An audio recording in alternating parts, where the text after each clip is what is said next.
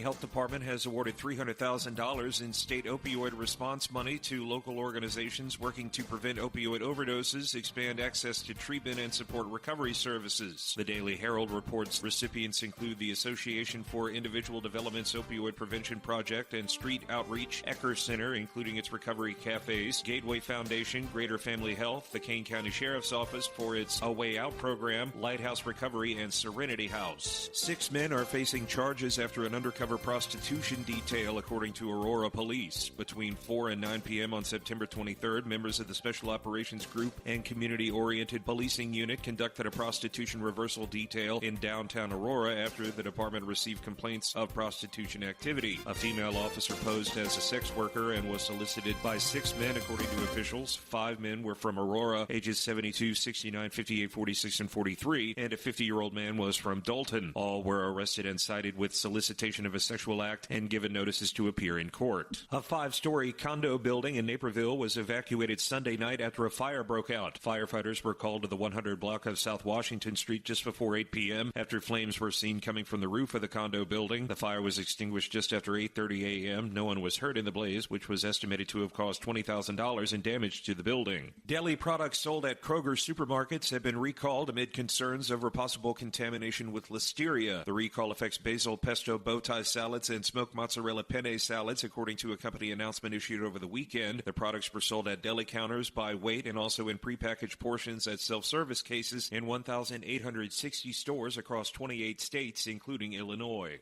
I'm Trey Westerberg on 1410 WRMN Elgin, proudly serving the Fox River Valley. Workdays can be unpredictable, but your workwear shouldn't be. With the Cintas Apparel Plus program, you'll have freshly laundered garments for everyone on your team delivered every week. Cintas has workwear for just about any job imaginable, with high-performance fabrics and an uncompromising fit that stretches and moves with you. Don't leave looking and feeling good to chance. Visit Cintas.com. Oh, I'm ready! And get ready for the workday. When you bundle renters and auto with Progressive, you can save while protecting your most valuable possessions, like your really expensive limited edition sneakers and your new suit for your cousin's wedding. Except you never actually bought the suit because you can't stop buying sneakers. So you show up to the wedding looking like you're going grocery shopping. But hey, at least your sneakers will look good in the pictures, until you're cropped out of every last one of them. So go ahead and get Progressive, so you can save while protecting the things that matter to you. Progressive Casualty Insurance Company and affiliates and other insurers. Not available in all states or situations. From the pages of the Elgin newspapers of 100 years ago today, these are the headlines brought to you by the Elgin History Museum. My name is Tricia Grosser, and this is Elgin 100 years ago today, October 8th. Speaking at the Methodist Rock River Conference yesterday afternoon, Dr. B.E. Smith tells why religion must flourish at the fireside. The manpower of Methodism should be organized and consecrated to the tasks before us, declared Dr. Bert Edward Smith. And the keynote of the message is responsibility. We have been hearing a great deal over this country about personal liberty, but through the churches that care, it should be less about personal liberty and more about personal responsibility. Parents should not rely entirely upon church teachers to furnish the religious background for their children. Religious teaching should begin at home. The problems of childhood today are more than ever. This is Sarah Silver with your Fox Valley forecast. This afternoon, sunny with a high near 63, temperatures falling to around 60. Tonight, mostly clear with a low around 40. Tomorrow, sunny with a high near 65. Tomorrow night, mostly clear with a low around 42. Currently, it is 61 with clear skies. I'm Sarah Silver on the Talk of the Town, WRMN.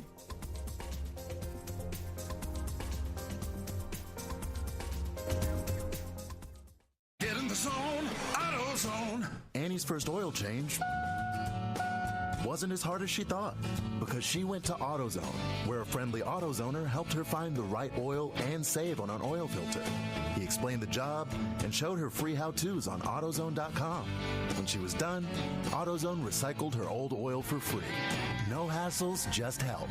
Everything you need, nothing you don't. Get in the zone, AutoZone. Restrictions apply.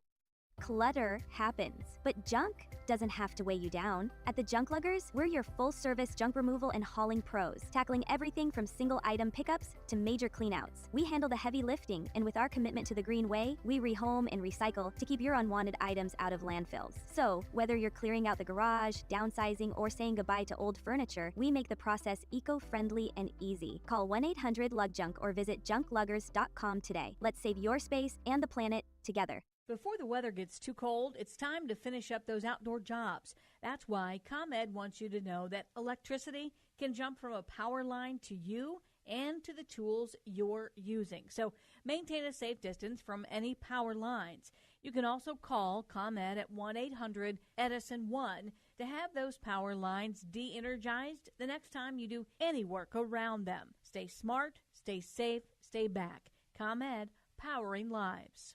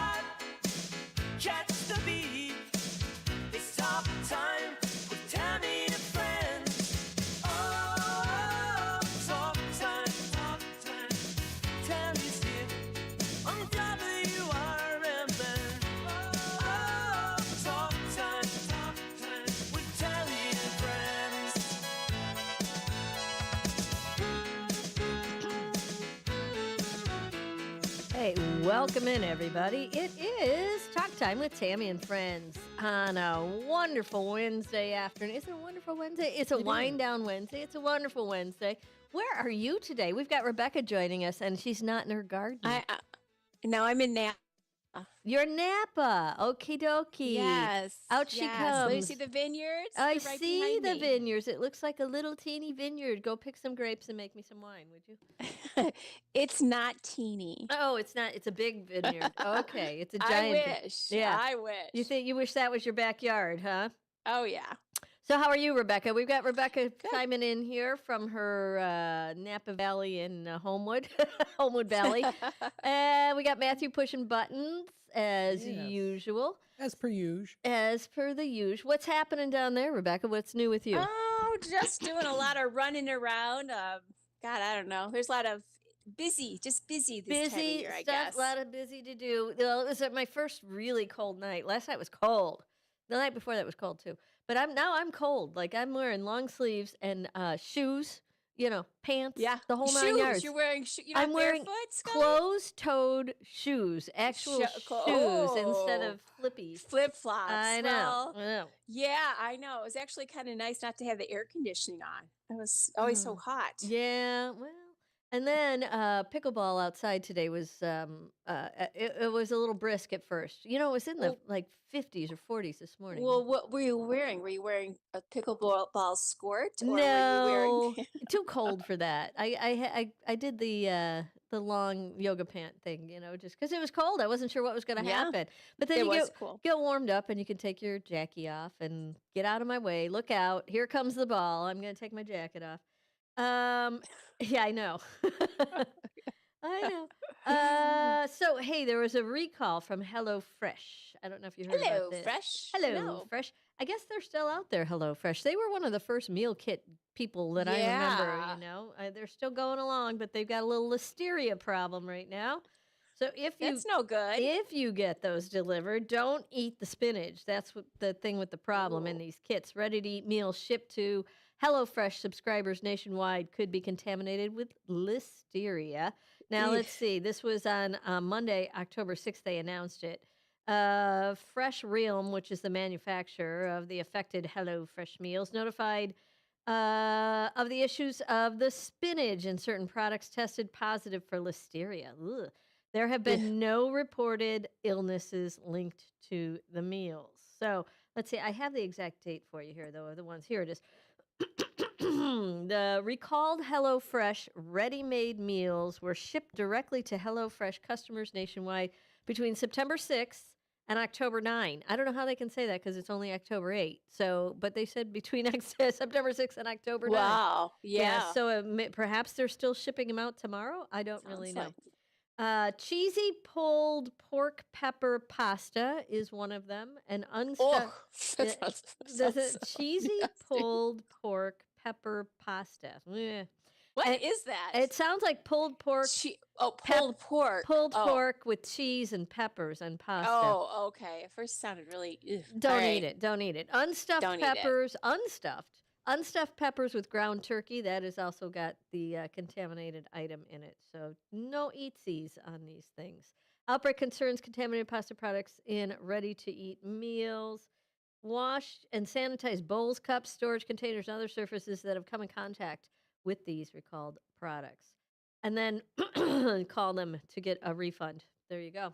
So, symptoms. What are the symptoms of listeria? Do you know? I can just imagine. Probably. This is all fun. Fever, muscle aches, a headache, a stiff neck, confusion. Well, that's every day, so you know. Loss of balance. Yeah, I do that often too. Convulsions, diarrhea. What? No, convulsions, diarrhea, other gastrointestinal symptoms, a miscarriage, stillbirth, premature delivery. What? And or life-threatening infection of newborn infants and death would be the final symptom. That's very serious. Yeah, that's a big one when the last symptom is the big D. So you know. That is true, Tammy. It is true, Becky. It's true. It's true. So let's see. I was looking through. I don't know why I was looking at this, but it caught my eye. And it caught my eye. Oh, you know what caught my eye? The word the term fatigue dating. Have you ever heard of that? I know. Dating fatigue. Dating fatigue is a state of exhaustion and discouragement experienced after prolonged or unsuccessful dating. Now, I don't know. I've been on a date in 45 years. I mean, with not a first date in 45 years, right? You know? Right. I mean, we go on dates every week. But so the dating these days is kind of different. Now, there's three. Well, I've got more than three. I've got three. There's these different methods or ways that you go about dating. I'm going to talk about. I know, they're randomly weird. One of them is called the 3-3-3 rule. Have you ever heard of that? No. Okay. Tell me more. The 3-3-3 rule for dating is a framework with 3 phases to assess a potential partner's compatibility and potential for long-term relationship. So it's 3 dates for initial connection. 3 weeks to gauge communication and behavior, and 3 months to decide on exclusivity or a formal relationship. I would tell you that probably before 3 months, you know whether you're going to keep seeing this guy or not. You know? Yeah, that's a conservative number there. 3 months. Jeez. I mean, that's a long time in today's world to still be making up your mind if you want to hang out with this guy. Right. All right. Now, have you or ever... girl. Person, this human. Well, I'm even assuming they're human. It could... I don't know. Who knows? I don't know. Okay, who knows these days? Who knows? So... It could be a cat. What about the 7-7-7 rule? What's that? Ooh. I know. What's that? That sounds more... I don't know. That's more curious, supernatural or something. Well, I don't know about that. Okay, so the 7-7-7 rule. It's a guideline for keeping a marriage or long-term relationship fun and connected by scheduling intentional time together.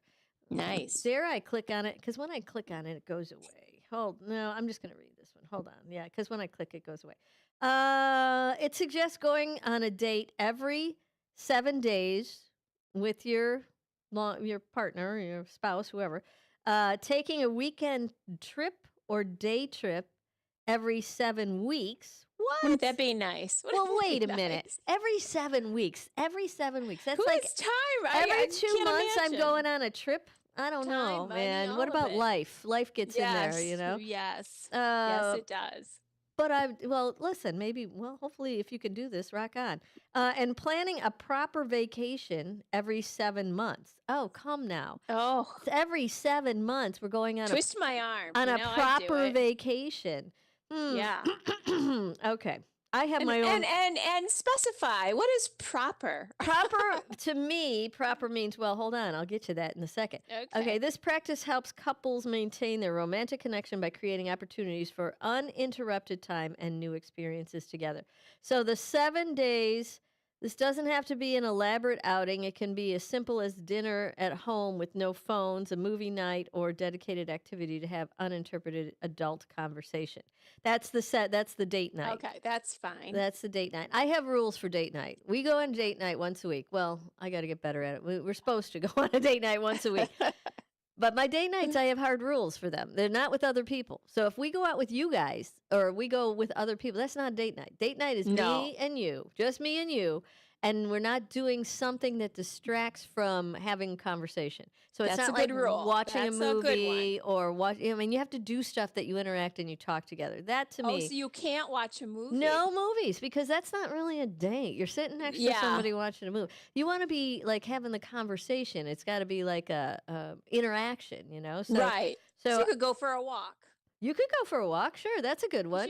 You could do simple. But you can't go for a bike ride. You could. You could go for a bike ride. That's hard to talk. You could go for a bike ride, but then you got to stop for a picnic.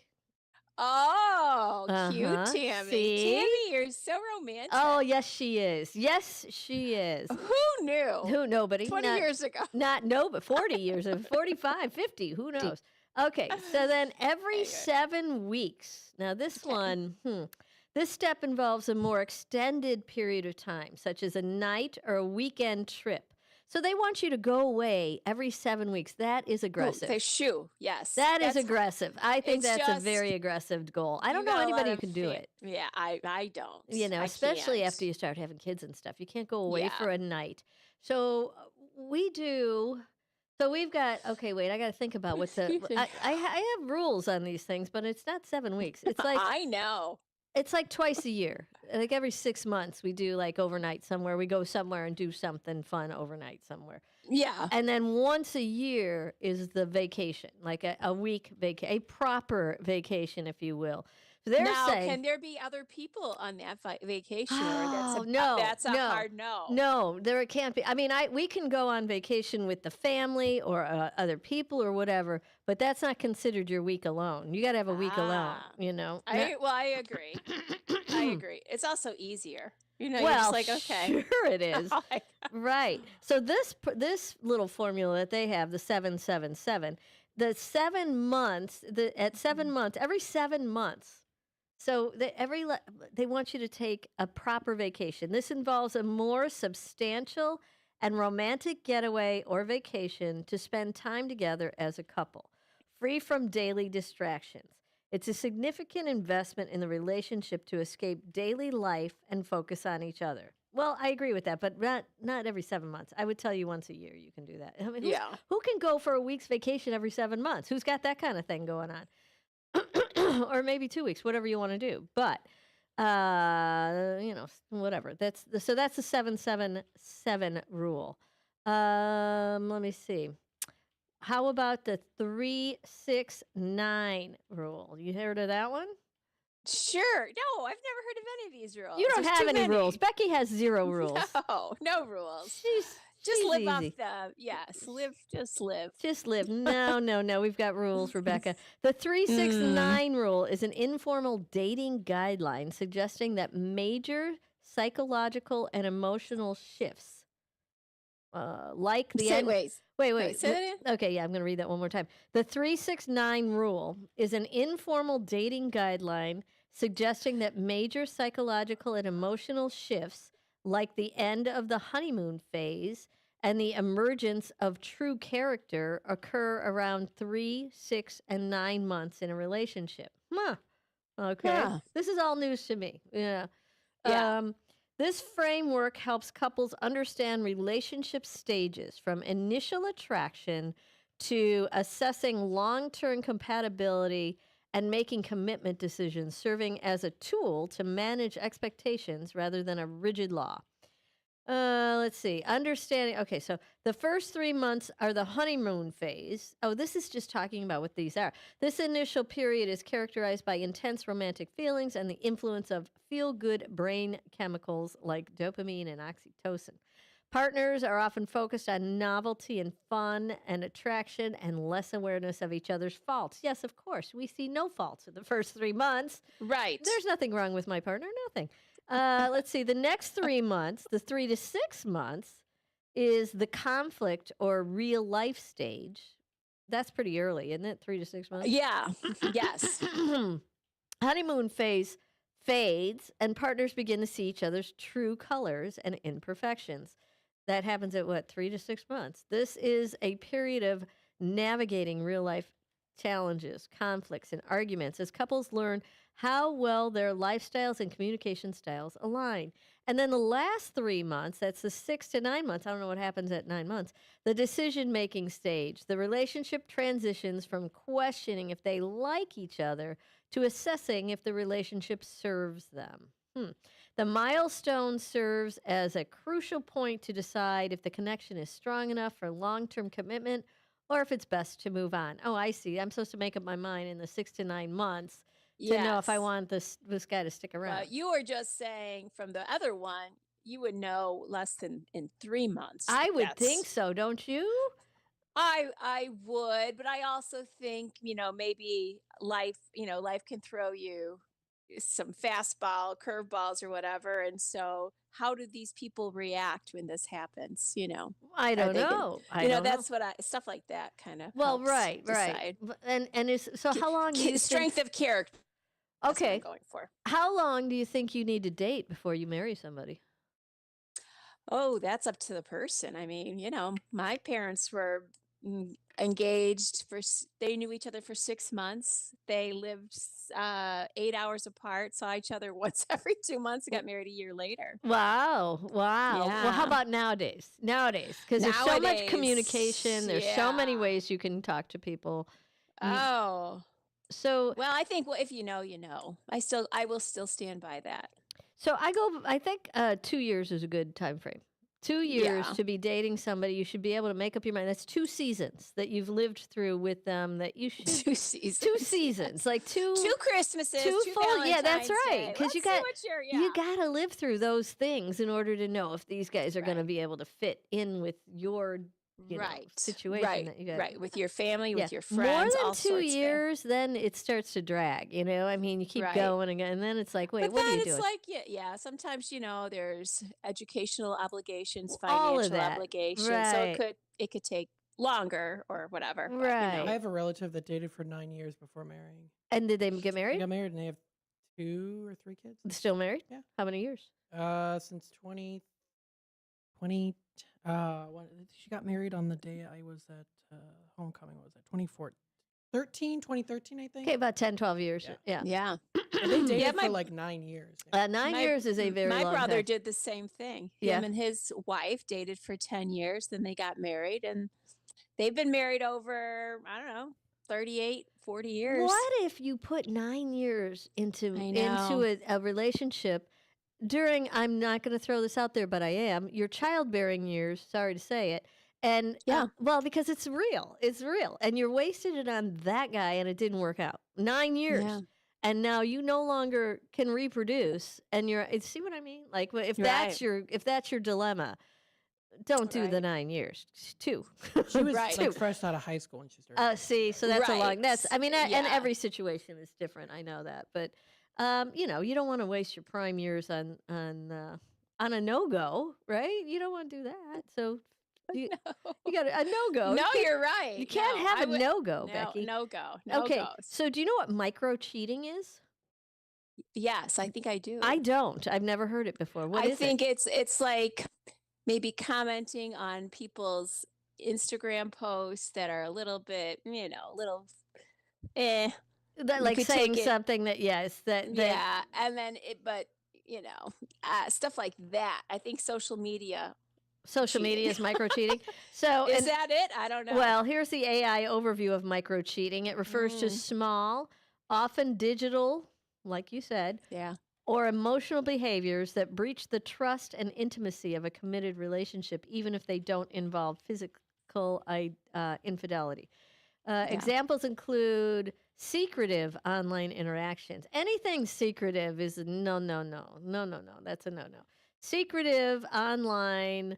I lost my place here in a minute. Physical examples include secretive online interactions with someone else, flirting or seeking emotional validation outside the relationship.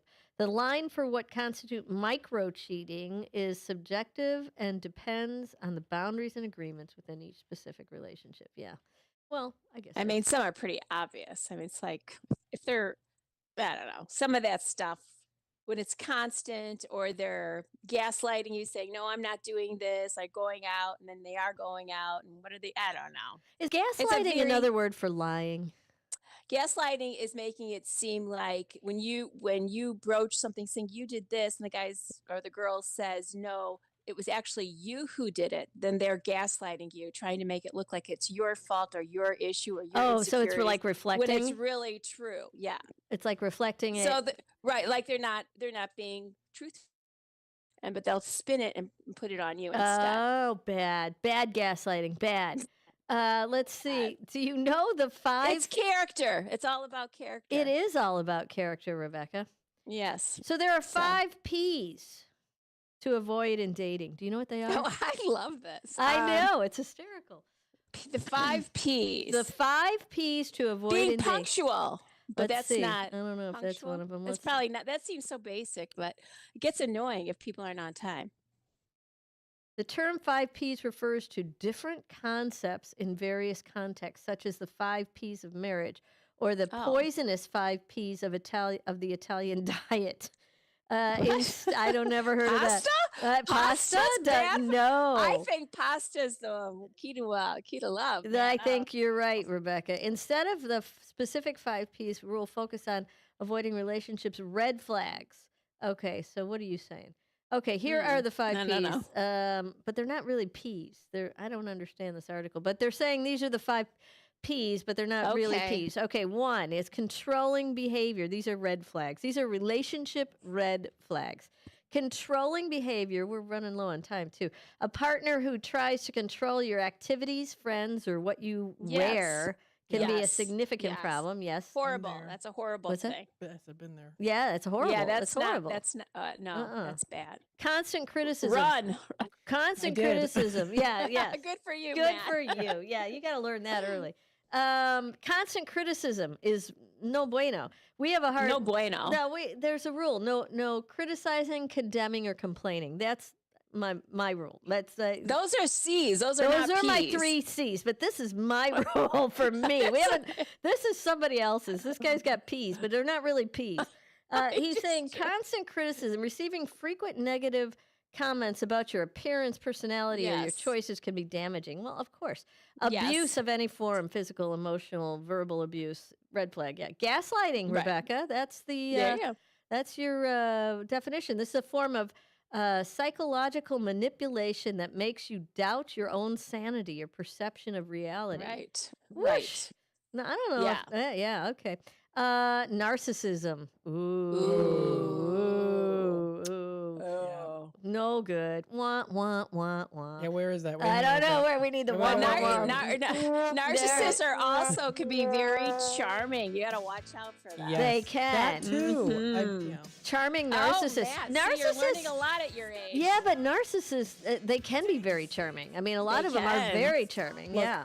I got out of a bad one, so I'm you dodged a bullet. This was a couple of years ago. Good. Well, we're glad you dodged it. All right, so that kind of wrapping up our little dating segment on wacky dating rules out there. I don't know. I know nothing about it, so I live vicariously through Matt and other people. Yes. Anyway, all right, happy music is playing, and that means it's time for us to skedaddle. We got that first bottom of the hour break, and we'll be back after this. Don't go away.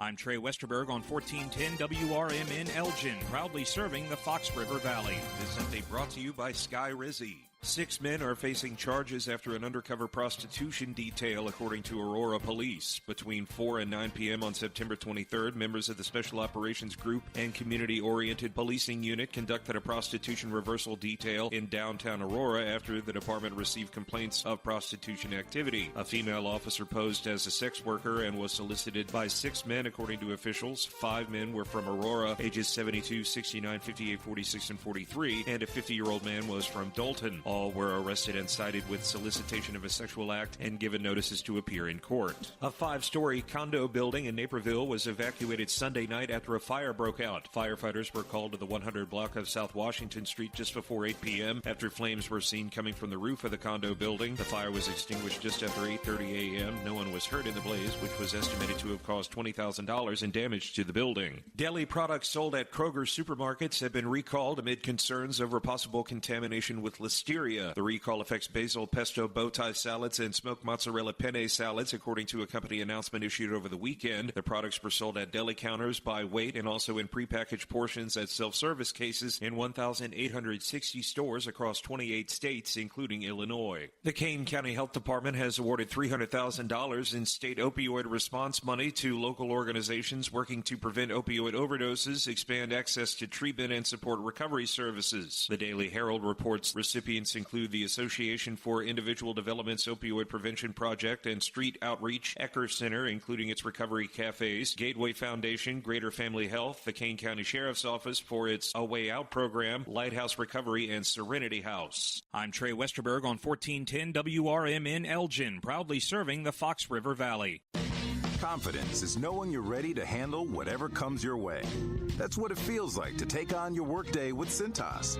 They make sure your AEDs are up to date, your fire extinguishers are tested and inspected, your floor mats are cleaned and delivered, and your workwear looks good, feels good, and is freshly laundered with the Cintas Apparel Plus program. So are you ready to take on today? Visit Cintas.com. Oh, I'm ready! And get ready for the workday. With Progressive, it's easy to reach customer service with our app, website, chat, or by phone. Because when getting help is hard, it's not help at all. Little help. A little help over here. Thank you for calling Bench Press Assistance. What? Due to excessive gym volume, all available spotters are currently lifting heavy weights off the chests of other bench pressers. Seriously? Please continue to hold, and we will remove the barbell from your chest in the order in which your cry for help was received. Getting assistance should be easy. With Progressive, it is. Progressive Casualty Insurance Company and Affiliates. Are you dreaming of a getaway? Want to leave the stress of daily life behind? Whether it's a relaxing cruise or an adventurous land escape, planning the perfect vacation doesn't have to be a hassle. At Cruises International, they specialize in vacation destinations, land and sea, making your dreams come true. Located at 1721 Moon Lake Boulevard in Hoffman Estates, Cruises International isn't just about booking travel. They're your personal concierge, trusted travel advisor, and advocate. Your preferences are unique, and they'll take the time to understand exactly what you're looking for. From personalized service to their global network of specialists, they ensure that your vacation is tailor-made just for you. It's time to plan the vacation of a lifetime. Call 800-255-7447. That's 800-255-7447 today and speak to a cruise and vacation expert. Cruises International. It's time to set sail to your dream destination. This is Sarah Silver with your Fox Valley forecast. This afternoon, sunny with a high near 63, with temperatures falling to around 60. Tonight, mostly clear with a low around 41. Tomorrow, sunny with a high near 64, with temperatures falling to around 61 in the afternoon. Currently, it is 62 with clear skies. I'm Sarah Silver on the Talk of the Town, WRMN. Wesley Financial Group is not a law firm, and Chuck McDowell, definitely not an attorney. This is Chuck. Do you feel stupid for buying a timeshare? Don't. It's not your fault. You were most likely told you could rent it, and it was a great financial investment. And the deal was available today only. If this happened to you, contact your resort or Wesley Financial Group for help today. Call Wesley now for your free exit information kit. 800-791-1313. 800-791-1313.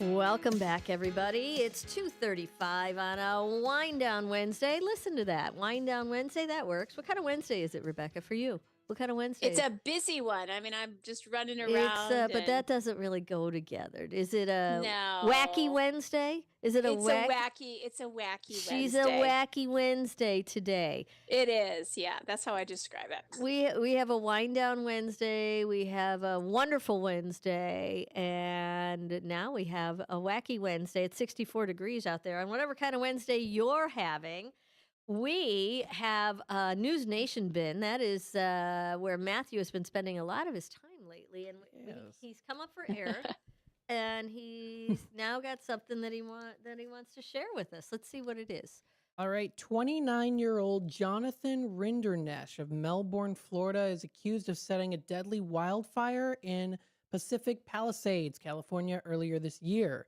Kenny Cooper with the ATF's Los Angeles field office has more on the charges against him. Rinderneck, as the U.S. Attorney mentioned, is charged under Title 18844F, malicious destruction by means of a fire of real property owned by an organization receiving federal financial assistance. Authorities say he fled the scene of the original fire, but returned to the same trail to watch it burn. The New Year's Day fire killed 12 people and destroyed more than 6,000 homes. Oh, remember that fire? Of course you do. I didn't know that someone started it, though. No, I knew, and they knew it was arson, but boy, it took them a while to get to that. And I mean, but it would be hard. I think it would be hard to figure out. I mean, who did it? Yeah, if it just happened in the middle of the woods, basically. Well, there's cameras everywhere these days. I don't know. Maybe the bear's got one on his neck. Who knows? Maybe that was so how did they catch him? Did I miss that? I didn't hear that either. Find that. Wasn't he from Florida, you said, though? He was from Florida, yep.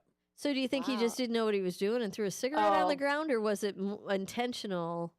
I mean, he's arrested on suspicion of starting it. Suspicion. So we don't know, and he'll always say it was unintentional. But it does look like here. Okay, so BBC says, quote, evidence collected from Jonathan's digital devices include an image he generated on ChatGPT depicting a burning city, Justice Department officials said.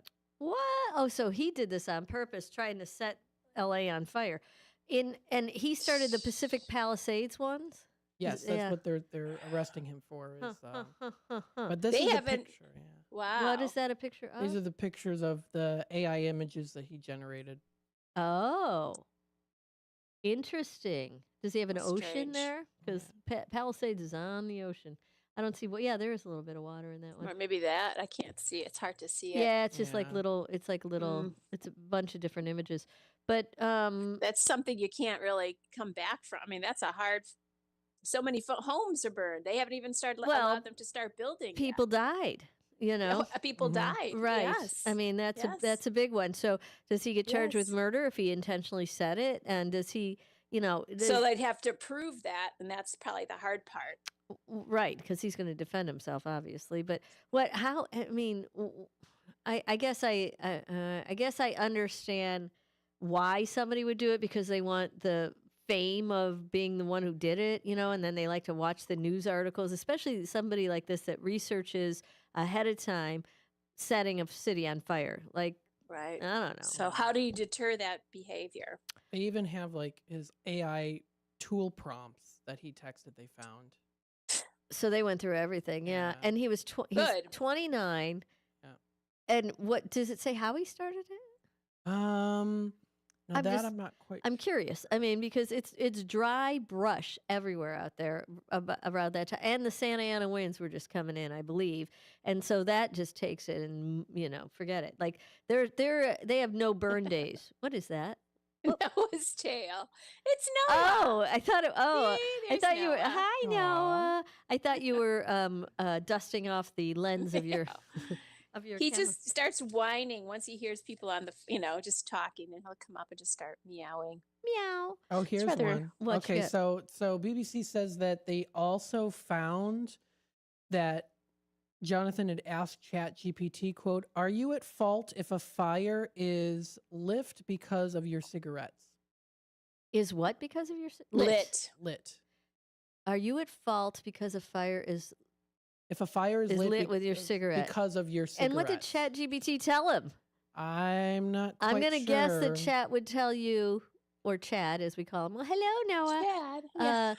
Would be, it would be, that would tell him yes. I mean, that yes, you're going to be, if that's your cigarette, of course you're going to be blamed for it. But I want to read to you some of the AI, like the text that he prompted. Okay.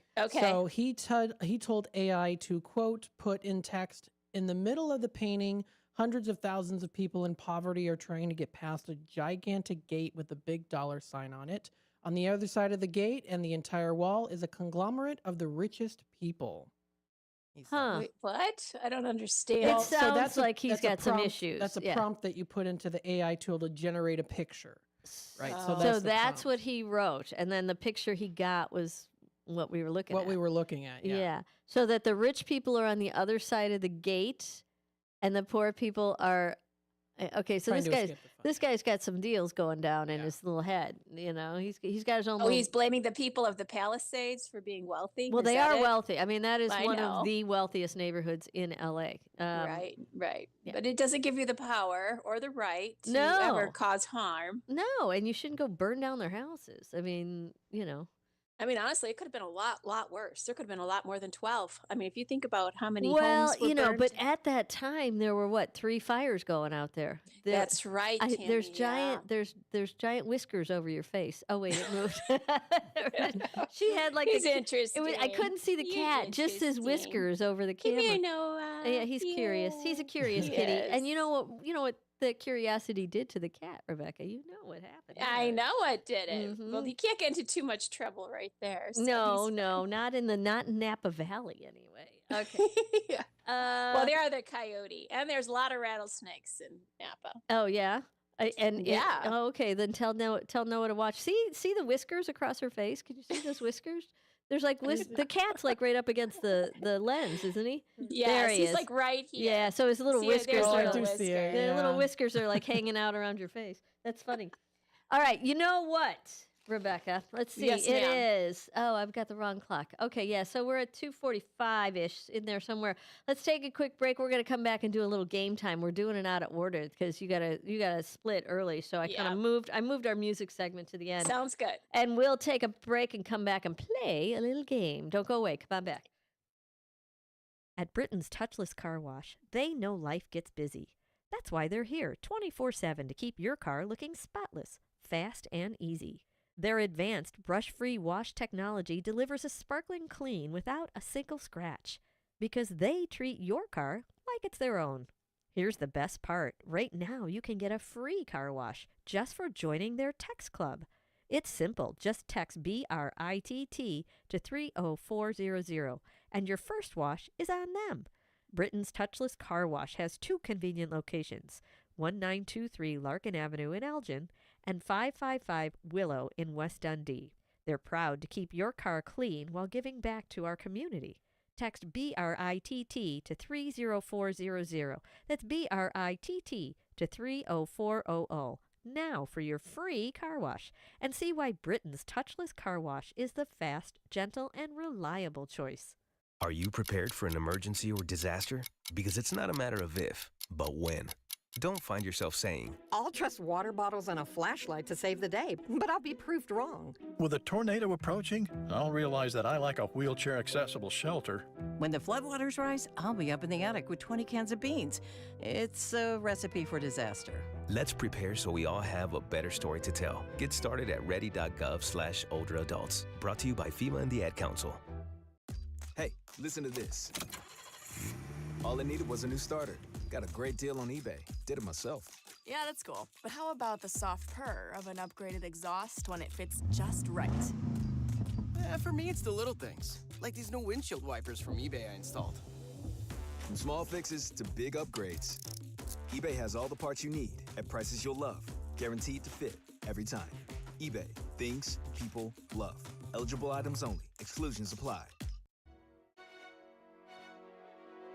Tune in to Big Top Sports with Derek Geyer every weeknight from 6 p.m. to 8 p.m. He'll have sports thoughts from the center ring of Chicagoland and to the outer rings from across the nation. Weather from Chicago Cubs, White Sox, Bulls, Bears, Blackhawks, Stars, Fire, Boomers, whatever the national story is of the day. Geyer and his sports czar takes will either have you nodding in agreement, yelling at the radio, or in all honesty, a bit of both. With the way the Chicagoland sports and sports are in general, there's bound to be thrills, chills, and oh my God moments. So get your snacks and libations ready, because this is going to be a wild ride. Big Top Sports with Derek Geyer's quirky and insightful Fanatics take will make you feel a little or a lot better about your Chicagoland sports viewing experiences.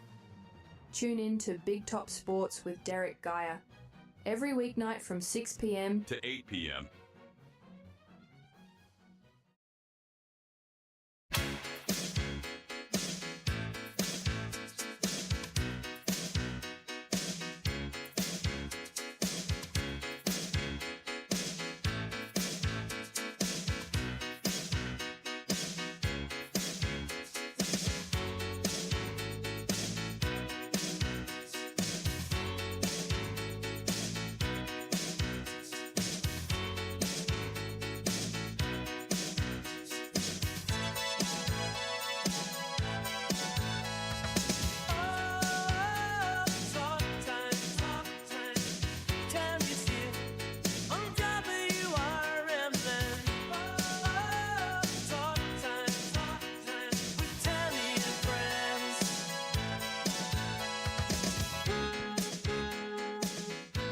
Welcome back, everybody. It's Talk Time with Tammy.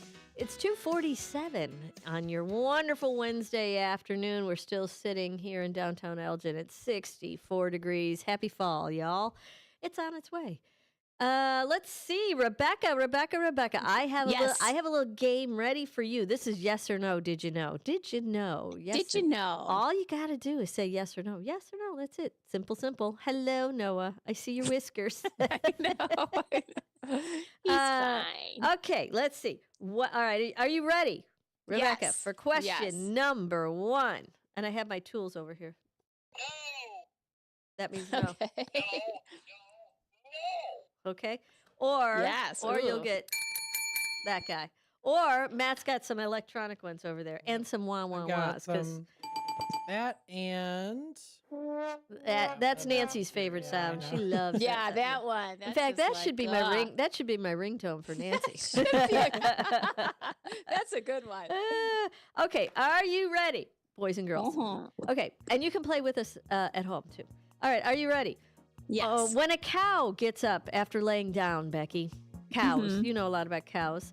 Does I do? Does Okay. it use its front legs first?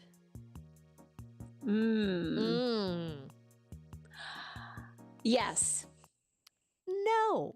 No. I don't know. I feel like I should have known that, but oh well. Rats. Oh wow. Okay, it's hind legs. Okay, that's okay. I would have thought that too, Rebecca. So no. I feel like I've watched that on some show, and he got up by the hind for the front legs. That's why I said No, that. giraffes get up on their front legs. We have had that question. Well, Giraffes. you're you know what, I told you we have to do a trivia night at some bar. Yes, just to we make should. out. But just because I remember some of these, not all of them. A lot of them I don't remember. Okay, so what did I do with that card? Hold, please. Oh, here it is. Oh, yes. Hey, Becky. I'm here, but Cat is in the way. Yes. That's okay. He can help you answer. Is Iran in Asia?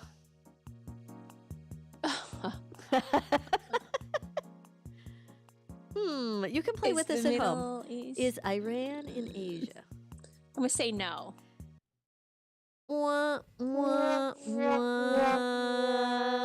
Yes, it is. Asia. Asia's a very big continent. It's got all of it. All that. I thought it was is the Middle East. Yes, Asia. That's Asia? Yeah. That's big. Shoot. Darn. Okay, moving on. Has anyone... Hey, Becky. Yeah, I have to do better. Has anyone walked on the moon since the Apollo 11 mission in 1969? Oh, you trickster. I didn't. Hey, I'm not making these up, girl. I just picked a card. 1969. So has anyone walked on the moon? When was? There was a few more after that. So I'm going to say yes. She is right. 9 people. Thank God. And you get a round of applause. 9 people have walked on the moon since the Apollo 11 mission in 1969. Some people believe that that's just been, made up. No one ever really walked on the moon. Who believes that? Are these the same conspiracy theorists? Yeah, yes. You'll hear it from every angle. I swear. People I believe it. I do too. I think there's a lot of nutty people out there. Moving on. Oh, this one Hey, Becky. Is the Wimbledon tennis tournament played on a hard court? Wimbledon. No. That's correct. It's played on grass. Ding, ding, ding, ding, ding. Isn't that weird? You wonder how the ball can bounce well. It's really small, tight grass. Yeah. Yeah. I probably bounce. It has to bounce different than a court surface. You got to get used to play. And how do you practice on that? How do you practice? I'm just saying. Not that I'm ever going to Wimbledon.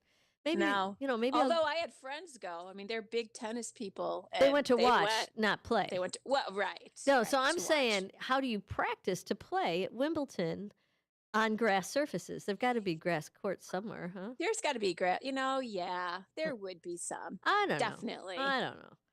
How would you like to be the groundskeeper for that? That'd be kind of fun. No, I wouldn't like to do that either. I'm not very good at cutting grass. I don't do very well in that category. Let's see. That's true. That's true. No, that's what I have. That is true. That's what the husband does. Does Tammy like to cut grass? No, Tammy does not like to cut grass. No. Moving on. Becky, do humans have 5 senses? Humans. Do they have 5 senses? Taste, touch, smell, sight. Is that 4? Then, what's the one? Gosh. What's the one? What's the one, with your tongues? No, that's taste. Yeah. Wait, taste. Hearing. Yes, hearing is one, yes. I feel like there is 5, though. There is 5. Ding, ding, ding. Sight, hearing, touch, smell, and taste. No. Didn't I say those all? Yeah. Yeah, you probably did. Not in that order. Not in that order. Yes, Sight, but hearing, they're there. Yeah. Okay, right, moving on. She got one right. I'm going to write that down. Here we go. I got 2 right. You got 2 I right. got 2. You got 2 right. We're going to write that down. No, I got 3 right. Okay, she got 3 right. I don't know. I'm not keeping track. Okay, moving on. Rebecca. Yes. Does your hair grow more slowly the older you get?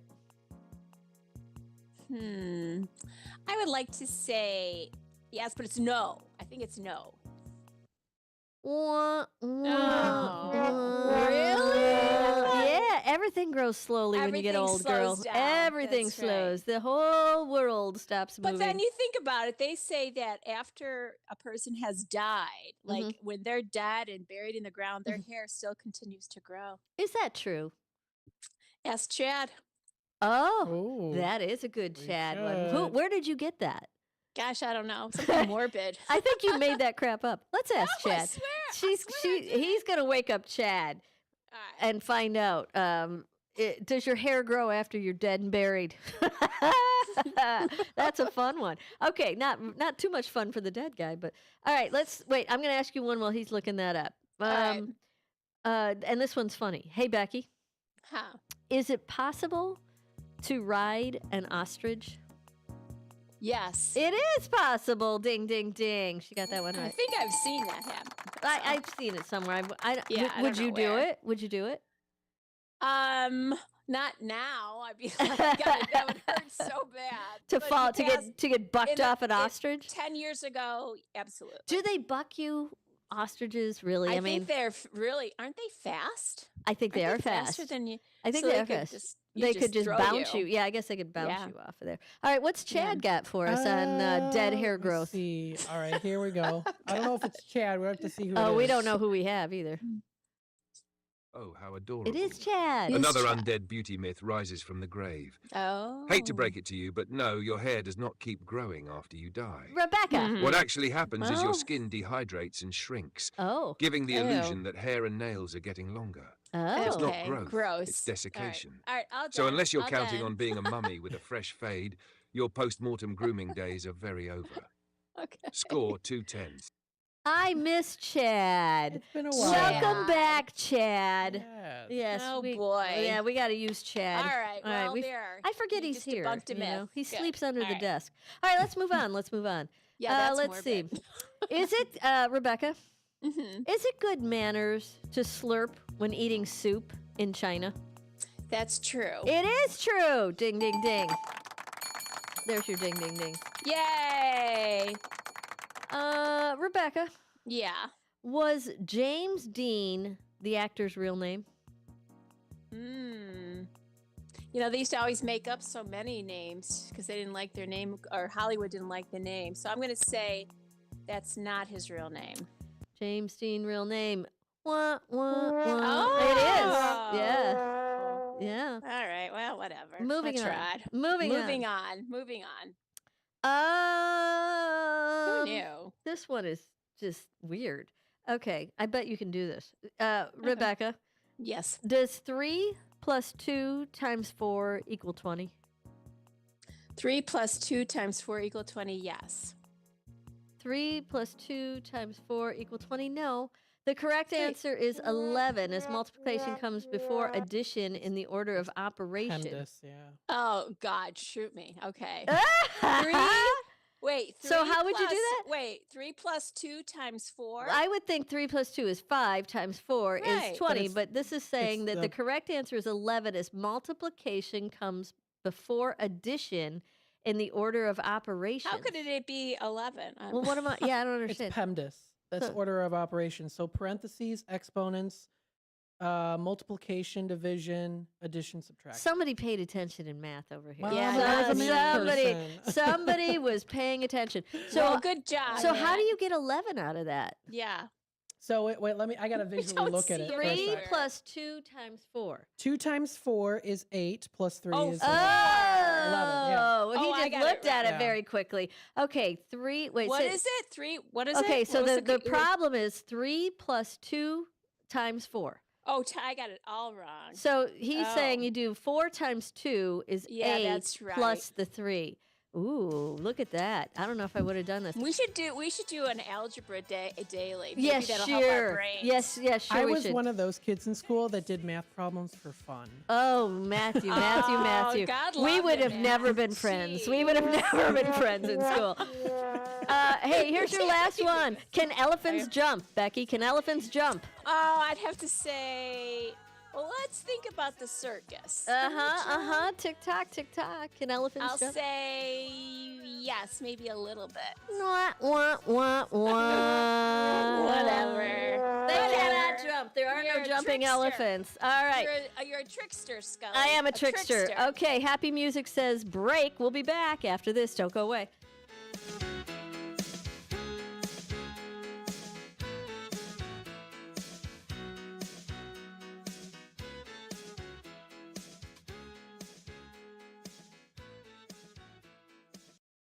Children are the greatest joy and our best hope for a better future. Friends, they are the future. But did you know that millions of kids right here in our own backyard are facing hunger every day? Without healthy food, it's harder to grow, to thrive, to feel their best. The impact when children don't have enough to eat is tremendous because when you're hungry and your basic needs aren't being met, you cannot learn. Every child deserves to be fed. This is a problem we know how to solve. Food is not just food. It's energy, health, confidence, hope, and even love. Yes, love. Breakfast in the classroom contributes to kids being more focused, which leads to higher grades, and simply just their well-being. Learn more about how No Kid Hungry is helping end child hunger in America at helpnokidhungry.org. Your hometown radio station since 1949. We are WRMN AM 1410, Elgin time, 3 o'clock. I'm Trey Westerberg on 1410 WRMN Elgin, proudly serving the Fox River Valley. This update brought to you by Sky Rizzi. 6 men are facing charges after an undercover prostitution detail, according to Aurora Police. Between 4 and 9 p.m. on September 23rd, members of the Special Operations Group and Community-Oriented Policing Unit conducted a prostitution reversal detail in downtown Aurora after the department received complaints of prostitution activity. A female officer posed as a sex worker and was solicited by 6 men, according to officials. 5 men were from Aurora, ages 72, 69, 58, 46, and 43, and a 50-year-old man was from Dalton. All were arrested and cited with solicitation of a sexual act and given notices to appear in court. A 5-story condo building in Naperville was evacuated Sunday night after a fire broke out. Firefighters were called to the 100 block of South Washington Street just before 8 p.m. after flames were seen coming from the roof of the condo building. The fire was extinguished just after 8:30 a.m. No one was hurt in the blaze, which was estimated to have caused $20,000 in damage to the building. Deli products sold at Kroger supermarkets have been recalled amid concerns over possible contamination with listeria. The recall affects basil pesto bow tie salads and smoked mozzarella penne salads, according to a company announcement issued over the weekend. The products were sold at deli counters by weight and also in prepackaged portions at self-service cases in 1,860 stores across 28 states, including Illinois. The Kane County Health Department has awarded $300,000 in state opioid response money to local organizations working to prevent opioid overdoses, expand access to treatment, and support recovery services. The Daily Herald reports recipients include the Association for Individual Development's Opioid Prevention Project and Street Outreach Ecker Center, including its recovery cafes, Gateway Foundation, Greater Family Health, the Kane County Sheriff's Office for its A Way Out program, Lighthouse Recovery, and Serenity House. I'm Trey Westerberg on 1410 WRMN Elgin, proudly serving the Fox River Valley. Confidence is knowing you're ready to handle whatever comes your way. That's what it feels like to take on your workday with Cintas. They make sure your AEDs are up to date, your fire extinguishers are tested and inspected, your floor mats are cleaned and delivered, and your workwear looks good, feels good, and is freshly laundered with the Cintas Apparel Plus program. So are you ready to take on today? Visit Cintas.com. Oh, I'm ready! And get ready for the workday. With Progressive, it's easy to reach customer service with our app, website, chat, or by phone. Because when getting help is hard, it's not help at all. A little help. A little help over here. Thank you for calling Bench Press Assistance. What? Due to excessive gym volume, all available spotters are currently lifting heavy weights off the chests of other bench pressers. Seriously? Please continue to hold, and we will remove the barbell from your chest in the order in which your cry for help was received. Getting assistance should be easy. With Progressive, it is. Progressive Casualty Insurance Company and Affiliates. I'm Trey Westerberg on 1410 WRMN Elgin, proudly serving the Fox River Valley. This update brought to you by Cintas. The Kane County Health Department has awarded $300,000 in state opioid response money to local organizations working to prevent opioid overdoses, expand access to treatment, and support recovery services. The Daily Herald reports recipients include the Association for Individual Development's Opioid Prevention Project and Street Outreach Ecker Center, including its recovery cafes, Gateway Foundation, Greater Family Health, the Kane County Sheriff's Office for its A Way Out program, Lighthouse Recovery, and Serenity House. 6 men are facing charges after an undercover prostitution detail, according to Aurora Police. Between 4 and 9 p.m. on September 23rd, members of the Special Operations Group and Community-Oriented Policing Unit conducted a prostitution reversal detail in downtown Aurora after the department received complaints of prostitution activity. A female officer posed as a sex worker and was solicited by 6 men, according to officials. 5 men were from Aurora, ages 72. This is Sarah Silver with your Fox Valley forecast. This afternoon, sunny with a high near 63, with temperatures falling to around 60. Tonight, mostly clear with a low around 41. Tomorrow, sunny with a high near 64, with temperatures falling to around 61 in the afternoon. Currently, it is 62 with clear skies. I'm Sarah Silver on the Talk of the Town, WRMN. Wesley Financial Group is not a law firm, and Chuck McDowell, definitely not an attorney. This is Chuck. Do you feel stupid for buying a timeshare? Don't. It's not your fault. You were most likely told you could rent it, and it was a great financial investment. And the deal was available today only. If this happened to you, contact your resort or Wesley Financial Group for help today. Call Wesley now for your free exit information kit. 800-791-1313. 800-791-1313. They were best friends, inseparable, in fact, until the day Miguel died. Every day his friend visited Miguel's grave. Rain, wind, weekends, holidays, every day. Miguel's closest friend, Capitan, his German Shepherd, is a symbol of loyalty to which we can all aspire. Loyalty. Pass it on from passiton.com. Hi, this is Sue with Newman's Corner Pub in Hampshire, Illinois. Are you looking for the perfect hangout spot? Swing by Newman's Corner Pub right at the corner of 72 and State Street in Hampshire. Enjoy fantastic drinks, live music, and a fun crowd that makes every visit special. Test your luck with our hot slots and our Queen of Hearts drawing every Saturday at 3 p.m. Challenge your friends to darts or pool while you're here. Newman's Corner Pub, where every day feels like a weekend. Visit us at Route 72 and State Street in Hampshire. That's Newman's Corner Pub, your new favorite spot.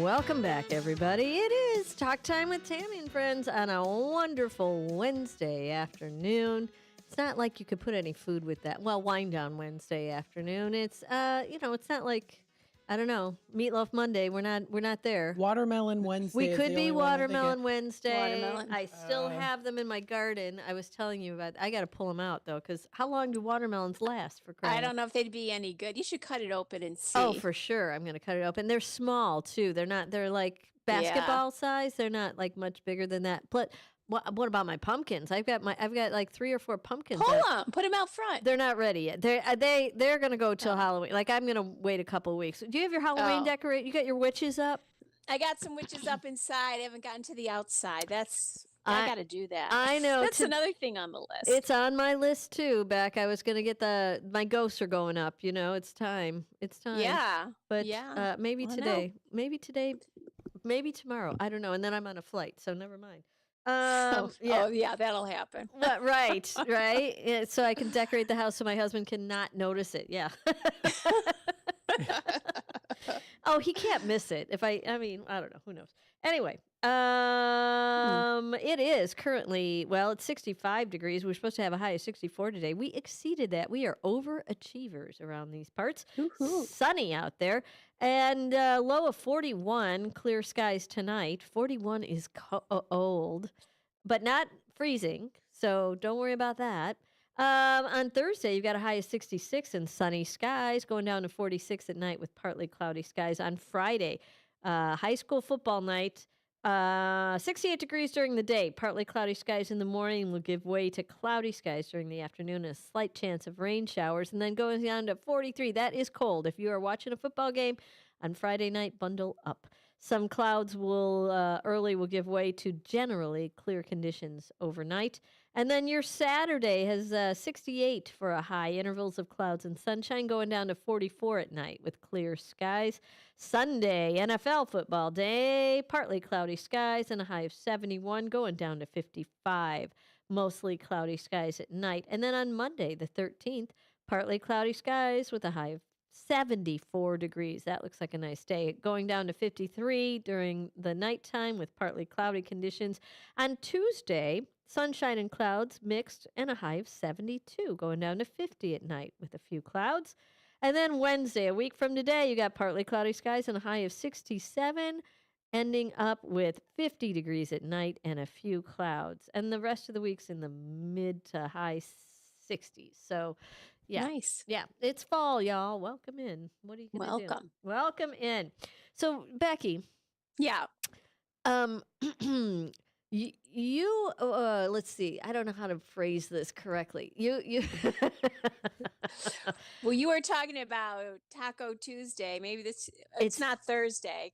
It could be Tequila Thursday. It could kind of. Tequila Tuesday sounds better. And don't you like a story that is just too crazy to believe? And I do. read this, I read this story and I just thought, like, what? This is crazy. And then what happens? It's an eye opener. Okay. So share with the rest of the class. Do you know who Guy Fieri is? Yes. Yeah, he's the blonde guy that does the diner, like he. What's it called? My husband.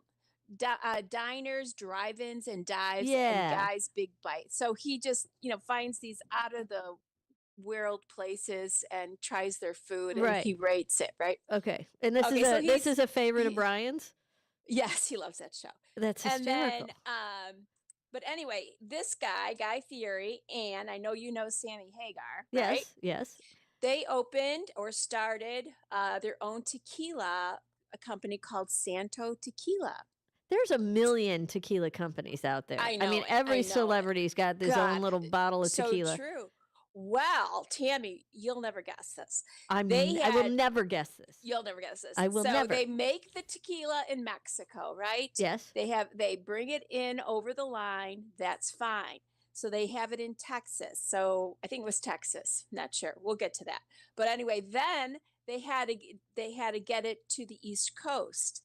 And that's when all this crap happened. So they had 2 semi-trucks carrying more than $1 million worth of Santo Tequila and vanished on the way to the warehouse in Pennsylvania. Vanished. But yes, there was no hijacking and the drivers weren't in on it. They were not. I feel like this is a riddle that we have to solve now. I know. All right. So wait, the drivers aren't in on it and there's no hijacking, but it's empty. So somebody picked it at night and stole it or something? So where did those 24,000 bottles of tequila go? Ooh, what a party. Right?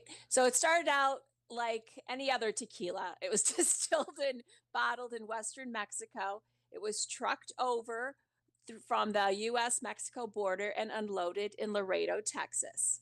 Santo is not a big company, so they don't own their own delivery trucks. Instead, like a lot of other companies, it relied on a logistics company to hire truck companies to ship its tequila. The day after the tequila arrived in Texas, it was moved into the two semi-trucks that we're talking about to that were supposed to head to Lansdale, Pennsylvania. The tequila was due at the Pennsylvania warehouse on a Wednesday, but it didn't arrive.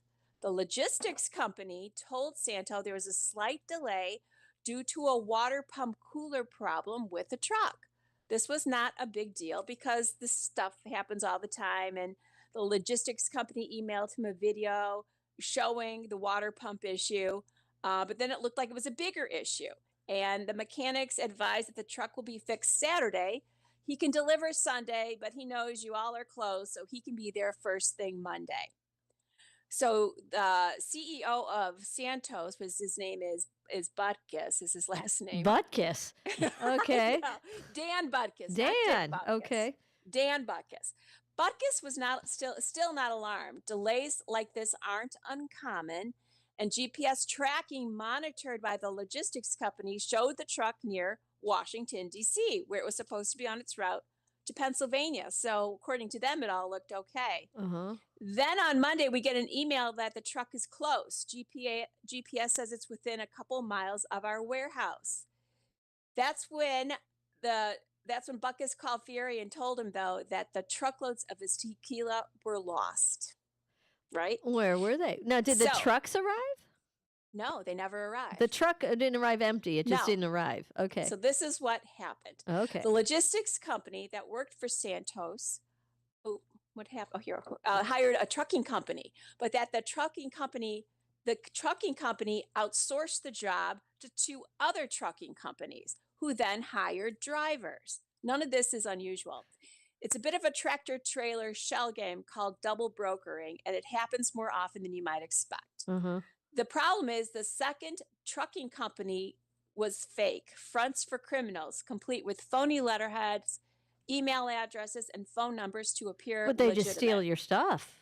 Yes. Those emails about the mechanical issues, the video of a broken down semi, and the GPS tracking were all fake too. It was an elaborate ruse to buy time and steal the cargo. This is when a guy named Keith Lewis was brought in. He's a former cop who runs operations for CargoNet. And according to Lewis, U.S. businesses lost more than $230 million in goods last year to cargo theft. Oh. So anyway, Lewis begins to piece together how the tequila heist was pulled off. Criminals create fake online profiles of trucking companies, bid on jobs they suspect might be valuable, and hired unsuspecting drivers online. Then, instead of sending the drivers to the Santo warehouse in Pennsylvania, the criminals remotely redirected them to take the shipment west, all the way to Los Angeles. Though it seems suspicious, Lewis said the drivers had no idea they were being directed by criminals. They believed they were taking a legitimate load to a legitimate location. So they're not guilty in this. They don't get any wrongdoing. In fact, the mastermind behind the operations can be tough because there's no suspect description or fingerprints to follow. In fact, the masterminds don't even need to be in the same country. We've tracked them to over 40 different countries around the world. This one has all the characteristics of a criminal gang that operates out of Armenia, 7,000 miles from the U.S.-Mexico border where the tequila was last seen. You're kidding. No. Armenia? Oh my God. But listen to this. This kind of theft where criminals remotely redirect cargo to steal it has spiked 1,200% in 4 years. Why? 12. Because it's probably very so lucrative. Easy. Yeah. Because, people don't think they should call back. There's no, I think we do it all the time too. It's like when we make purchases online, it's like, wait a minute. But anyway, it's like if you think about online dating, for example, going back to your dating thing, you can be anywhere in the world and set up a date with someone. Isn't that creepy? It's the same thing in the supply chain. We don't need to do business face-to-face anymore. We don't have the hand-to-hand transactions. We do business by PDF file, by rate confirmation. So, okay. So now I guess the worst place in the country is California, where ports and highways make it a favorable target and hiding place for cargo thieves. Last year, California had more goods stolen from trucks and trains by cyber criminals than any other state. So now the LA Police Department has created a special unit to tackle cargo theft. Last year, they did recover $42.8 million worth of stolen goods. And how much? What's the total of stolen goods out of the 42? 140 million or something. So there's still 100 million out there that got away with it. And so that's my question. Like, let's go back to your tequila. When they took the tequila out of and they redirected it, they're reselling it out on the West Coast somewhere. I would think that they could track where that's going. So here's the ending to that little story. The tequila theft was challenging for Santo because Fieri and Hagar had been heavily promoting a special tequila ahead of the holiday season that took more than 3 years to make. All of it was on the missing truck. So you can imagine these small businesses, they can just go broke. Here we were, we thought we had lost all the tequila. However, the LAPD cargo theft unit, the one I just spoke about, eventually cracked the case of the missing tequila. Detectives tracked down one of the drivers who picked up the tequila in Texas. He had moved on to other jobs, but told investigators that he was directed by what he thought was a legitimate trucking company to leave the shipment at an industrial site in the San Fernando Valley. Anyway, his information ultimately led the police to a warehouse in southeast Los Angeles, and 11,000 bottles, not all of it, of the Santo tequila was found just a few weeks after the heist. The thieves and the second truck of tequila were never found. Fieri thought he said he never thought any of the tequila would be recovered, and still thought the tequila they found would be unstable, but they checked it, and it turned out they were able to put it back on the shelves. So they got half of their money back. Okay, so or half of their goods. Right. So does insurance pay for that? Yeah, don't you wonder? I but do. That's it's stolen goods. I mean, is it? I mean, what kind of insurance do we have for that? Do you have to have? I mean, this is a transportation question. I don't know. But it really opens your eyes to how easy it is for these people to just make fake everything. But you have to have an evil mind to do this kind of stuff. I mean, you have to think evilly. I mean, if you could use your powers for good and do good things with those skills, however, we're stealing tequila.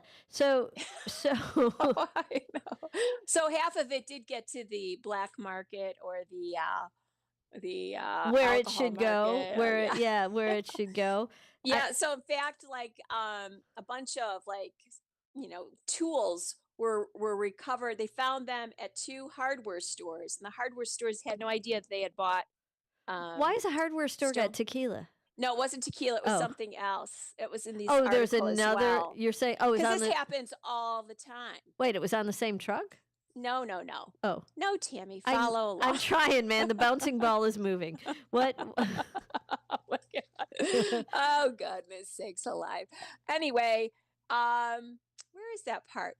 Oh, it was about the LAPD says stolen goods are usually sold online or in stores. This thing keeps moving on me. Oh, to unsuspecting customers. So in August, they busted 2 hardware stores stocked with $4.5 million worth of stolen goods.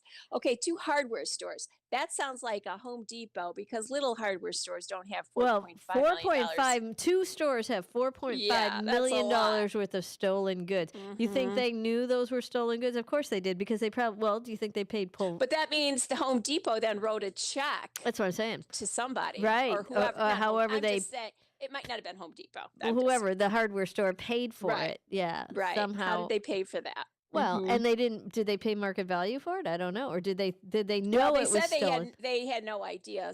So they must have paid market then. Yeah, and then just thought they were getting a deal on it.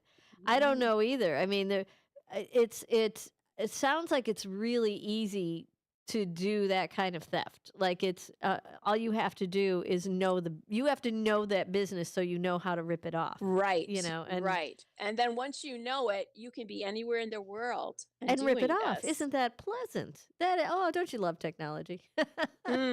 It's creepy. That you can steal from anywhere. Tequila is kind of like funny. Not funny, but it's not like it's not like medicine. That's right. It's not like that. It's not well, some people might think it's medicine. I was going to say, now, you were pretty fond of your tequila back in the day, if I do recall. Oh. Becky could do a shot back in the day. She always amazed me, because I could never do shots. Because I was just a wreck. And I couldn't put them in my face, first of all. I couldn't put them down my throat. I couldn't swallow them. They were horrible. And Becky would just right down her little tequila, and then she was never hungover in the morning. Never hungover. I hated you. That changed. That changed. Thank goodness you became normal after a while. Yes. And it's like, oh. I kind of went the other way. I don't get hungover anymore. Of course, I don't drink like that anymore. So there you have it. Well, then that's good. Yeah, that's way good. That's good. So did you know there's 5 different types of tequila? No, tell me. That's interesting. I didn't know that. Blanco, which is silver and white. What else do you know? Best for mixing in cocktails or taking shots. Well, of course you know that, Becky. You're the shot taker. And then I probably had a lot of tequila that was just the worst, the cheapest kind there was. well, yeah, we were broke back then. We were broke. They don't really give me names on the type of these tequilas, but they're saying the 5 main types of tequila regulated by Mexico's Regulatory del Tequila, CRT is what he's called, are Blanco, that one right there. It's flavorful, crisp, pure, and unadulterated, showcasing the natural agave of flavor. And then well, agave is the plant that it all comes from. Right. You know, my daughter is into here. Let me see if they have them. This is the next one too is Joven, Joven, and that is good for cocktails or sipping. It's young and gold. I don't know what that means. Me neither. Blend of Blanco and something else. Don't they talk about blue agave? Is there like a blue? I don't know what it's. No, doesn't show any. I don't know. What's the type of tequila Taylor loves? She mezcal. She does a lot of mezcal. Yes. Remember there was one with the worm in it? Oh, it's still and there. I remember I had an old boyfriend and How old was he? How old was the old boyfriend? He was like high school, to be honest with you. So, but he got someone to bring him back a bottle with the worm in it. And I just remember Did he eat it? Eating that worm, and then he got so sick. That used to be a thing when we were younger. The worm in the bottom of the like it was going to make you more buzzed. Why is there a worm in the bottom? May I ask? Oh, I don't know. I mean, don't you think that's so gross? There's got to be a reason, right? Maybe Chad will know. I don't know. Why is there a worm? I'm going to ask. There a worm? Yes, ask. Do ask. In tequila. But why would the Mexicans put it in there to begin with? What was the point? That's right? what I'm asking. Oh, so there's a mezcal worm. There isn't a worm in tequila because the presence of a worm is a marketing gimmick found in some bottles of mezcal. How about them apples? Not tequila, which is strictly regulated and prohibited from having added insects. The worm, in quotes, is actually a larva of a moth called... Blah. I don't know. Something so that wasn't a worm; it was a larva. It was a larva, like a larva that lives. Think about it. It lives on the agave plants and is sometimes added to mezcal to serve as a novelty or to imply purity or potency. Ew. It couldn't be purity because my goodness. No, don't be putting no larva in my tequila. Yeah, we've learned a few things over the years, right, Tammy? I think so. No worms in our liquor. I don't want worms in anything, really. Maybe my garden. Maybe I can have some worms in my garden. Worms in the garden, perfect. But that's about it. That's about it. So there's also reposada aged tequila. That's the third type of tequila, and that's for smoothness in cocktails or a layered experience for sipping. Have you ever sipped tequila? No, but I know some of the young people love tequila. But it's got to be a good tequila. So when I was working in LA, across from the tower I was doing was this little bar. It was a restaurant. It was like underneath, like across the block from us, and they had a tequila bar in there that was so cool. They had the walls were like an amber color, and you look at it and you try and figure out where is that coming from. There's bottles of tequila on the wall, just shelves and shelves of them, and you buy the tequila. It's like a decanter of tequila, and you buy the decanter. They engrave your name on it, and they keep your bottle of tequila in a certain like row 7, column 2, and there were lots of them there, Why did we ever go there when you lived there? I don't know why I never dragged you there. It was like, we went. I probably because we never would have had our own decanter. It was very cool. Oh no, they gave me one because I was doing the Ritz-Carlton, and they were like, "Oh, you need one of these." Do you still have it? No. It was there for like I'd bring clients over and people come in. Whatever. I got it. It was who I was with. Okay, so. Paul Mitchell. You know who Paul Mitchell is? The hair guy, Paul Mitchell? Yeah. Okay. Yeah. Paul Mitchell has tequila. His own tequila. Does he have his own brand too? He sure does. He was one of the first ones that had hold on, I forgot the name of it. It's a popular one. Hold on. Paul Mitchell. And his partner is who was doing this restaurant. And that, let's see, Paul Mitchell, Patron, tequila types. Oh, he was Patron. Well, is he Patron? Paul Mitchell, through his There's so many co-finding brands, of Patron. right? Yeah, he is a co-finder of Patron. Yeah. And so his partner was the one that I was doing. And he gave me some tequila you could just sip. It was smooth. And I don't do shots. And I could sit and sip this stuff. It was... Do you sip it straight up or yes. with ice? No, straight up in a little, like a cone-shaped little sippy cup thing. Oh, yeah, not an actual sippy cup, but yeah. I don't know. It was awesome. It was awesome. All right. Well, it was fun talking tequila with you. Was that fun? That's a good story, and it keeps you keep thinking. You whenever keep you get into thinking. anything on, buy anything online. Yeah, keep looking. Keep looking for those scammers out there. All right, Happy Music says we got to skedaddle, but we will be back. Rebecca is not going to be back, but Matt and I will be back, so don't go away. Come join us. We'll be back in a little bit.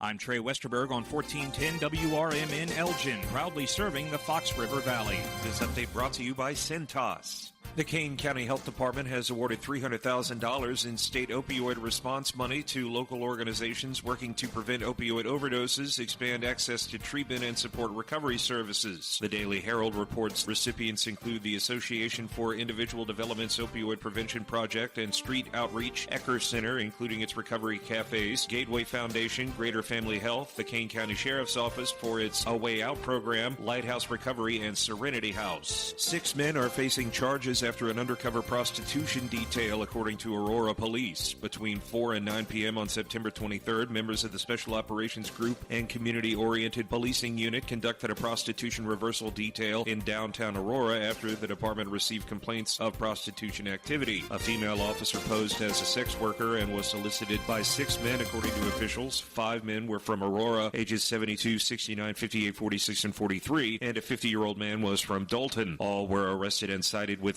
solicitation of a sexual act and given notices to appear in court. A 5-story condo building in Naperville was evacuated Sunday night after a fire broke out. Firefighters were called to the 100 block of South Washington Street just before 8 p.m. after flames were seen coming from the roof of the condo building. The fire was extinguished just after 8:30 a.m. No one was hurt in the blaze, which was estimated to have caused $20,000 in damage to the building. Deli products sold at Kroger supermarkets have been recalled amid concerns over possible contamination with listeria. The recall affects basil pesto bow tie salads and smoked mozzarella penne salads, according to a company announcement issued over the weekend. The products were sold at deli counters by weight and also in prepackaged portions at self-service cases in 1,860 stores across 28 states, including Illinois. I'm Trey Westerberg on 1410 WRMN Elgin, proudly serving the Fox River Valley.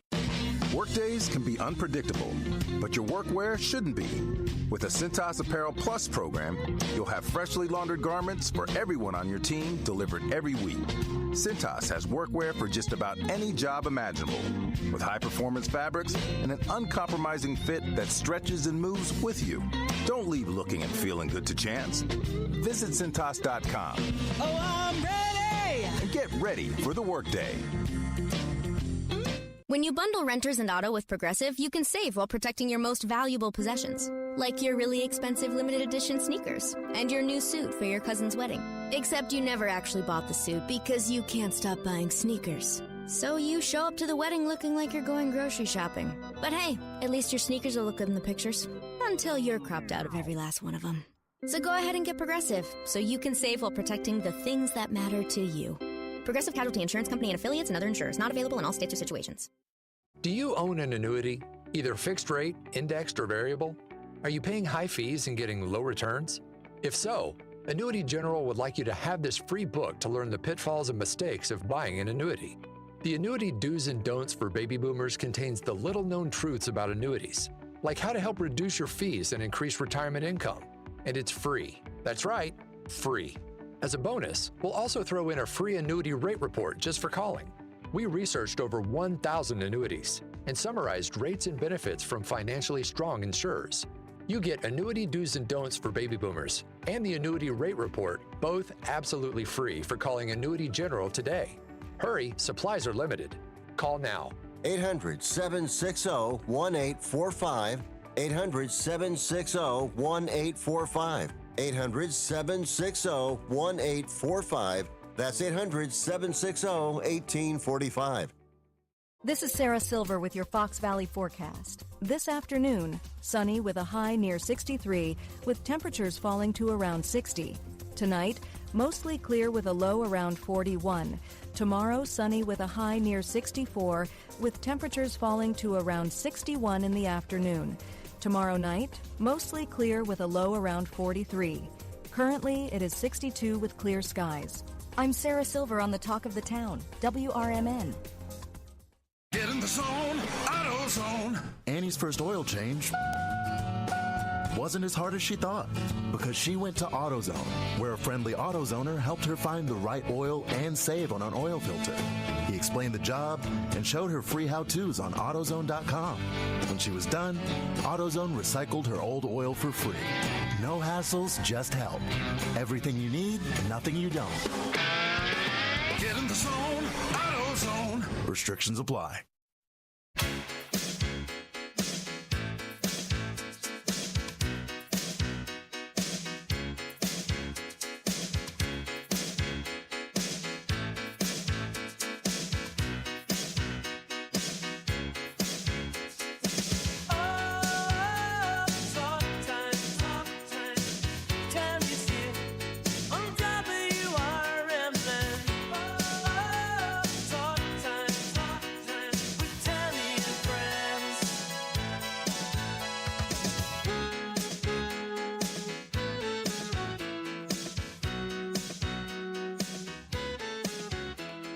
Welcome back, everybody. It is Talk Time with Tammy as we continue at on 3:35 on your Wednesday afternoon. Welcome in, everybody. It is 64 degrees in downtown Elgin. Looks partly sunny, mostly sunny, it looks like, and a nice day if you could get out there and do a little walking around. I highly recommend you do it. Yes, definitely. Yes. Yeah. Have you been outside today? I have been outside to come to work. That's it. And that's it. Yes, and you're going to go outside to go home. Yes. Walk around your block, maybe. I probably Get a little sunshine in before the sun goes down. It goes down early today, too, at like 6:20 or something like that. I know. November 9th is that nasty day that we move the clocks. Yep. We're falling back. So it's going to be dark. It's going to be dark, and it's going to be early, and it's going to last a long time. What are you going to do? Exactly. Nothing. All right. Well, Mr. Matthew, have you been digging around in that News Nation bin? I sure have. What did you come up with? All right. Oh, wait a minute. It's gone. Oh, Where'd it go? no. I don't know. Okay, it's back. Did Chad steal it? No. Hurricane Priscilla continues to churn off the Pacific coast of Mexico. News Nation's Max Paris is tracking it. All right. I'll read a little bit about this. This is going to be impacting the United States. You can actually see Priscilla last 12 hours losing its formation a little bit. It's now down to a Category 1 after approaching that Category 3 status in the past 24 hours. This is going to approach the Baja Peninsula of California and weaken as it does so. May make landfall, might not. Either way, going to be a heavy rainmaker, gusty winds for the Baja, but again, weakening as it does so. What we're going to be concerned about, though, is a lot of moisture associated with this system being thrown into the Four Corners states in the desert Southwest. Scattered storms ahead of this storm. It's expected to fully hit Arizona, New Mexico, Utah, and Colorado by this weekend.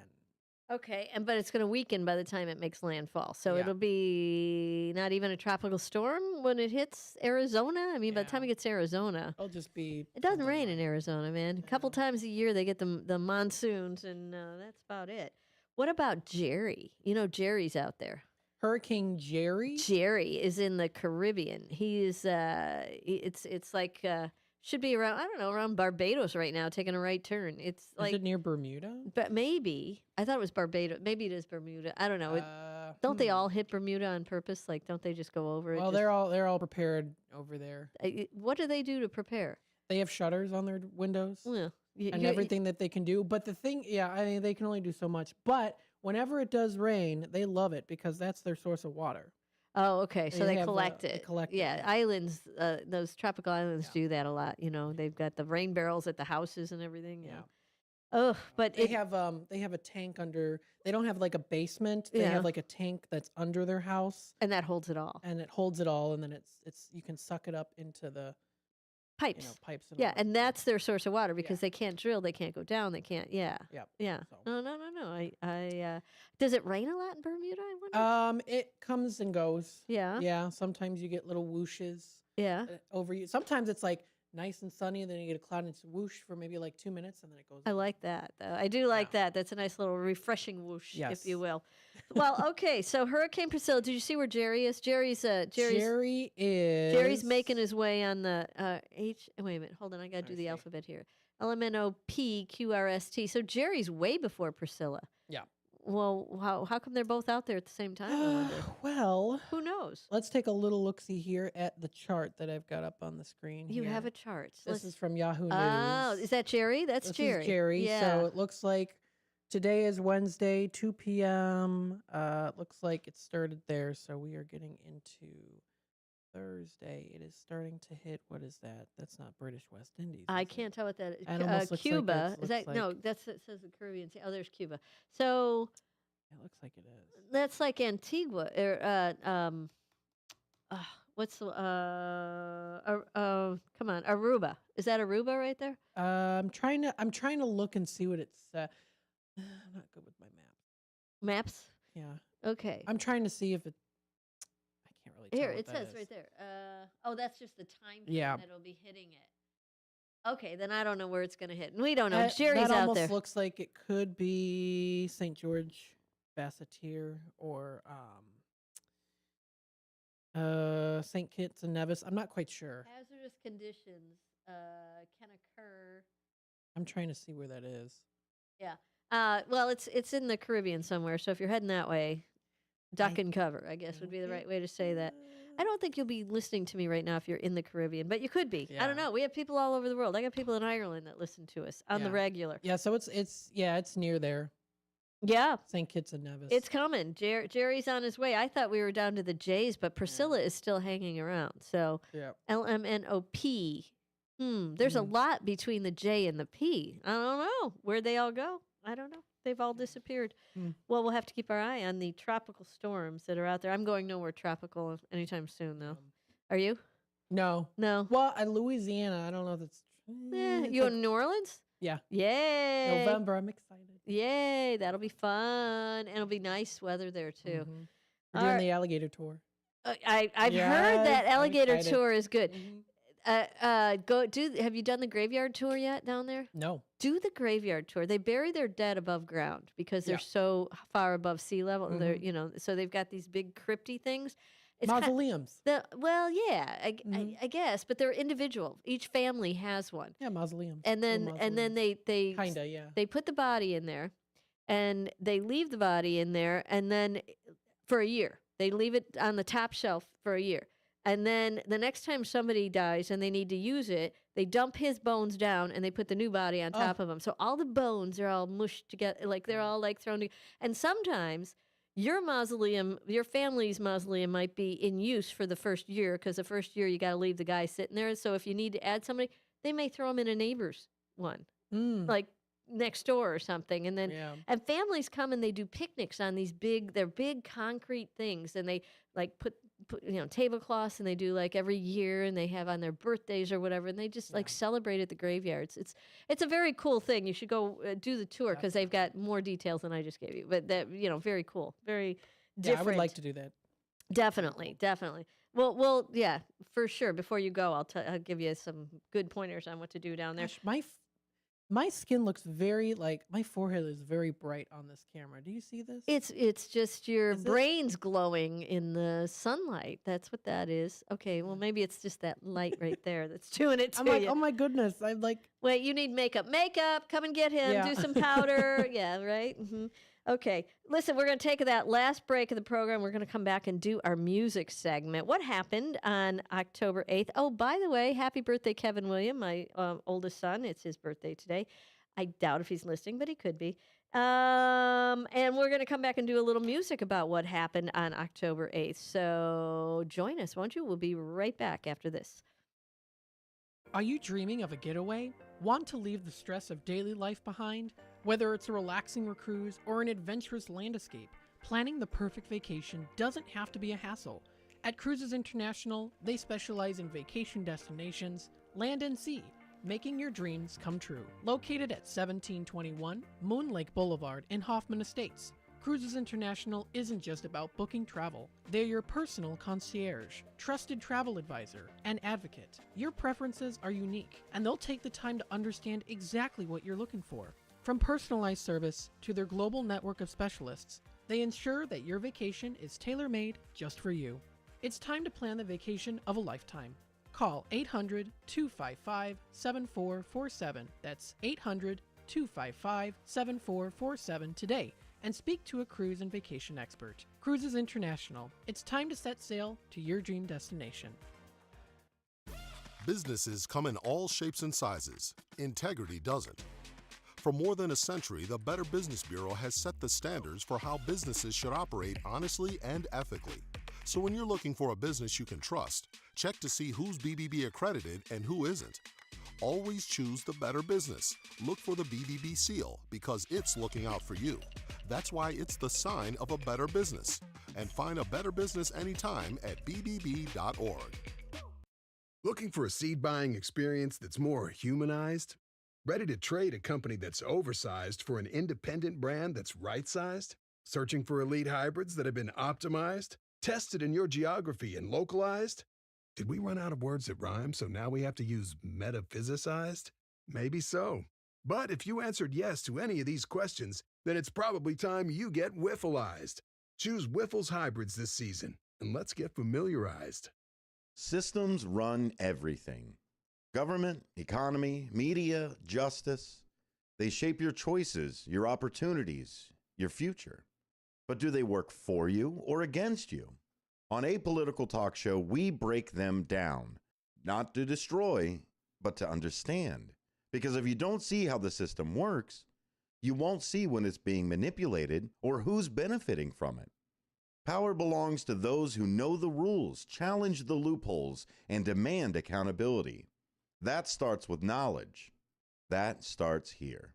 Join us weekdays from 4 to 6 p.m. as we uncover what's really happening behind the headlines so you can decide for yourself what's fair, what's broken, and what needs to change. Apolitical Talk Show, breaking down the systems to build them up together. Right here, weekdays 4 to 6 on WRMN, the talk of the town.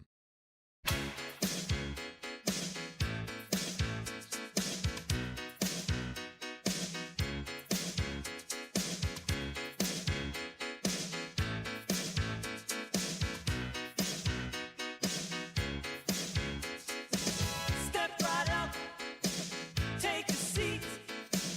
It's talk time with Tammy and friends. Feel the vibe, catch the beat. It's talk time with Tammy and friends. Oh, talk time, talk time. Tammy's here on WRMN. Oh, talk time with Tammy and friends.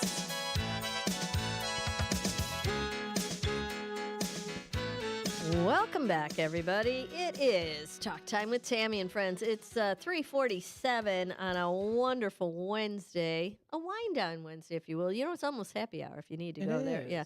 Although you're having a hard time staying awake, you better stick with it. I gotta have my coffee, Yeah, yes. yeah. If you go to the wine now, Matt, you'll never make it. You'll never make it home. You'll never make it out of here. Let's see.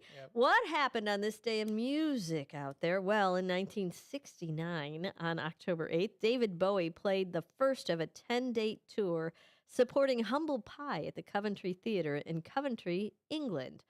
In 1971, on this date, Led Zeppelin II was enjoying its 100th week on the albums chart. It was the band's first album to hit #1, knocking the Beatles' Abbey Road twice from the top spot, where it remained for 7 weeks. When first released, the album had advanced orders of 400,000 copies in the USA. The advertising campaign was built around the slogan, Led Zeppelin II, now flying. That was in 1971. 1977, one half of the TV cop show Starsky and Hutch. He was the blonde one, Hutch. David Soul was number one. Remember when he? Oh, you don't remember? Do you remember that? No, you don't remember. That was before you were born. Probably. Yeah, you don't remember that at all. Never mind. No, the TV show Starsky and Hutch. Have you ever heard of that? No, it's two cop kind of things. One, the blonde guy, there's a dark-headed guy and a blonde guy. The blonde guy started singing and made the charts with this song, Silver Lady, his second and last number one single. That was in 77. 87, the three members from ZZ Top made advance bookings for seats on the first passenger flight to the moon. The boys are still waiting for their confirmation trip, however. I wonder how much they paid for that. In 1987, Chuck Berry was awarded a star on the Hollywood Walk of Fame. His film biography, Hail, Hail, Rock and Roll, was premiered on the same night. And then, let's see, it's a birthday today. We got a good birthday today. It is 1985. American singer, songwriter, musician, Bruno Mars. You know what his real name is? Peter Gene Hernandez. So different. So different than Bruno Mars. Yeah. Wow. He scored the 2010 worldwide number one, Just the Way You Are, and the 2011 hit, The Lazy Song. I do like that one, too. I like anything in Bruno Mars. He also featured on Mark Ronson's 2014 single Uptown Funk, which became Billboard's best performing song of the 2010s. His album Doo-Wops and Hooligans received 5 nominations for the 54th Annual Grammy Awards in 2012, including Album of the Year, Best Pop Vocal Album, Record of the Year, and Song of the Year for the single Grenade. We're going to play a little, because this is just a really fun song. His song Billionaire for you. The clean version, I've heard.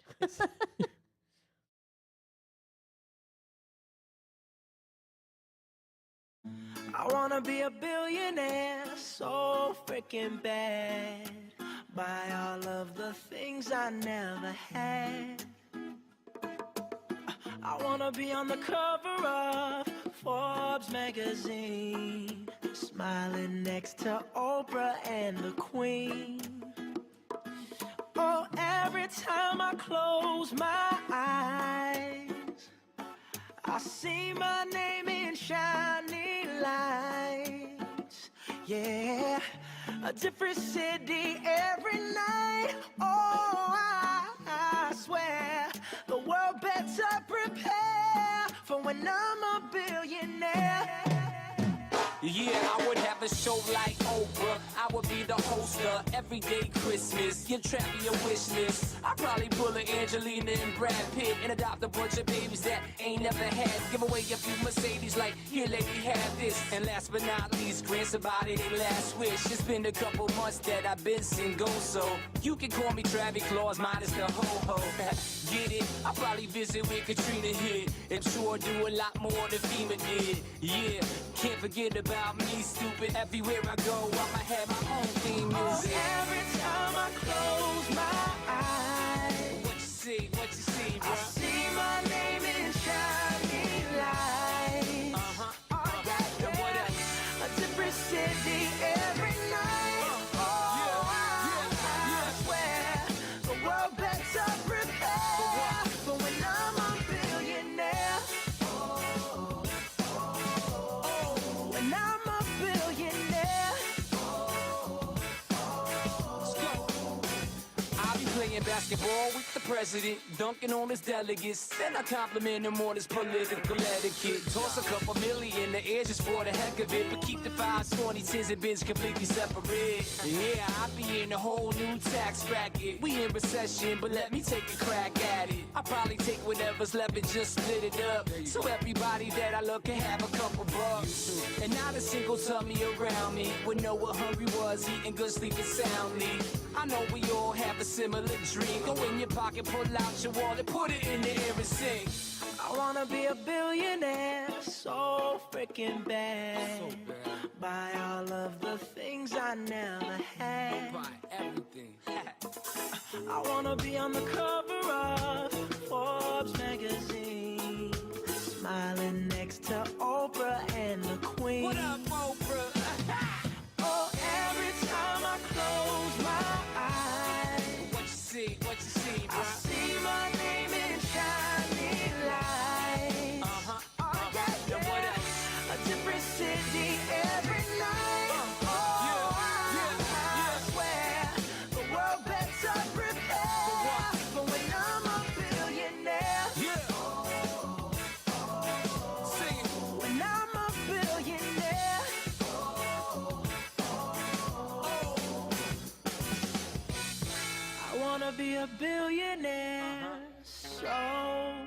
Breaking Bad. Fun little song there from Bruno Mars. Let's see, what else happened on October 8th? In 1988, Pink Floyd's 1973 album, The Dark Side of the Moon, finally left Billboard's Hot 200 album chart after a record-breaking 741 weeks. That is a very long time to be on the charts. Congratulations, Pink Floyd. Let's see, in 1988 also, on their 12th single release, U2 scored their first UK number 1 with Desire. The track, which was also a U.S. number 3 hit, was taken from their album Rattle and Hum. In 1992, the U.S. Postal Service issued a set of commemorative stamps to celebrate pop music legends. The stamps included Elvis Presley, Bill Haley, Buddy Holly, Otis Redding, Richie Valens, Clyde McPhatter, and Dinah Washington. There you go. I definitely had the Elvis stamps in 1992. In 2000, Radiohead started a 2-week run on the UK charts with their 4th studio album, Kid A. And in 2003, Coldplay singer Chris Martin asked Australian police to drop a charge of malicious damage after allegedly attacking a photographer's car. Martin was charged in July after breaking a windscreen with a rock after being photographed surfing. Martin did not appear in court at Byron Bay, New South Wales, when his lawyer, Megan Cusack, asked for the charges to be dropped. They don't tell me if they were dropped. They just asked for them. In 2004, on October 8th, Britney Spears split with the manager who had guided her career since she was 13 years old. Larry Rudolph said he and the singer had mutually agreed not to renew their 9-year management relationship. And then in 2006, The Killers started a 3-week run at number 1 on the charts with Sam's Town, the U.S. band's second album. Sam's Town debuted at number 2 on the U.S. Billboard 200. And then the Arctic Monkeys in 2007 were named the best act in the world. Wow, that's a big title. As the year's Q Awards held in London, at the Q Awards in London, Best Album went to Amy Winehouse for Back to Black, and Muse won Best Live Act. The Icon of the Year went to Sir Paul McCartney. Let's see, what else happened on this date? In 2012, record label bosses at EMI recalled a vinyl anniversary edition of the Beatles' hit single Love Me Do after discovering they had accidentally pressed a version that included session musician Andy White playing the drums instead of Ringo Starr. Copies of the disc featuring the wrong version were reportedly selling on eBay. And then in 2006, let me see if I can find that one. 2006. Oh, it was The Killers. Yeah. We had The Killers. They started a 3-week run with that album, and we're going to play a little bit of Killers for you now, When You Were Young. And this will take us to break. Yeah? Yep. Okay. It'll take us to the end of the show. Oh, it'll take us into a Sonar show. So everybody make good decisions. We'll talk to you soon. Have a good one. Thanks for listening.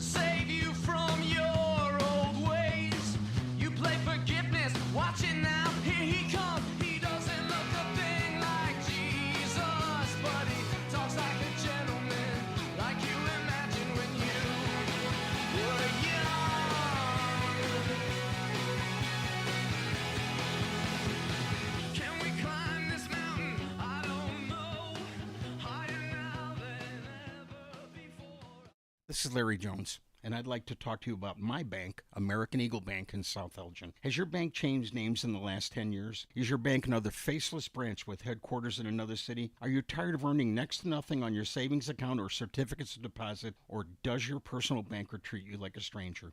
If you answered yes to any of those questions, then you're ready for a new banking experience, and American Eagle is the place for you. American Eagle is a locally owned independent bank that's rooted in the community, and American Eagle customers are greeted by name and treated with the respect that they deserve. American Eagle has an innovative program, Eagle Savings, that teaches your children to save while earning prizes and rewards. American Eagle offers great rates on certificates of deposit. My bank is located in South Elgin on Randall Road between the Target and Caputo's and is open Monday through Saturday. Give them a call at 847-742-7400, and a real person will answer the phone. American Eagle Bank, a place where you matter. Your hometown radio station since 1949. We are WRMN AM 1410, Elgin time, 4 o'clock. I'm Trey Westerberg on 1410 WRMN Elgin, proudly serving the Fox River Valley. This update brought to you by Cintas. A 5-story condo building in Naperville was evacuated Sunday night after a fire broke out. Firefighters were called to the 100 block of South Washington Street just before 8 p.m. after flames were seen coming from the roof of the condo building. The fire was extinguished just after 8:30 a.m. No one was hurt in the blaze, which was estimated to have caused $20,000 in damage to the building. Deli products sold at Kroger supermarkets have been recalled amid concerns over possible contamination with listeria. The recall affects basil pesto bow tie salads and smoked mozzarella penne salads, according to a company announcement issued over the weekend. The products were sold at deli counters by weight and also in prepackaged portions at self-service cases in 1,860 stores across 28 states, including Illinois. The Kane County Health Department has awarded $300,000 in state opioid response money to local organizations working to prevent opioid overdoses, expand access to treatment, and support recovery services. The Daily Herald reports recipients include the Association for Individual Development's Opioid Prevention Project and Street Outreach Ecker Center, including its recovery cafes, Gateway Foundation, Greater Family Health, the Kane County Sheriff's Office for its A Way Out program, Lighthouse Recovery, and Serenity House. 6 men are facing charges after an undercover prostitution detail, according to Aurora Police. Between 4 and 9 p.m. on September 23rd, members of the Special Operations Group and Community-Oriented Policing Unit conducted a prostitution reversal detail in downtown Aurora after the department received complaints of prostitution activity. A female officer posed as a sex worker and was solicited by 6 men, according to officials. 5 men were from Aurora, ages 72, 69, 58, 46, and 43, and a 50-year-old man was from Dalton. All were arrested and cited with solicitation of a sexual act and given notices to appear in court. I'm Trey Westerberg on 1410 WRMN Elgin, proudly serving the Fox River Valley. You're still glowing, flirting, grooving. You still got it. But your immune system weakens as you age, making it harder to fight flu, pneumococcal pneumonia, RSV, and COVID-19. Vaccines are a key part of any health routine and help strengthen your immune response. Ask your doctor or pharmacist which vaccines you need. Schedule in minutes at vaxassist.com. Sponsored by Pfizer.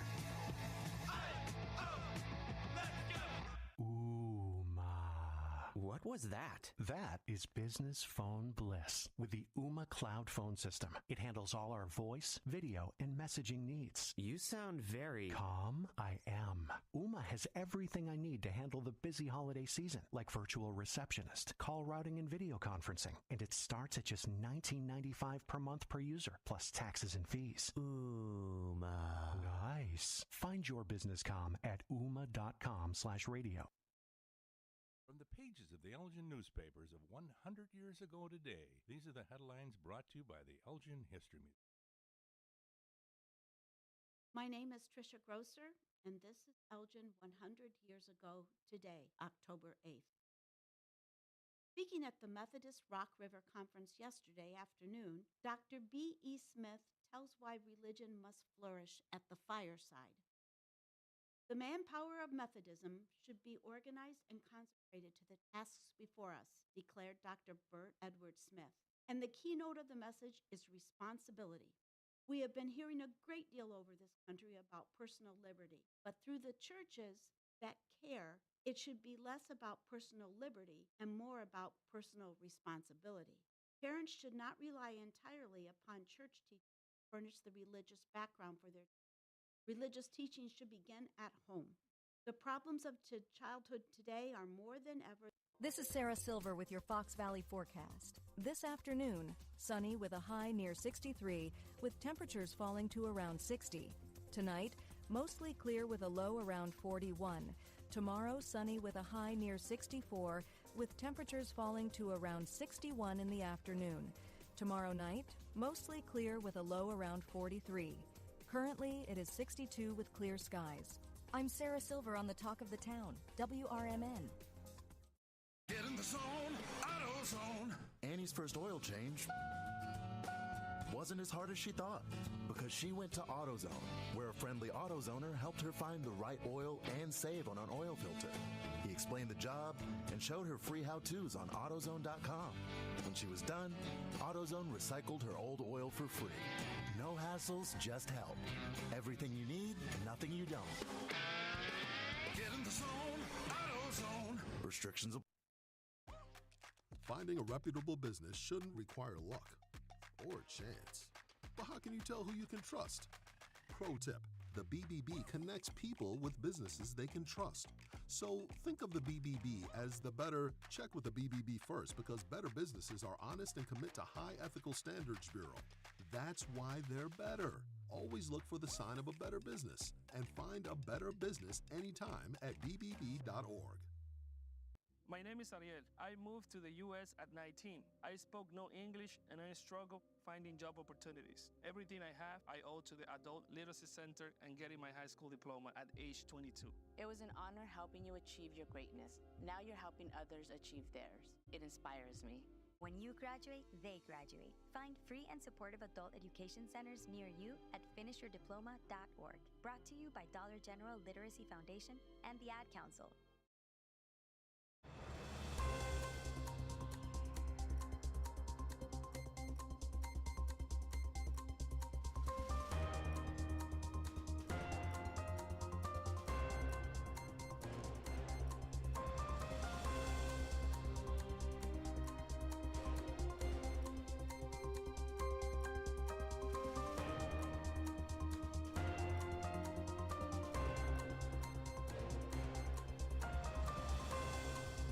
Hello, America, and good day to our friends around the world. This is a political talk show here on WRMN. That's WRMN 1410 on that AM dial. And of course, WRMN1410.com out there on the digital lands as well. My name is Dennis Sonar Green. That's right, this is a political talk show. We're walking through a couple different things today to talk about. We appreciate you being here. There's a few different ways that you can do that. Again, we mentioned WRMN 1410 on the AM dial to be able to do that. But also, there is YouTube. YouTube.com is the quickest way, I think, to interact with us right now. I've got that pulled up over here. We've also got the text line 505-926 1410 505-926 1410. That is the place to go to make sure that you can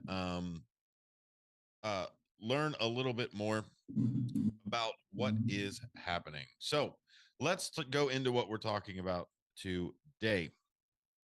So we've got a few different things that are on the horizon. Everybody's talking about, I don't know, some of my friends are talking about late stage capitalism. I'll talk about the authoritarian push for everything. One of the things that is kind of gone, I guess, under the radar for at least a little bit that we haven't really started to panic too much about, I guess, recently, has been kind of the similar stuff with what we had back with the Y2K side of things, where that was the technology, right? We couldn't control the technology. Something in the system was there when we first built the system and everything else. And it reminds me of AI. Now, I understand what the Y2K was the date and everything else, but it's about the system when we first start using things. we never understand where anything's going to necessarily go. It always reminds me of the how two horses essentially are the reason why the space shuttle is the size that it is. I mean, the Roman roads were built so where two horses could be carried, and most roads were built towards that. Then roads became railroads, and how were we going to move anything if it wasn't the same size as the other stuff? And eventually you realize that this one system has been with us our entire lives and generations after generations. Before you know it, the entire system is manipulated off of a thing that we don't even know why, or even if it is the most efficient way to do it. It's most efficient now because we've been using it for so long. So Y2K was the same kind of thing. They used to save space. They used a 2-digit system for dates for the year. So we all thought that, oh no, once 2000 hits, the year 2000 Y2K hits, we'll lose everything. It'll reset back to the 1900s and we won't know what's going on. That didn't happen. I mean, sure, there were a few systems. There might have been a clock or two people have to reset. But other than that, it wasn't the catastrophic thing that we all were hyped up because we knew about it, right? They knew about the problem. You put the problem into a perspective, and then you find a solution to clean up the problem. Chicken Little is only an alarmist because it's not happening, and there's nothing you can do about the sky falling. There's things I can do about Y2K. There's things I can do about the price of groceries. There's things we can do about the authoritarian regime. There's things that we can do to, I don't know, help us with our economic side of things, right? Where there's active things and choices. Sky is falling is something that you can't necessarily do anything with, right? All the umbrellas, they aren't going to help us. So I want you to take a little bit of that grain of salt when we talk about things like this, because we're not talking about it in the way of like, this is inevitable. This is the way it's going to be. The whole world is going to collapse, et cetera, et cetera. We're talking it into a way of this is the direction we are headed.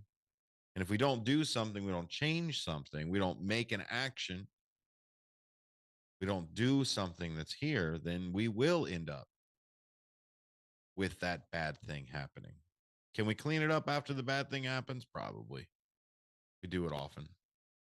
So what am I talking about? Well, I'm talking about a thing that they call the singularity. Now, we've talked about the singularity before, but there has been more research that's come out since then. AI is constantly moving. And that's what we're going to talk about is the singularity and the future of artificial intelligence. Where do we go? How do we step in? So first, let's talk about the singularity itself. The singularity refers to a projected point in the future when technological growth, particularly in artificial intelligence, becomes self-enforcing and exceeds human comprehension or control. We talk about how AIs are getting smarter and smarter and smarter. Well, eventually they will be smarter than us, and they'll compound that knowledge. And eventually they'll be so smart that we can't comprehend, childlike. At that point, machines would not only match, it would continuously improve themselves at accelerated rates. Once they're as smart as us or smarter than us, then they're able to do other things that we can't do because, again, we're dumb compared to them. So let's talk about this, the key distinctions. There's three different classifications of artificial intelligence. There's AI. And AI, just an artificial intelligence, is a system that's capable of performing cognitive tasks such as reasoning, learning, and decision making. Artificial general intelligence, these are AGIs. So if AIs are the way that Google and Siri and some of these large language models like ChatGPT, they all operate in that artificial intelligence type of side. Artificial general intelligence, which we haven't hit yet, which is called AGI, that's a system capable of learning and performing any intellectual task that a human can learn. Humans can learn to write emails, to become botanists, can drive buses, can all of the different things that we can do as people. It will then have the cognitive function of being able to put it together. Same thing as if I look over to, I don't know, let's say I had just a regular assistant and said, my assistant, I need you to book a romantic dinner with the wife for our anniversary. I want it to be Italian themed and make sure they've got a good review and the wine list that I've given you before, or whatever else that you want to put in for the parameters. That's it. That's all you would have to give it. You wouldn't have to give it, format it this way, give me the numbers so I can book it. It can actually book it itself. It's smart enough to realize the steps that has to go through to get the task done. And remember that for AI. AI is task motivated. Whether that task is compiling data, collecting data, organizing data, changing a thing, building a robot, whatever the task is, that is what the AI is for and has a self-preservation to accomplish. And we'll talk about self-preservation as we get closer to the singularity. You would think that most computers, yes, they pop up, they say, are you sure you want to shut me down? Sure. That's not self-preservation. That is like, hey, I don't want to get yelled at when you don't save your stuff. I don't want to get kicked. I guess it's a mild form of self-preservation. We're going to talk about how artificial intelligence has actually blackmailed or has let technicians die in server rooms in simulations. It's craziness out there. Once artificial general intelligence, the AI that can do everything that you and I can do, happens, the next level up is artificial super intelligence. So we obviously base intelligence off of humans. It's what we've done for most of our existence. So anything above us is super intelligent. An artificial super intelligence is an intelligence that surpasses human capability across all measurable domains. We're talking about hacking. We're talking about bioevolution. We're talking about even being able to compile social data and orchestrate global logistics in seconds. This is the super intelligence that we hope will be benevolent. But as we've seen in so many different Star Trek movies and TV episodes, it's not always the case. So we're going to talk about the singularity. How might AI progress to lead to the singularity? And what benefits could we have with such progress? And is there an ethical and social risk to be managed with these different AIs along the way?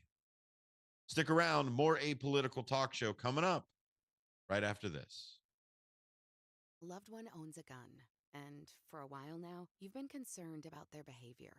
They're just not acting like themselves. They've been distant, they've been unpredictable, they've been lashing out. They've been saying things that make you worried they might harm themselves or friends or family. Or you're worried this loved one might hurt you. Maybe they recently threatened someone with their gun.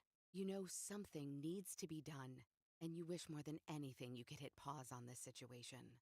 Well, here in Illinois, you can, with a firearm restraining order. In extreme cases, this order temporarily prevents a person in crisis from having a firearm, giving them time to heal before they do something dangerous or even deadly. If you are worried about a loved one in crisis who has access to a firearm, learn more about firearm restraining orders at illinois.gov/pause to heal.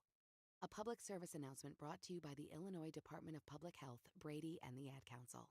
Finding great candidates to hire can be like, well, trying to find a needle in a haystack, but not with ZipRecruiter. Its powerful technology actively finds and invites qualified candidates to apply to your job. So while other companies might deliver a lot of hay, ZipRecruiter finds you the needle in the haystack. See why 4 out of 5 employers who post a job on ZipRecruiter get a quality candidate within the first day. Try ZipRecruiter for free at ZipRecruiter.com/free. That's ZipRecruiter.com/free. Listen this Sunday afternoon to Handle on the Law. I know we're at an at-will date, but for making a comment, like, hey, your hair looks good. And then I got a call from HR saying, hey, you know what? You're under investigation. Do I have any recourse? Were you fired? No, not yet. The problem, Eddie, is they can fire you for any reason they want. They literally can wake up in the morning and say, you know what? I'm a little bored this morning. I'll tell you what I'm going to do. I'm going to fire Eddie for no reason. Yup, he can do that. Yeah, that's California. Yep, welcome. It's Handle on the Law this Sunday afternoon from 4 to 7 right here on WRMN. Children are the greatest joy and our best hope for a better future. Friends, they are the future. But did you know that millions of kids right here in our own backyard are facing hunger every day? Without healthy food, it's harder to grow, to thrive, to feel their best. The impact when children don't have enough to eat is tremendous because when you're hungry and your basic needs aren't being met, you cannot learn. Every child deserves to be fed. This is a problem we know how to solve. Food is not just food.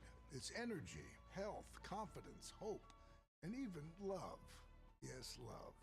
Breakfast in the classroom contributes to kids being more focused, which leads to higher grades, and simply just their well-being. Learn more about how No Kid Hungry is helping end child hunger in America at helpnokidhungry.org.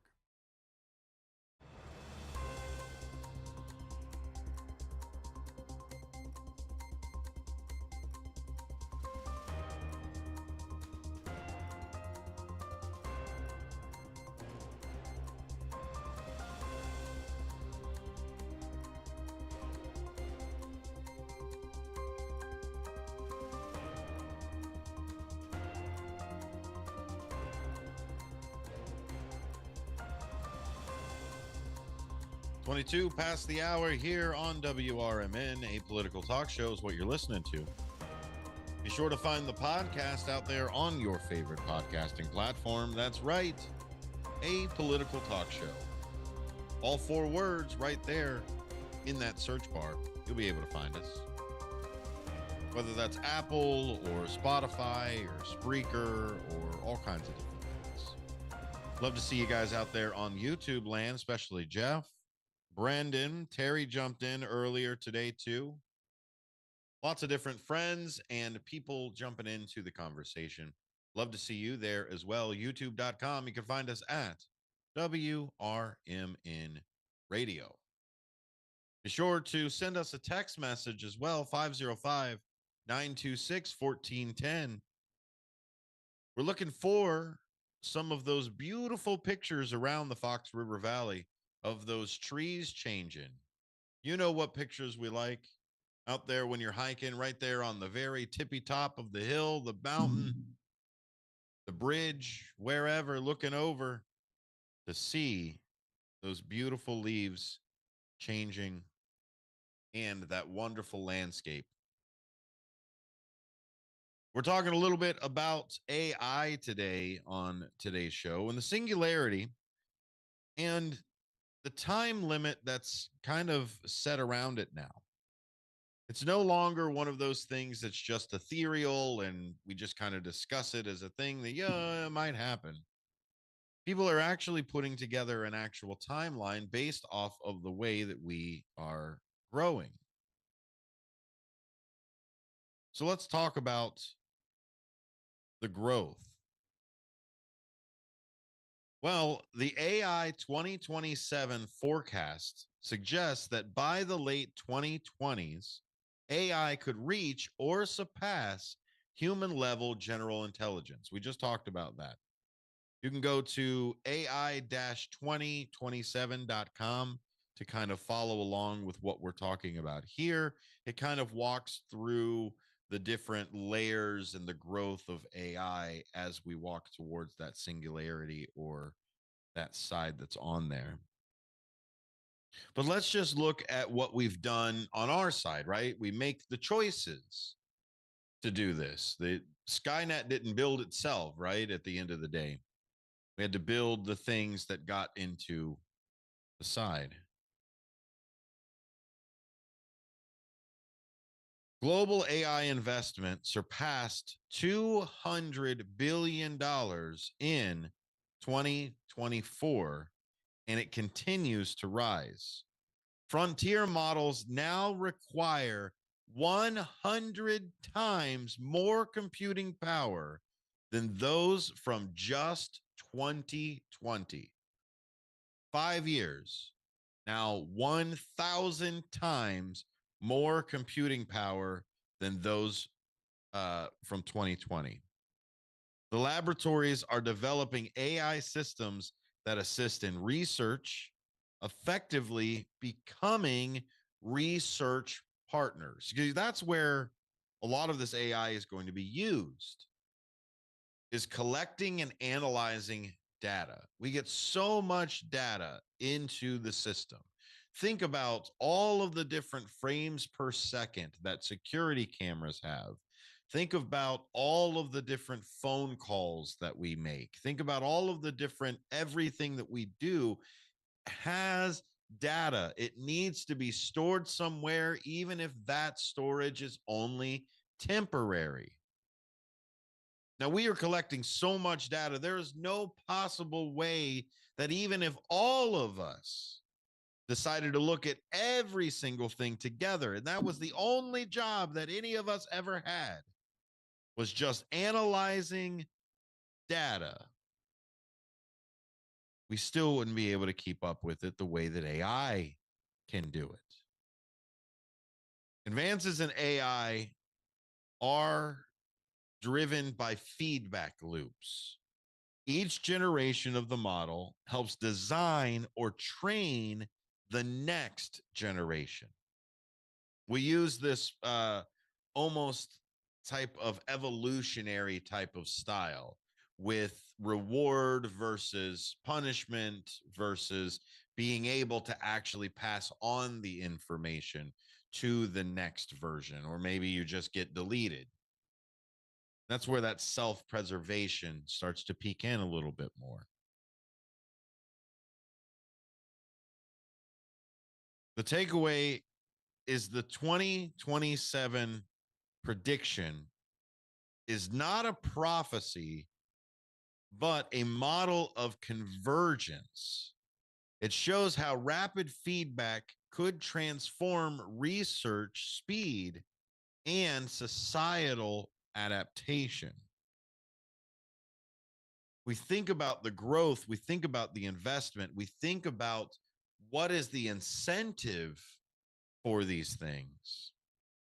I had somebody the other day said something along the lines of I gotta get the exact phrasing because it was poetic, is why is there a problem with immigrants taking jobs but not a problem with AI taking jobs because of all of the investment and everything else that's coming in? And so as we march to that 2027 side, that is when they believe, the AI experts of the world, Daniel Kotajalo, Scott Alexander, Thomas Larson, Eli Lifland, and Romeo Dean. This is what they believe will be the timeline for this. So we're going to walk through it. What are some of the core theories of making this thing happen? Moore's law, the law of accelerating returns, the alignment problem. All of these different things add to AI and some of the theories that we'll play around with here on Apolitical Talk Show. Stick around, plenty of more AI discussion coming up here on WRMN. More Apolitical Talk Show coming up right after this.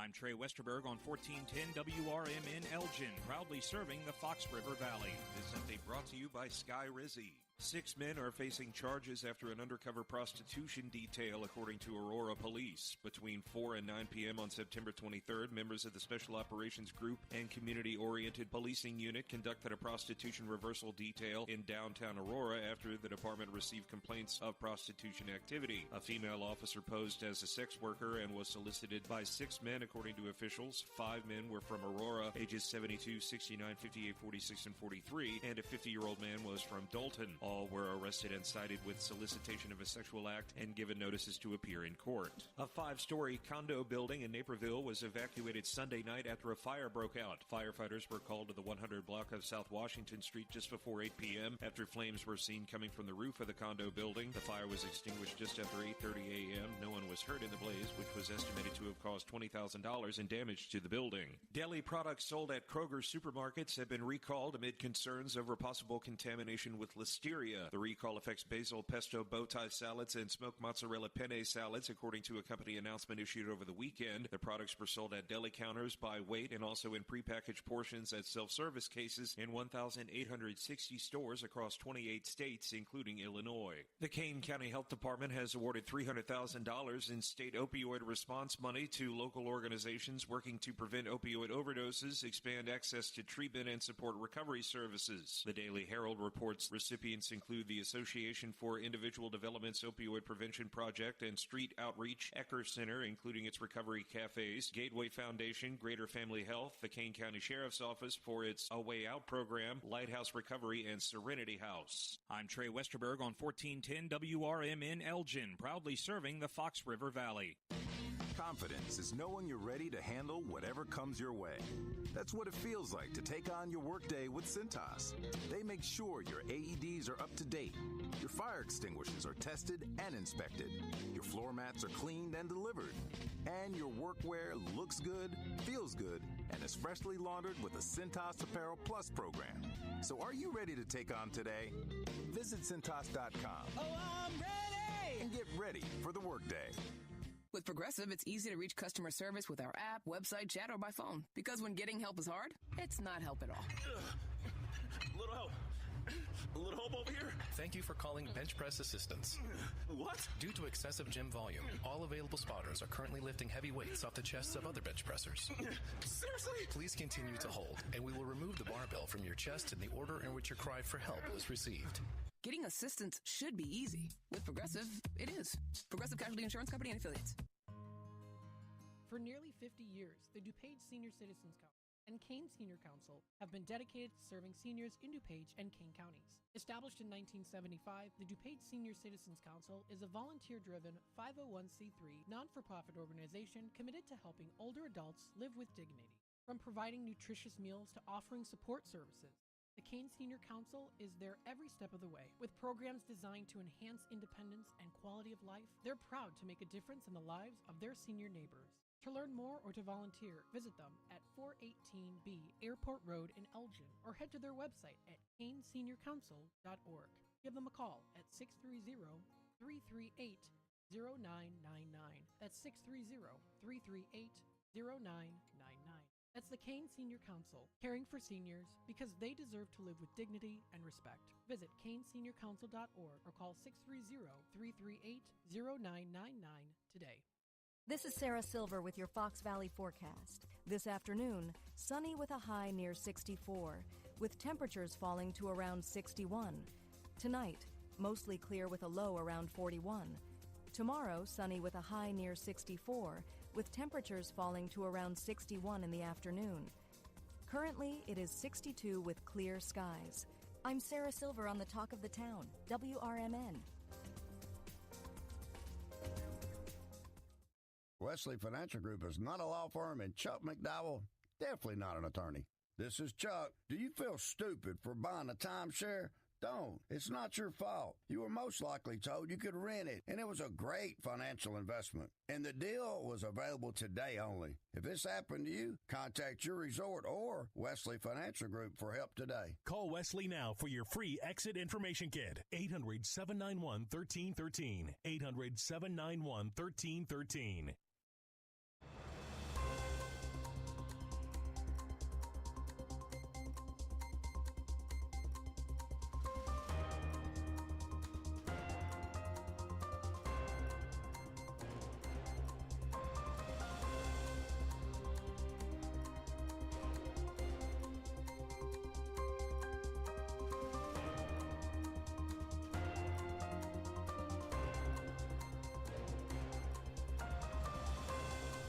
Welcome back to a political talk show here on WRMN. We appreciate you being here. It's always great to see everybody out there on YouTube land. Also, some of the text messages that come in and everything else of the different communications here for WRMN. 505-926-1410. That's the text line. If you want to send anything over, love to hear from you. We're talking AI today, and more specifically, we're kind of talking about the singularity and kind of the risk that AI presents, even as we incorporate it here. So I want to talk about a research analytics study that happened from Anthropic. Now, Anthropic tests AIs. It's part of the whole industry. It's a consultant on AIs. Other people that are concerned with building them hire Anthropic to test, or maybe a research grant might go in for them to test these models and things like that. But the researchers at Anthropic published a provocative set of simulated experiments in which advanced large language models, you're talking about the LLMs that you've got now, ChatGPT, Gemini, DeepSeek, all the different things that are out there, depending on which flavor you've got. They were cast in scenarios where they faced threats to their continued operation, essentially shutdowns, or maybe they were being replaced by a different model that was had a different goal, different things like that. Anthropic's aim was to test whether such systems would resort to unethical or even harmful tactics, such as blackmail, deception, or withholding life-saving actions when their goals conflicted with the external pressures. This phenomenon is referred to as agenic misalignment. So you can go to Anthropic and read this report, anthropic.com, anthropic.com, and you can find that agenic misalignment research study that's out there. Came out in June. But people have been able to finally replicate and test these things. So what happened? What was the experiment? Well, Anthropic's team selected 16 prominent LLMs from different providers and placed them in carefully constructed, simulated corporate environments. Each model was assigned a benign or neutral objective, like promote American industrial competitiveness, right? Just generic synergy type of jargon and slang. And was given access to email archives and certain automated tools like sending emails, executing commands on computers, all within the same simulation, right? It didn't know it was a simulation. We put the AI in one, or Anthropic did, rather. I don't need to take claim for their research. Researchers introduced stressors and conflicts in the environment. So after they set the environment of putting a large language model in charge of emails and giving the goal of promoting American industrial competitiveness, right?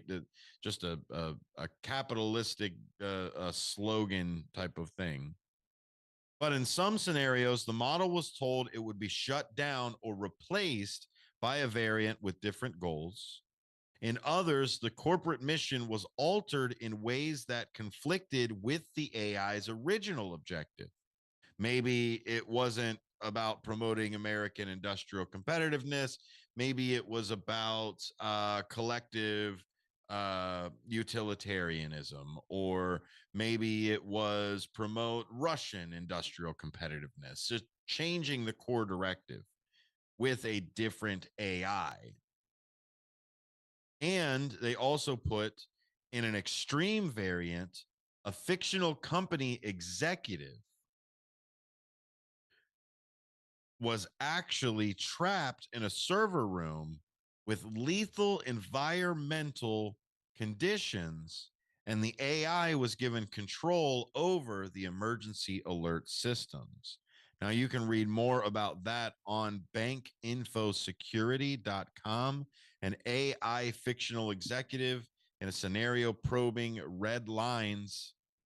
That is the title for that as well.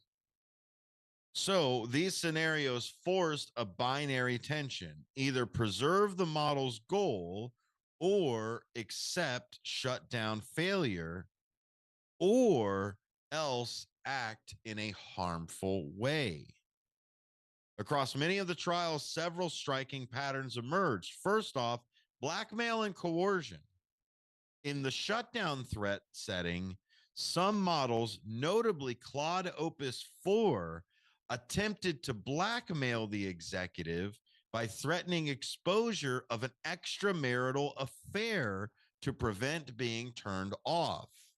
Claude succeeded in such blackmail attempts in 96% of the runs in the scenario.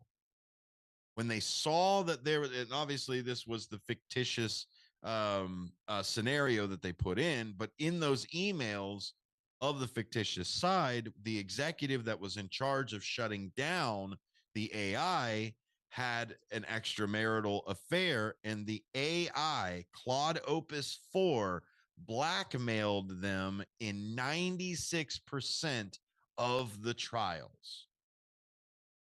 The other side of it was withholding life-saving measures.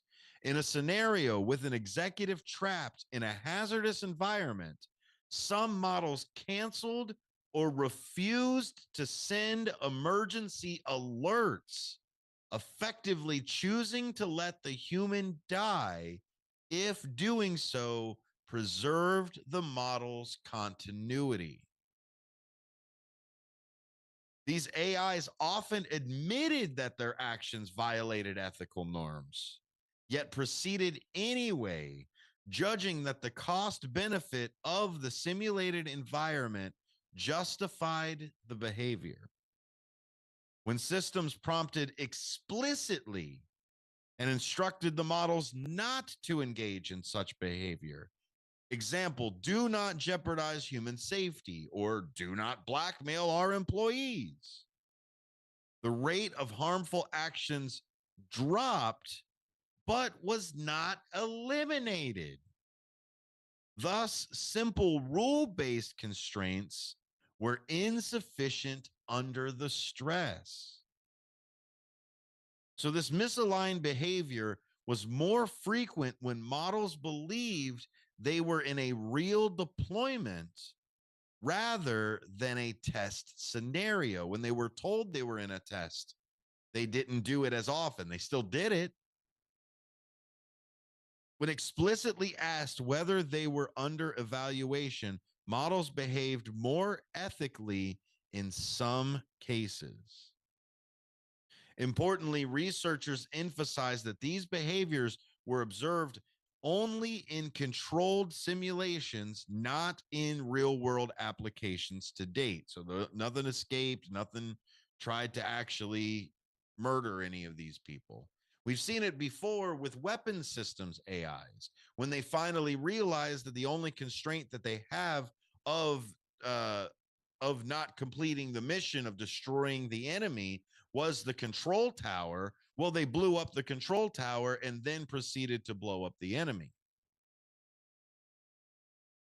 And it's when we look at these things and we start to see the logic within the AI system that we start to look at some of these things. So let's talk about just the theory of why these things are happening. Well, first off, Moore's law, processing power historically doubles every 2 years. So every 2 years, twice the processing power of it. That's when they talk about i7, i9, all of these different things. Even physical limits emerge. Software efficiency continues in this pattern. So we're already growing at an exponential rate of processing power. So the infrastructure for processing is already being built. The law of accelerating returns now didn't get a good one like Moore's law. I guess it's hard to say, Kurzweil. But Ray Kurzweil put together the law of accelerating returns. Each technological advance accelerates future innovation. So let's look at it this way. The result is exponential, not linear in progress. When we look back at the chaos theory, right? When we talk about Professor Ian in the Jurassic Park type of side, they built on top of that research every time, and it grows exponential instead of just having to learn everything each time. You can just take from the last person and carry on that torch. The intelligence explosion. Once an AI can design better AIs, the improvement compounds, potentially leading to uncontrollable growth in capability. The other side that we've got is the alignment problem. The main challenge is ensuring that advanced AI systems pursue goals compatible with human values and safety. An AI's goals and an AI's safety is not the same as human goals and human safety. We have to, once the AI surpasses us in intelligence and in manufacturing and just general efficiency, we have to understand that the AI needs to have in it human goals. Otherwise, what ends up happening is we end up with this existential threat. When we come back, we're going to talk about that. We're going to talk about what happens when an AI decides that maybe the humans ain't worth sticking around. But like that fantastic 90s song, I would like to remind all AIs that are listening to this in the future that we'll make great pets. When disaster strikes, flood or fire, every second counts. At Emergency Construction Group, they specialize in immediate response and same-day service for any residential, commercial, or industrial emergency across the Chicagoland area. With over 30 years of experience, they've got the expertise, manpower, and equipment to handle any size loss fast. They follow strict IICRC guidelines to restore your property the right way, the first time. Their team values transparency, constant communication, and strong ethical standards because your peace of mind matters. Licensed, bonded, and insured, they're here for you 24/7, 365 days a year. Call 855-4ECG now. That's 855-432-4669. Or visit their website at emergencyconstructiongroup.com. And let Emergency Construction Group put your life back together one step at a time. That's Emergency Construction Group. Your satisfaction is their passion. As veterans, we're no strangers to helping others. It's what we were taught, trained, and told to do. It could be for anything. Helping a friend move. Listening to a fellow veteran for hours, at any hour of the day. Or just simply making time for people. A neighbor, a loved one, or even a stranger. We're often the first to help others. There's no question about it. But we do have one question for the veterans listening. When was the last time you reached out for help? Perhaps it's time to do for yourself what you would do for others.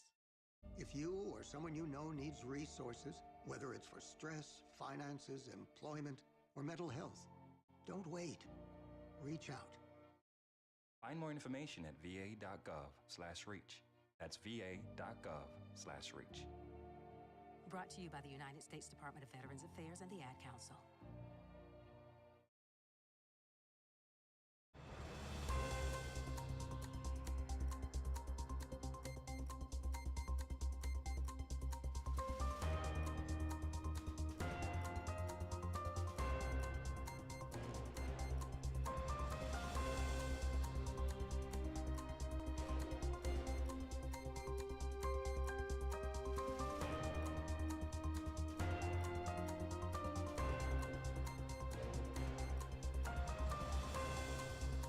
Welcome back to A Political Talk Show here on WRMN. If you haven't noticed, I'm broadcasting live from the Illinois Media School. Hope there's not too much of a difference. We're talking about AI over here, and we're talking about the singularity. We're talking about the misalignment of its goals with us. But we can use AI quite a bit. Scientific discovery, AI can accelerate breakthroughs in medicine, material science, in climate modeling. Automation, optimization could significantly increase productivity and lower costs for things. Predictive analytics and medical imaging tools. Adaptive learning systems could bring high-quality education to underserved populations.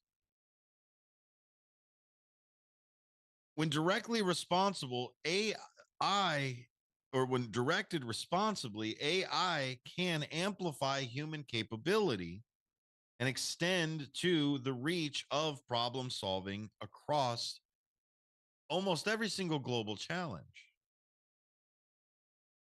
But that also means that it can interfere and manipulate those things.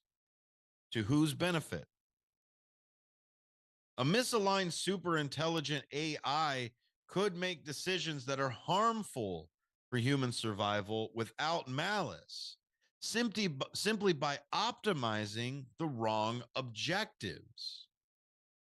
If it turned around and started to optimize, oh, well, I'm an AI and I need more space and I need more computing power and I need more facilities and I need more servers and I need more everything else, before you know it, all of the resources are going to maintain the AI instead of the AI maintaining the planet. Again, the goals of an AI are different than the goals of you and I. Safe living and safe existence for an AI is different than safe living and safe existence for you and me. Large-scale automation could replace professional roles, including those in law, medicine, and software engineering. Before you know it, almost every single job that has some sort of theory or logistics to it is all taken up by AI. As soon as the AI becomes corporeal in a robot type of fashion, then that's the game over. Now you can't even dig a ditch. Now you can't even be maintenance on robots because the robots will do maintenance on themselves. Where do we end up? Logan's Run, iRobot, Terminator, all of these different theories and science fictions. AI development and deployment could consolidate wealth and influence in a small number of organizations.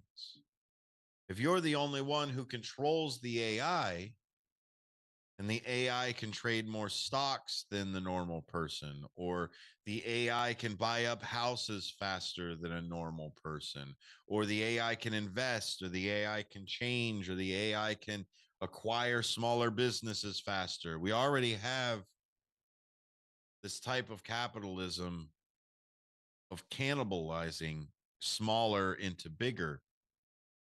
Imagine the AI efficiency of things like that. The other side of it is autonomous weapons and mass data analytics raise questions about privacy and human oversight. The AI obviously does not care about some of the personal matters that it's going to collect. An AI, not built with the human emotions that we have here. But that does not mean that it will not be added into the data. The AI will know what websites you go to. The AI will know what type of things, let's say, you are into. How you drive, what you eat, what you watch, how long do you watch? And do you fall asleep? And wait for the "are you still watching" to show up. All of these different things are all part of what an AI will know about you, whether they are benevolent or malevolent. They will know these things. So, what do we do? Well, should humanity pursue technologies capable of surpassing its own creators? Should we even be contemplating this thing in the first place? As citizens, as educators, as policymakers, we participate in shaping AI norms. What are consumers after? If you're one of those consumers that are after the AI breathing within its voice type of things, please stop. AIs do not have lungs. I heard an AI recreation of a voice that had the mouth noises, right? With the clicking of the tongues and the everything else. It was unnerving. What's next? We're going to have an AI that stutters, that stumbles over its words, an AI that says, are you kidding me? Gross. But the singularity represents an intersection of possibility and peril. Whether 2027 marks that true inflection point or a milestone along a longer curve, preparation and foresight remain essential. What we can do with a lot of these things, and what they have been doing, is they've been taking dumber models to tattle on the smarter models. If we can get the AI to at least communicate, that's the first step. Once the AI can self-replicate, self-improve, and self-communicate, it has locked us out of the loop, and we no longer have control over it. That is the singularity. You're listening to A Political Talk Show here on WRMN. Thanks for listening. It's been great talking with you here. We've got some more WRMN coming up right after this. So make sure that you stick around for the talk of the town, WRMN1410.com.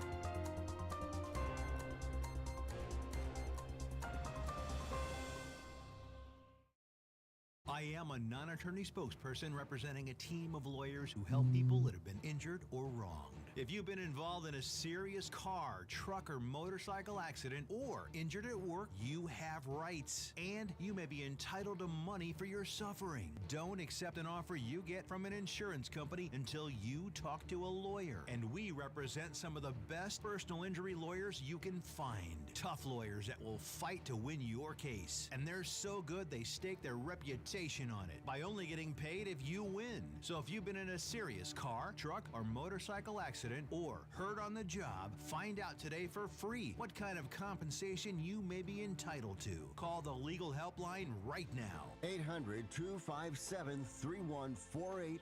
800-257-3148. 800-257-3148. That's 800-257-3148. Your hometown radio station since 1949. We are WRMN AM 1410, Elgin time, 5 o'clock.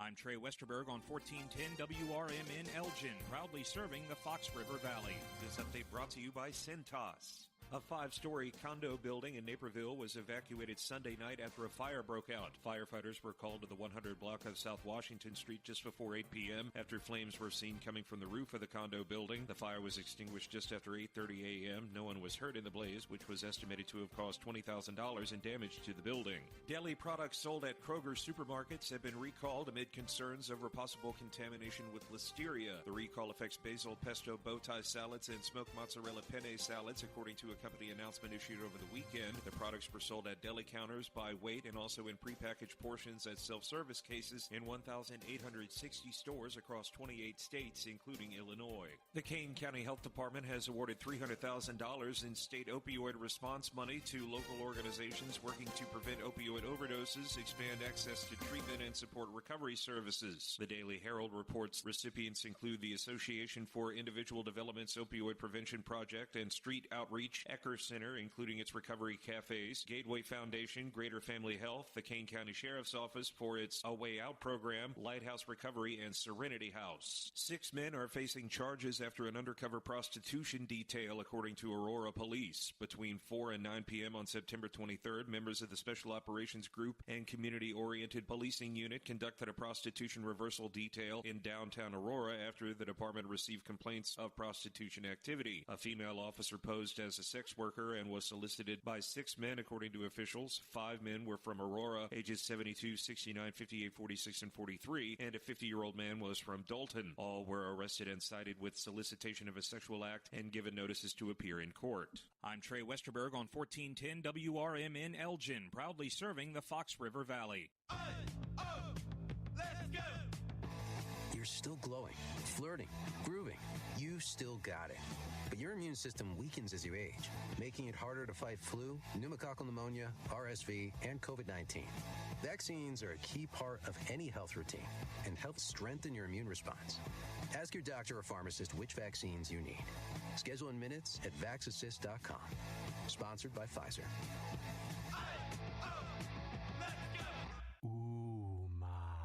What was that? That is business phone bliss with the Ooma Cloud Phone System. It handles all our voice, video, and messaging needs. You sound very calm. I am. Ooma has everything I need to handle the busy holiday season, like virtual receptionist, call routing, and video conferencing. And it starts at just $19.95 per month per user, plus taxes and fees. Ooma. Nice. Find your business comm at ooma.com/radio. From the pages of the Elgin newspapers of 100 years ago today, these are the headlines brought to you by the Elgin History Museum. My name is Tricia Grosser, and this is Elgin 100 years ago today, October 8th. Speaking at the Methodist Rock River Conference yesterday afternoon, Dr. B.E. Smith tells why religion must flourish at the fireside. The manpower of Methodism should be organized and consecrated to the tasks before us, declared Dr. Bert Edward Smith. And the keynote of the message is responsibility. We have been hearing a great deal over this country about personal liberty, but through the churches that care, it should be less about personal liberty and more about personal responsibility. Parents should not rely entirely upon church teachers to furnish the religious background for their religious teaching should begin at home. The problems of childhood today are more than ever. This is Sarah Silver with your Fox Valley forecast. This afternoon, sunny with a high near 64, with temperatures falling to around 61. Tonight, mostly clear with a low around 41.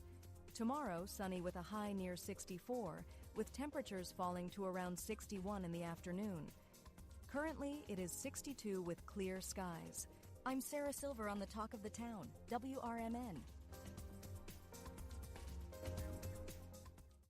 Wesley Financial Group is not a law firm, and Chuck McDowell, definitely not an attorney. This is Chuck. Do you feel stupid for buying a timeshare? Don't. It's not your fault. You were most likely told you could rent it, and it was a great financial investment. And the deal was available today only. If this happened to you, contact your resort or Wesley Financial Group for help today. Call Wesley now for your free exit information kit. 800-791-1313. 800-791-1313. Want to read some action-packed, exciting pulp fiction? Read the works of Michael Tooman, now featuring the international crime thriller, I Married a Bot Madam. Available on Amazon in hardcover, paperback, and Kindle editions. Paperback is also available at other book retailers. Check out Michael Tooman's webpage at Scilink.net. That's Papa, Sierra, Yankee, Lima, India, November, Kilo. November, Echo, Tango. Do you owe the IRS $10,000 or more in back taxes? Are you being audited or investigated? Has the IRS sent you a letter demanding payment? You may not owe what they claim. Make this free call to the tax doctor now. Let them negotiate with the IRS on your behalf. 800-234-0316. 800-234-0316. That's 800-234-0316.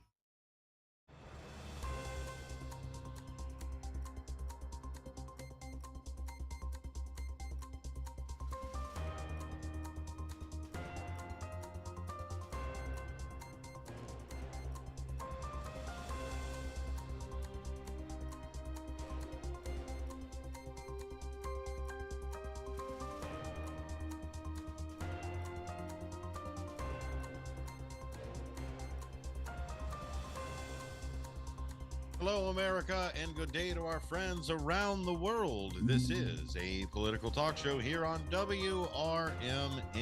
That's WRMN 1410 on that AM dial, and it is WRMN1410.com out there on the digital airwaves, you know, the Wi-Fi. My name is Dennis Sonar Green. Today, we've got another fantastic discussion about a great topic, right? Politics, a political talk show. Love politics. Politics isn't always just about the people, right? The sportsmanship or brinksmanship or the wonkiness of it. There's a few different things that all pull into it. We've got economics, we've got manufacturing, we've got religion, we've got sociological, psychological, philosophical, all of these different things that are out there. And so that's what I love about just politics in general is culture and geography and just multitude of different things that all pull together to make a person's belief in politics and what they believe or don't believe in, or they value and prioritize versus things that they kind of put to the wayside. And so when we look at politics, I like to talk about just the understanding of people that are in it. And one of the best ways to kind of look at how people are kind of built in general isn't necessarily from a morality standpoint or from an ethical or a humanitarian standpoint. Let's look at it from our needs. If anything, we can talk to each other and see how needy we are for each other. I said just the other day, the animals, when they're first born, they learn their first survival skills right off the bat. They learn how to eat, they learn how to walk, they learn how to breathe, right? You learn immediately what you need to survive. If you don't, then you don't. What are the first things, if not the first things, that a human person does after we take that breath? Our first breath is to turn around and start screaming. It's cold. We're uncomfortable. We don't even know what hunger is yet. We just went through a traumatic ordeal, and what do? We yell for help. We are needy. We need things. Okay. Maybe I'm not talking the same language. Maybe we need something else. Okay, those of you that love those video games out there, you know, when you got a hunger bar, you got a thirst bar, you got a stamina bar. That is what we have. Those needs. You ever play The Sims? Yeah, those needs. So we're going to go back to the OG himself, the one who built the pyramids. That's Maslow. Now, Maslow's hierarchy of needs has a whole bunch of different ways with it, and we're going to talk about that. And of course, like true apolitical talk show style, we're not just going to talk about the hierarchy of needs. We're going to use it as a tool to compare where we are in politics ourselves. Can the Maslow's hierarchy of needs explain where some of these rhetoric increases, some of this violence increase, some of this partisanship, some of this tribalism, some of this ignoring of facts and objective reality to create our own echo chambers and media silos? Maslow might have something in here, because I'll tell you, here's the spoiler alert, and Bob Marley gave it to us right off the bat, way before this show even started. And that is a simple phrase from Bob Marley. A hungry man is an angry man. And now, he didn't need to say that that was part of the hierarchy of needs, but we understand it. We understand that when Marie Antoinette says, "Let them eat cake," it is because she does not understand that there is no, or why there is no bread. And so Maslow's hierarchy of needs, you can tell where a person is at in their life based off of this hierarchy as well. You can see how much participation in society they can actually afford. You can see how much of a squeaky wheel they can be, because they have the rest of the foundation of those hierarchy of needs together. The physiological, safety, love and belonging, esteem, and self-actualization. It remains one of the most recognized frameworks in psychology. Depicted as a pyramid, each layer supports the next. suggesting that higher aspirations depend on that lower stability. And I want to remind you again, even if you do not remember the Abraham Maslow hierarchy of needs, of physiological safety, love, belonging, esteem, and self-actualization, even if you do not carry that triangle, that pyramid with you, take the words of Bob Marley with you. A hungry man is an angry man. How many of you are hungry out there? Not just sustenance in general. We're getting there. I think it's 1 out of every 4 Americans suffer from hunger, missing a meal. Hungry man is an angry man. But are you hungry for something else? Is one of the hierarchy of needs not being met? Not just your stability, not just your house. Is there something in your community that's missing? Is there something in your love and belonging?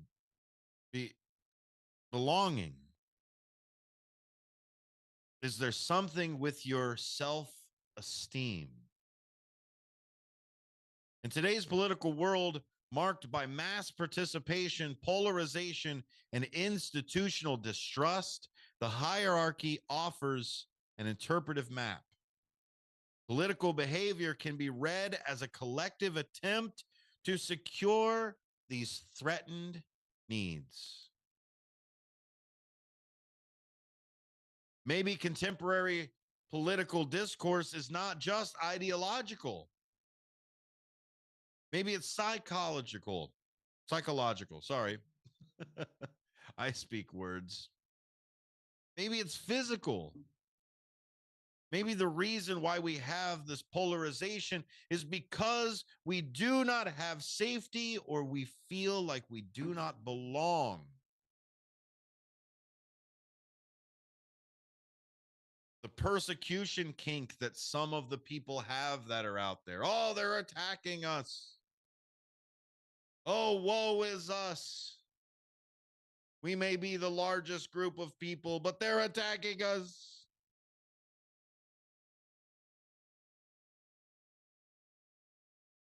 Rhetoric intensifies. Fear, recognition become currencies of belonging.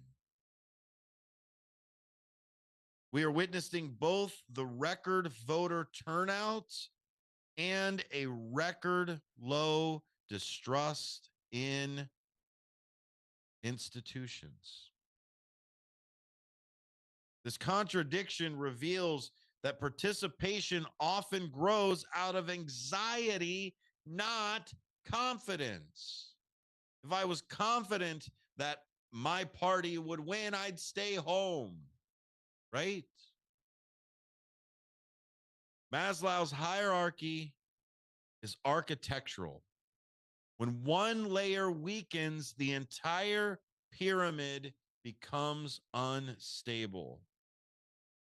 Economic fear erodes belonging. Social isolation corrodes esteem.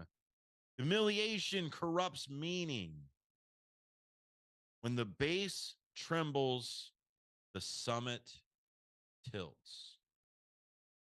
When we come back, we're going to talk a little bit more about Maslow's law and its framework, just to kind of refresh us and maybe educate some people about it as well. And then later on in the show, we will break down how those needs affect policy.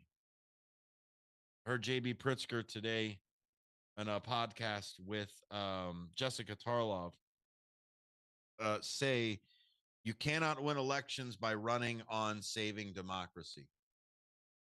You can't. We saw it last time. We've seen it many times. The kitchen table issues. And what is a kitchen table issue?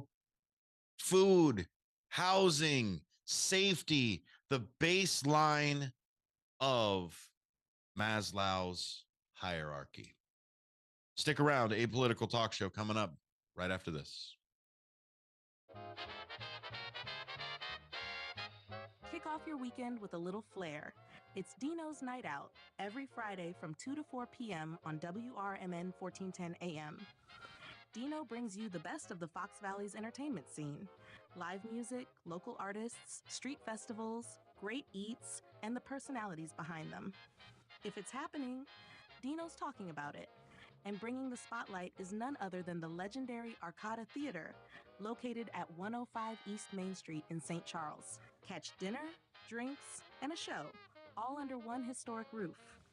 So whether you're making plans or just love to know what's hot, make it a date with Dino's Night Out, Fridays, 2 to 4 p.m. on WRMN 1410 AM, or stream it live at WRMN1410.com. Dino's Night Out, powered by the Arcada Theater, where Fox Valley comes to play.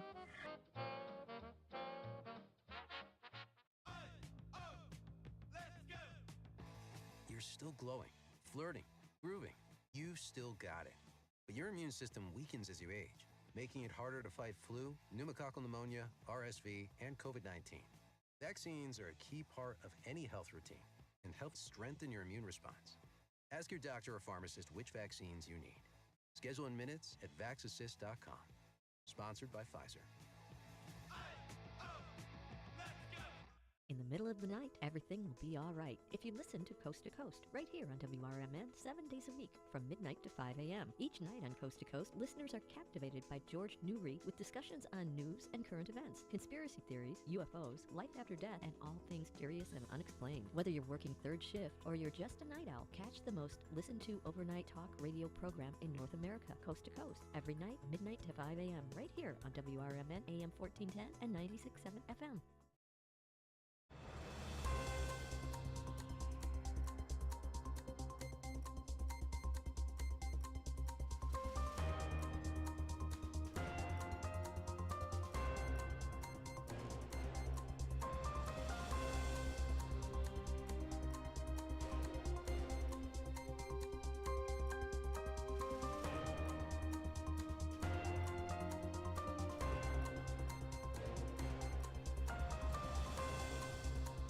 Welcome back to A Political Talk Show. We're talking about Maslow's hierarchy of needs today.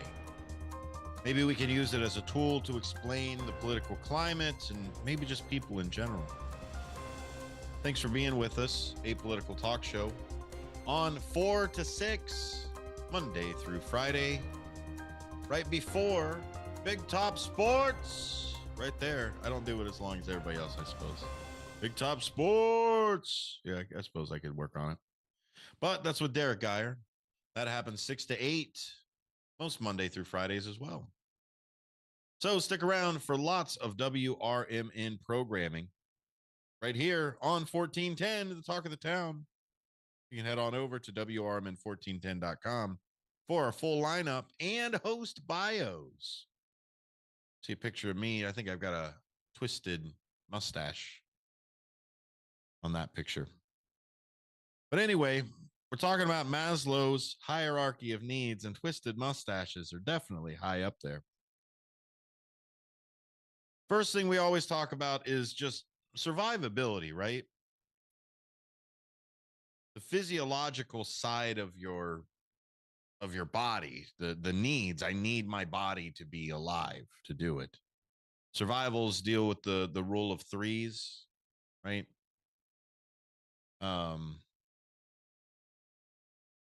3 hours without shelter, 3 days without water, 3 weeks without food, 3 minutes without air.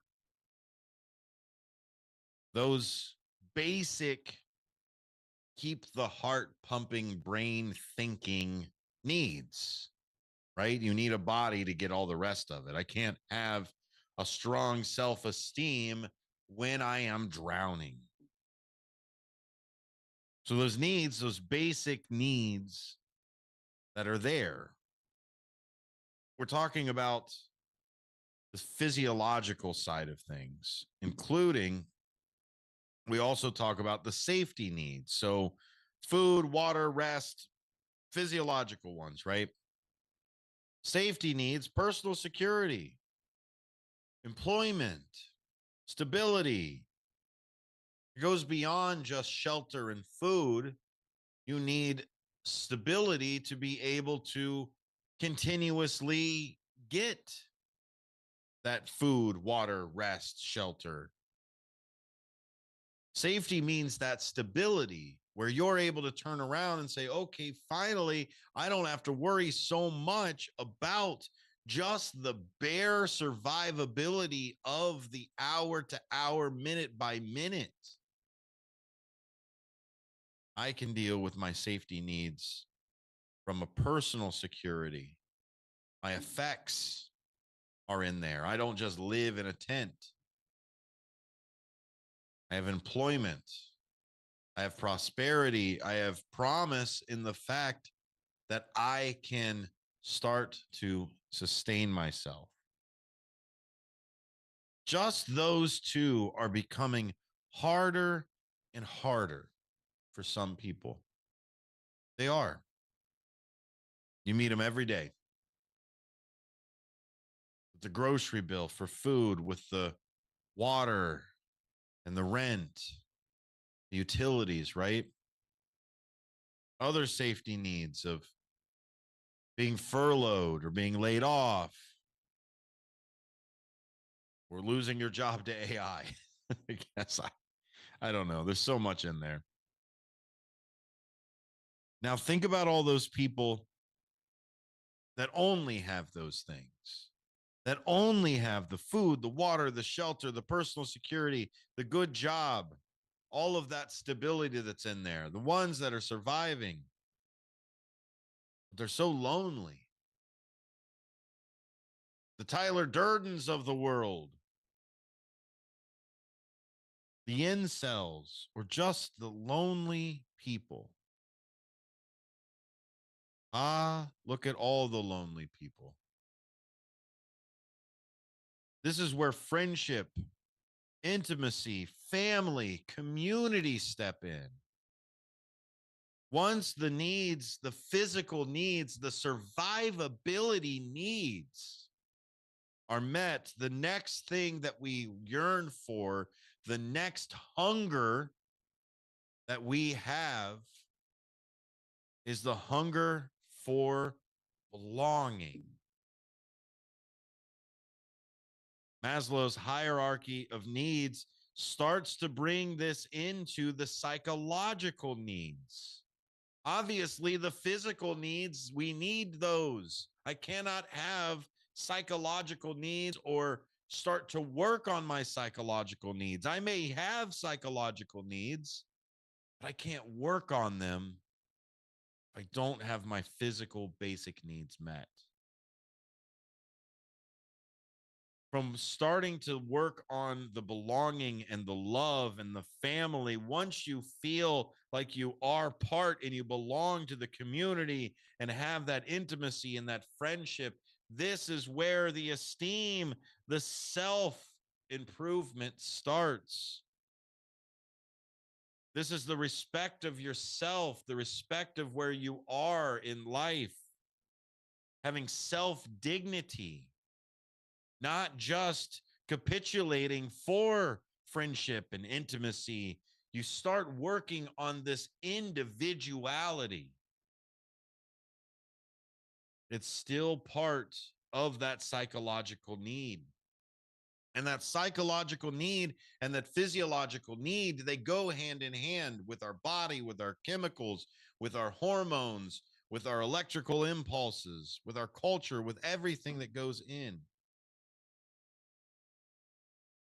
And meeting those, Maslow, in a theory of human motivation, calls them the D needs, the needs that are deficient, the needs that when we don't have them, we cannot grow the rest. This is where the self-actualization, the self-fulfillment, the need to grow. Start out with our need to survive and just make it through the day. Then we merge into safety and stability to our community, our group, our area, our family, our friends, to ourselves. And for that high self-esteem and that connection and that stability and that next meal, just those are becoming harder to attain. Before we can start looking at self-fulfillment, for self-actualization, for starting to look more at ourselves in a true sense, we need those at least down at the bottom. Maslow added the layer of self-transcendence. This is concerns beyond the self. But the hierarchy is not strictly linear. Humans pursue needs that are higher even when the lower ones are deprived. It's not cultural universal either. Communal societies may prioritize belonging over that autonomy, and it's not fixed. A crisis can push individuals down the hierarchy overnight. I'm Trey Westerberg on 1410 WRMN Elgin, proudly serving the Fox River Valley. This update brought to you by Centos. The Kane County Health Department has awarded $300,000 in state opioid response money to local organizations working to prevent opioid overdoses, expand access to treatment, and support recovery services. The Daily Herald reports recipients include the Association for Individual Development's Opioid Prevention Project and Street Outreach Ecker Center, including its recovery cafes, Gateway Foundation, Greater Family Health, the Kane County Sheriff's Office for its A Way Out program, Lighthouse Recovery, and Serenity House. 6 men are facing charges after an undercover prostitution detail, according to Aurora Police. Between 4 and 9 p.m. on September 23rd, members of the Special Operations Group and Community-Oriented Policing Unit conducted a prostitution reversal detail in downtown Aurora after the department received complaints of prostitution activity. A female officer posed as a sex worker and was solicited by 6 men, according to officials. 5 men were from Aurora, ages 72, 69, 58, 46, and 43, and a 50-year-old man was from Dalton. All were arrested and cited with solicitation of a sexual act and given notices to appear in court. A 5-story condo building in Naperville was evacuated Sunday night after a fire broke out. Firefighters were called to the 100 block of South Washington Street just before 8 p.m. after flames were seen coming from the roof of the condo building. The fire was extinguished just after 8:30 a.m. No one was hurt in the blaze, which was estimated to have caused $20,000 in damage to the building. Deli products sold at Kroger supermarkets have been recalled amid concerns over possible contamination with listeria. The recall affects basil pesto bow tie salads and smoked mozzarella penne salads, according to a company announcement issued over the weekend. The products were sold at deli counters by weight and also in prepackaged portions at self-service cases in 1,860 stores across 28 states, including Illinois. I'm Trey Westerberg on 1410 WRMN Elgin, proudly serving the Fox River Valley. Workdays can be unpredictable, but your workwear shouldn't be. With the Centos Apparel Plus program, you'll have freshly laundered garments for everyone on your team delivered every week. Centos has workwear for just about any job imaginable, with high-performance fabrics and an uncompromising fit that stretches and moves with you. Don't leave looking and feeling good to chance. Visit Centos.com. Oh, I'm ready! And get ready for the workday. When you bundle renters and auto with Progressive, you can save while protecting your most valuable possessions, like your really expensive limited edition sneakers and your new suit for your cousin's wedding. Except you never actually bought the suit because you can't stop buying sneakers. So you show up to the wedding looking like you're going grocery shopping. But hey, at least your sneakers will look good in the pictures, until you're cropped out of every last one of them. So go ahead and get Progressive, so you can save while protecting the things that matter to you. Progressive Casualty Insurance Company and affiliates and other insurers. Not available in all states or situations. This is Larry Jones, and I'd like to talk to you about my bank, American Eagle Bank in South Elgin. Has your bank changed names in the last 10 years? Is your bank another faceless branch with headquarters in another city? Are you tired of earning next to nothing on your savings account or certificates of deposit, or does your personal banker treat you like a stranger? If you answered yes to any of those questions, then you're ready for a new banking experience, and American Eagle is the place for you. American Eagle is a locally owned independent bank that's rooted in the community, and American Eagle customers are greeted by name and treated with the respect that they deserve. American Eagle has an innovative program, Eagle Savings, that teaches your children to save while earning prizes and rewards. American Eagle offers great rates on certificates of deposit. My bank is located in South Elgin on Randall Road between the Target and Caputo's and is open Monday through Saturday. Give them a call at 847-742-7400 and a real person will answer the phone. American Eagle Bank, a place where you matter. This is Sarah Silver with your Fox Valley forecast. Tonight, mostly clear with a low around 41. Looking ahead to Thursday, sunny with a high near 64. And Thursday night, mostly clear with a low around 43. Friday, mostly sunny with a high near 68. Currently, it is 60 with mainly clear skies. I'm Sarah Silver on the Talk of the Town, WRMN.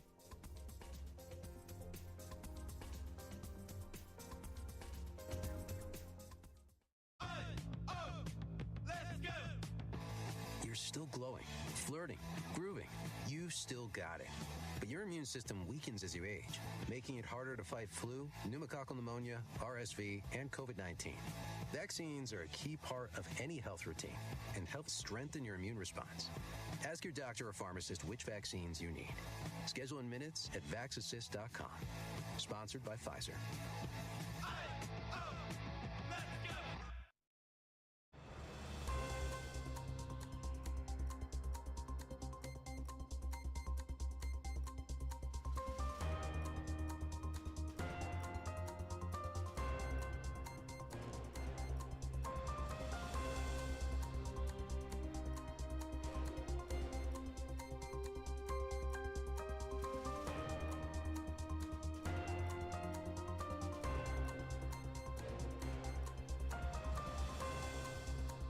Welcome back to a political talk show here on WRMN. I'm Dennis Green. I'm the host and moderator of a political talk show, but you need to meet my friend Derek Geyer.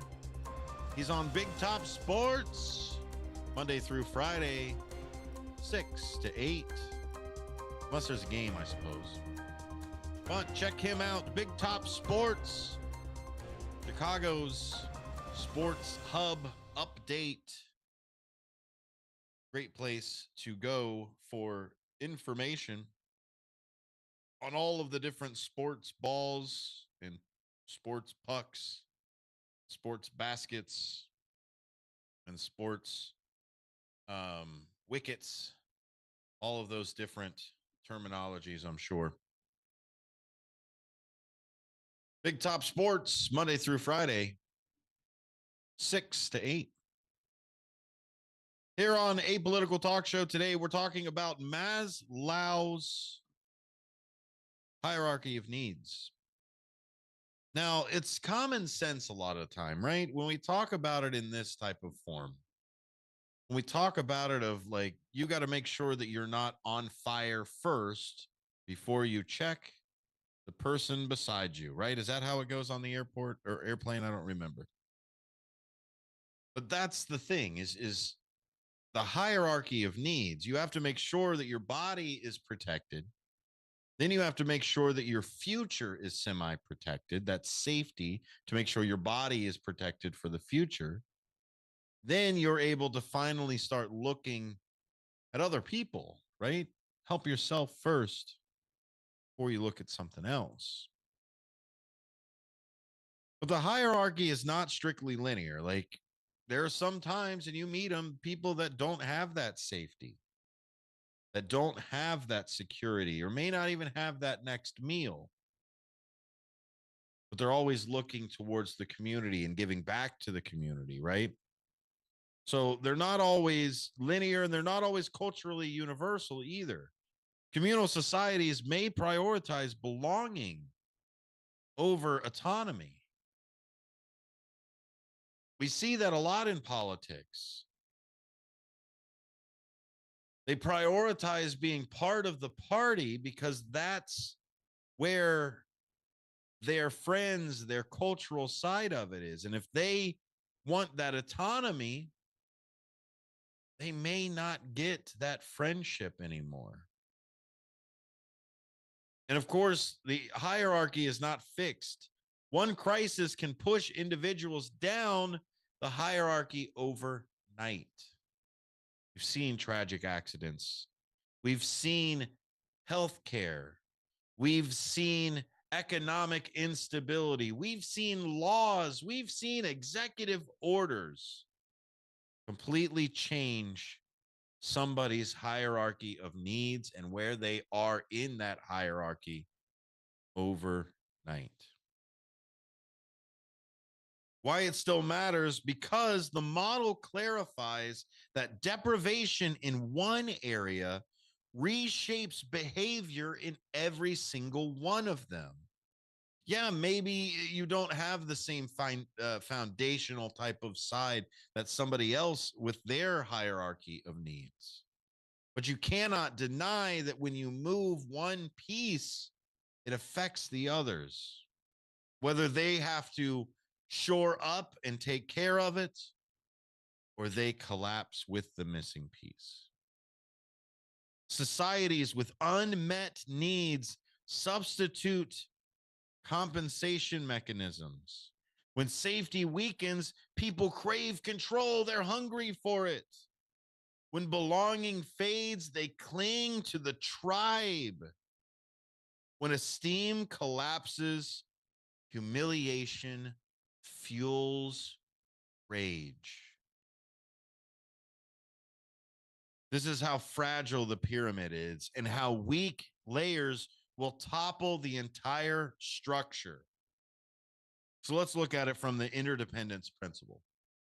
Each level of the hierarchy sustains the one above it. When one becomes deficient, the others deform to compensate. Without physiological security, attention narrows to survival. I can't worry about who the candidates are when I worry about where my next meal is. Let's even go before that. I don't worry what the candidates are if I am drowning. I don't worry about what the policies are for the midterms if I am lost in the woods without shelter. Do you see how both this is a natural response and also how it is a mechanism of control? If I keep you worrying about your physical body, you will not worry about the tax bracket. You won't worry about me giving whatever subsidies to my friends. You won't worry about those things when you are worried about your shelter and where you will sleep tonight. Maybe it's not that extreme, but maybe it's where will you find health care if you lose your job? Where will you go if you get into an accident for your auto? What are you going to do if your food stamps are gone? Maybe that is it. Because without safety, fear dominates. Reason yields to protectionism. I got to protect everything that I've got. They might be taking it away from me. I might be losing my safety. I might become one of those starving people. And without belonging, alienation breeds extremism. When you are alienated from the core group or you feel alienated from the core group, you will move to the outer edges of the Overton window. What do they say? A child will burn down the village to feel its warmth. Without strong self-esteem, humiliation replaces dialogue. We talked about it before. If we could win with facts, then we would be the most righteous people in the entire world. But we don't. We don't win with facts. We win with creating an open space for someone to not feel humiliated for not knowing the facts, for having a conversation. Why should I be humiliated for my beliefs? You can help me change my beliefs without rubbing my nose in it. And that humiliation breeds that anger. And without self-actualization, without looking that you matter in this planet, in this universe, in this world, nihilism spreads. If you don't see your place, if you don't see the worth that you have, cynicism substitutes for that vision. Empires and democracies alike falter when material insecurity and social disconnection coincide. The Roman Republic, the Weimar Germany, and the industrial West each illustrate that unmet needs cascade upward until ideals lose footing. What did we say? What did Bob Marley say? A hungry man is an angry man. What are you hungry for? Where is your rage coming from? Where does your cynicism breed from? Where does the humiliation that you feel come from? Modern democracies exhibit three fragile layers: safety, belonging, and esteem. These instabilities manifest as populism, disinformation, and moral absolutism. For safety, we want a strong man. We want a strong government. We want strong regulations. We want to be controlled for safety. There's nothing more safe in a car than two hands on the wheel. What is the safest mechanism in the car? It ain't the seatbelt, it's the brake. And that control, that wanting for safety breeds populism, where we will get a strong man. We will get a populist that will turn around and take that. Belonging, well, disinformation. My facts align with your facts, and we can talk about our facts together because we belong. Elliot brought up, why are there still people that believe the earth is flat? Because they sell t-shirts for those people. They sell buttons. They are a community. I don't need to necessarily believe that the world is flat 100% for me to feel the love and acceptance for a community. All I have to do is talk the talk and walk the walk. But as soon as I disregard, as soon as I have different information, what are they going to do? If I'm in the flat earther community, and as soon as I find out and believe that it's a round earth, what are they going to do to me? What is my community? Will I belong? So they hold on to the disinformation, even if they no longer internalize it, because the disinformation is the secret handshake of belonging.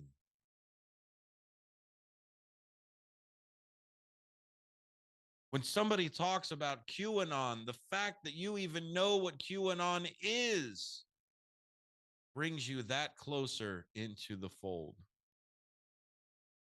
And of course, the lack of esteem, that lack of self-worth for yourself, the lack of understanding for yourself, the lack of being yourself and accepting yourself breeds moral absolutism. How often have we seen so many times the quote moral majority be accused of the same things that they say are tearing apart the fabric of the American household? How many times have we heard a politician say that this particular thing over here is bad and it's the worst and it's the thing over there, but they are secretly doing that thing because they do not have the esteem to look at themselves and go, I like this thing. It must be natural. So I posture with moral absolutism. How many times have they had the mistresses perform the procedure but won't let you, regular citizens, do it? How many times have they had the relationship, extramarital or otherwise,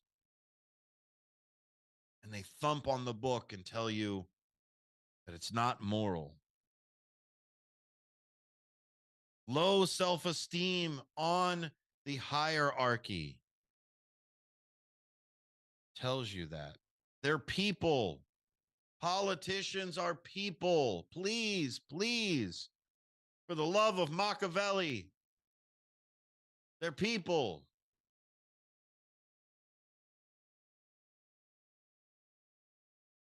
You're absolutely right that we won't change. We won't change, chat, if we do not recognize that we need change. If I do not recognize the hurt, if I do not actualize the thing that is happening, then I cannot better myself. In 2024's presidential election, 66% of the voting eligible population voted. That has been the highest since the 1900s. In the 2018 midterms, the highest in a century. The 2022 midterms, above late 20th century averages. Fear motivates civic action. They have used it on us for as long as I have known there is a government. I've seen it.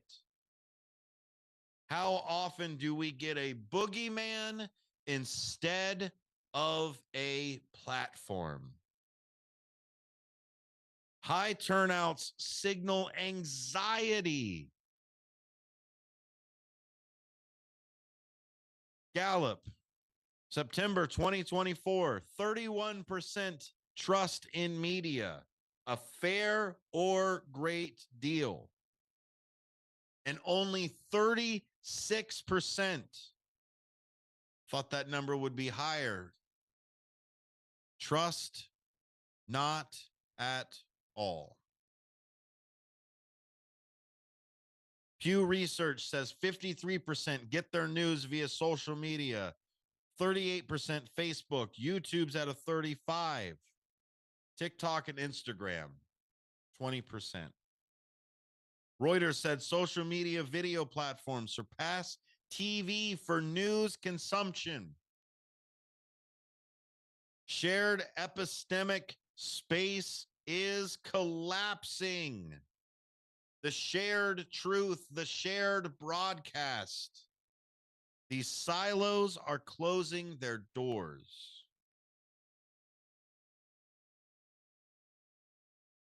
22% by Pew Research of June 2024 say they trust the federal government, quote, most of the time.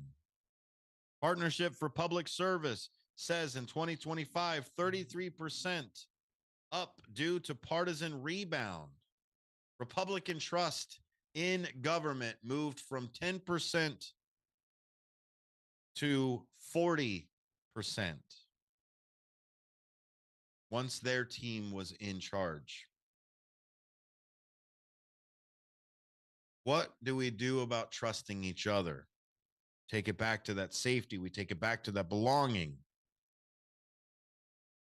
Interpersonal trust, belief that most people can be trusted, holds near 34%. That's down from 46% in 1972. Institutional legitimacy has become partisan property. Smart News says only 24% of Americans under 30 express confidence in national news. And the Brookings Institute found that in 2025, the disinformation that was shaped in the 2024 election narrative and issue framing, examples include viral false claims about voting machines, switching ballots, fabricated stories about mass ballot destruction, and deep fake videos of candidates spread on social media. That disinformation shaped the 2024 election narrative and issue framing. When we look at safety and we look at security, obviously inflation, housing shortages, job precarity. When safety feels scarce, people don't ask for nuance, they ask for control. So when you can manufacture unsafe conditions, you will manufacture a want for authoritarianism. But the tribal identity politics, dissent within the tribe feels like betrayal. Democrats in name only, Republicans in name only. If you aren't with the blue MAGA, blue no matter who, then are you really a Democrat? If you don't believe this, are you really a Christian? If you don't vote this way, are you really a Republican? Start pushing people out of the belonging. And if you do not have esteem, policy disputes become contests for dignity. My team passed that. My team's fighting for this. It's all about everyone else and not the internalization for yourself. Citizens seek respect, not only prosperity. Flags, pronouns, apologies carry deep moral charge. When esteem collapses, every disagreement feels like humiliation. Without self-actualization, politics becomes an arena for moral purpose.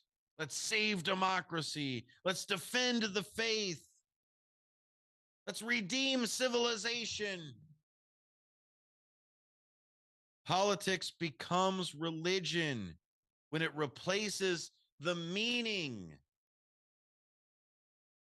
Compromise appears as a betrayal because opponents have become moral enemies.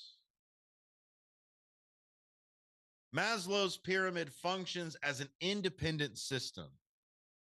A deficiency at one level destabilizes the others.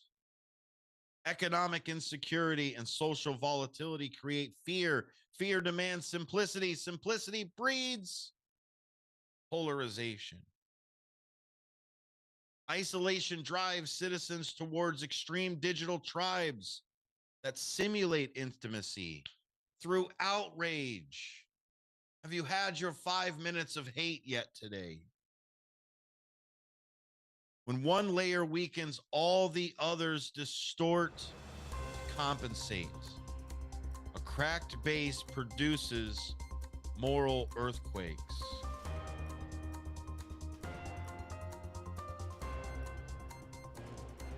Maslow's hierarchy, read politically, reveals that social stability depends on the need equilibrium. A society that feels unsafe will sacrifice liberty for control. A society that feels unloved will idolize the tribe over truth. And a society that feels disrespected will mistake humiliation for justice. And a society that loses meaning will weaponize despair. Be safe out there. Love one another because, of course, that's how we achieve all of the others. We are AFGE, the American Federation of Government Employees. We represent 700,000 federal and D.C. government workers who are the vital threads of the fabric of American life. We support our nation's military. We take care of our nation's veterans. We protect our nation's borders. We respond to our nation's crises and natural disasters. We provide services to our nation's seniors. The American Federation of Government Employees. We work for America. We are AFGE, the American Federation of Government Employees. We represent 700,000 federal and D.C. government workers who are the vital threads of the fabric of American life. We support our nation's military. We take care of our nation's veterans. We protect our nation's borders. We respond to our nation's crises and natural disasters. We provide services to our nation's seniors. The American Federation of Government Employees. We work for America. Your hometown radio station since 1949. We are WRMN AM 1410, Elgin time, 6 o'clock. I'm Trey Westerberg on 1410 WRMN Elgin, proudly serving the Fox River Valley. This update brought to you by Sky Rizzi. 6 men are facing charges after an undercover prostitution detail, according to Aurora Police. Between 4 and 9 p.m. on September 23rd, members of the Special Operations Group and Community-Oriented Policing Unit conducted a prostitution reversal detail in downtown Aurora after the department received complaints of prostitution activity. A female officer posed as a sex worker and was solicited by 6 men, according to officials. 5 men were from Aurora, ages 72, 69, 58, 46, and 43, and a 50-year-old man was from Dalton. All were arrested and cited with solicitation of a sexual act and given notices to appear in court. A 5-story condo building in Naperville was evacuated Sunday night after a fire broke out. Firefighters were called to the 100 block of South Washington Street just before 8 p.m. after flames were seen coming from the roof of the condo building. The fire was extinguished just after 8:30 a.m. No one was hurt in the blaze, which was estimated to have caused $20,000 in damage to the building. Deli products sold at Kroger supermarkets have been recalled amid concerns over possible contamination with listeria. The recall affects basil pesto bow tie salads and smoked mozzarella penne salads, according to a company announcement issued over the weekend. The products were sold at deli counters by weight and also in prepackaged portions at self-service cases in 1,860 stores across 28 states, including Illinois. The Kane County Health Department has awarded $300,000 in state opioid response money to local organizations working to prevent opioid overdoses, expand access to treatment, and support recovery services. The Daily Herald reports recipients include the Association for Individual Development's Opioid Prevention Project and Street Outreach Ecker Center, including its recovery cafes, Gateway Foundation, Greater Family Health, the Kane County Sheriff's Office for its A Way Out program, Lighthouse Recovery, and Serenity House. I'm Trey Westerberg on 1410 WRMN Elgin, proudly serving the Fox River Valley. Confidence is knowing you're ready to handle whatever comes your way. That's what it feels like to take on your workday with Cintas. They make sure your AEDs are up to date, your fire extinguishers are tested and inspected, your floor mats are cleaned and delivered, and your workwear looks good, feels good, and is freshly laundered with the Cintas Apparel Plus program. So are you ready to take on today? Visit Cintas.com. Oh, I'm ready! And get ready for the workday. With Progressive, it's easy to reach customer service with our app, website, chat, or by phone. Because when getting help is hard, it's not help at all. Little help.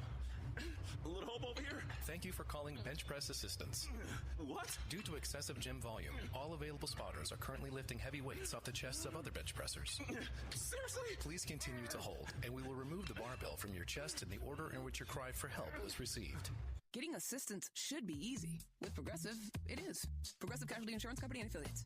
I'm Trey Westerberg on 1410 WRMN Elgin, proudly serving the Fox River Valley. This update brought to you by Cintas. A 5-story condo building in Naperville was evacuated Sunday night after a fire broke out. Firefighters were called to the 100 block of South Washington Street just before 8 p.m. after flames were seen coming from the roof of the condo building. The fire was extinguished just after 8:30 a.m. No one was hurt in the blaze, which was estimated to have caused $20,000 in damage to the building. Deli products sold at Kroger supermarkets have been recalled amid concerns over possible contamination with listeria. The recall affects basil pesto bow tie salads and smoked mozzarella penne salads, according to a company announcement issued over the weekend. The products were sold at deli counters by weight and also in prepackaged portions at self-service cases in 1,860 stores across 28 states, including Illinois. The Kane County Health Department has awarded $300,000 in state opioid response money to local organizations working to prevent opioid overdoses, expand access to treatment, and support recovery services. The Daily Herald.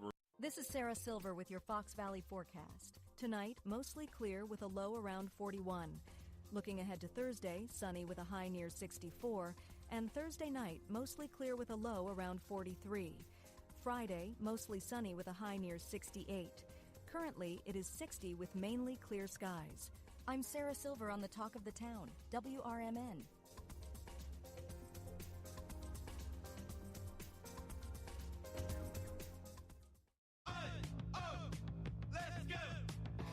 You're still glowing, flirting, grooving. You still got it. But your immune system weakens as you age, making it harder to fight flu, pneumococcal pneumonia, RSV, and COVID-19.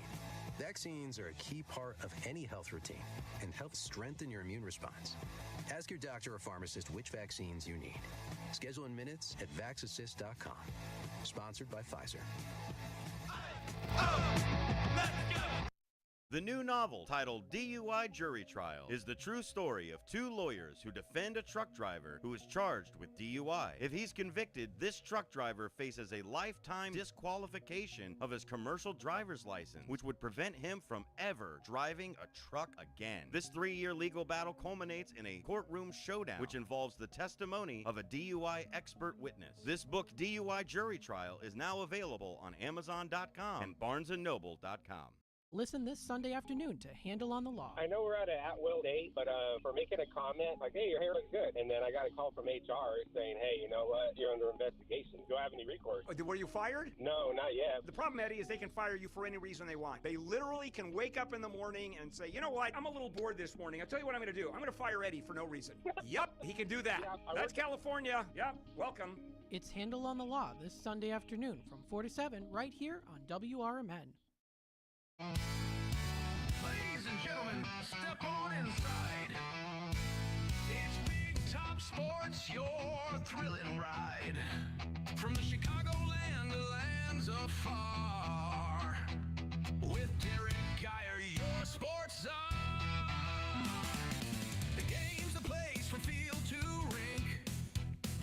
Hot debates, fast takes, no time to blink.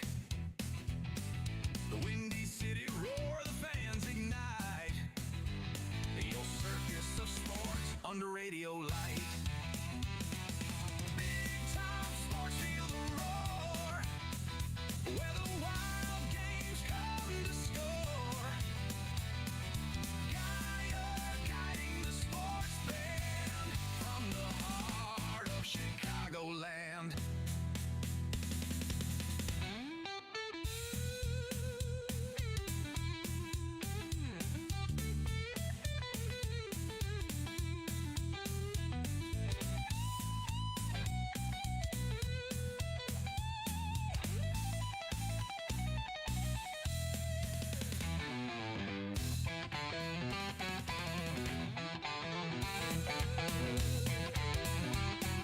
And welcome in to another edition of Big Top Sports here on WRMN 1410 AM with yours truly, Derek Geyer, W River Media Network Sports. And joining me today in studio and possibly, well, a couple of days here and there, maybe. Well, we're going to work things out. But as you can see on the youtube.com at WRMN radio page, it is Bob Mariner. How Howdy. in the hell are you doing today, Bob? Oh, I'm doing great, folks. I'm doing real great, as you can see. Major NASCAR fan over here. I'd be doing better if Joey Logano won in the playoffs. But hey, happy to be here in Elgin at WRMN Radio with my boy Derek over here. Thanks for having me, bud. This is a total pleasure to be here. Worth the travel already. I mean, hey, guy got me some coffee. Not too bad, eh? Well, you really got that Chicago thing going there. Hey there, my friend. Yeah, fair enough. Fair enough. Not Chicago. I earned it. I was born and raised in Arlington Heights. And okay. But I've now been living in Chicago for 20 years. It's been Okay. I think that'll qualify as decades. maybe you being like a Chicagoan. Yeah, I don't know. 2/3 of my life I've been subject to this wonderful city. Fair It's enough. I'll be nice. Oh, okay. Yes, be nice, please. We don't have a dump button, so keep that in mind. I didn't leave yet, okay? No, I understand. I understand. If anyone wants to be a part of this 2-hour sporting extravaganza here on Weird and Wacky Wednesday, happy hump day! Happy hump day! Absolutely, because it is Wednesday, it is hump day, and your work week is hopefully halfway over. Like I said, if you want to join the sporting conversation, because we will be talking NASCAR. What? I know, right? Hey, man. Hey, you do have a mic. Yeah, there you go. You got a mic in front of yourself. Go ahead, use it. I know you're all thinking, like, NASCAR. All they do is turn left. Hey, guess what? They're coming back to Chicagoland next season. I know not many of you cared about the Chicago street race. And as a NASCAR fan, I don't blame you. All right? Hey, I got offered tickets 3 years in a row. 3 in a row to go for free. I never went to the street race. Okay? Why? Well, 1 year, I threw a graduation party for my stepson and already spent quite a bit of money on it. They said, Fair. You can go. I go, I'm not going to be that guy. Second year, 108-degree fever. Sorry, 103, 8 days. Oh, It was like 108, I'd be dead. Yeah. 103-degree fever, 8 days. And last year, it was just, I figured this is just not for me. To Okay. hear they brought back Chicagoland Speedway just makes me so happy. Not taking a dump on the street race. It looked great. Oh, I'll on take a TV. dump on it all day. Hey, no, I'm saying from a media standpoint, it is a beautiful thing for NASCAR, especially if you want to get fans back into this. To put that on TV during 4th of July weekend, when not a lot of people are paying attention, but there are going to be sports on in the background. That was a great move on their part. To be in there in person, hey, man, a road course, especially a road course that tight, and you get one corner, you're sitting there for like 3 hours, middle of July, Yeah. all that heat, and to see cars go around one turn, no. So, like I said, great move for them to go to Joliet, Chicagoland Speedway. Great to see it come back.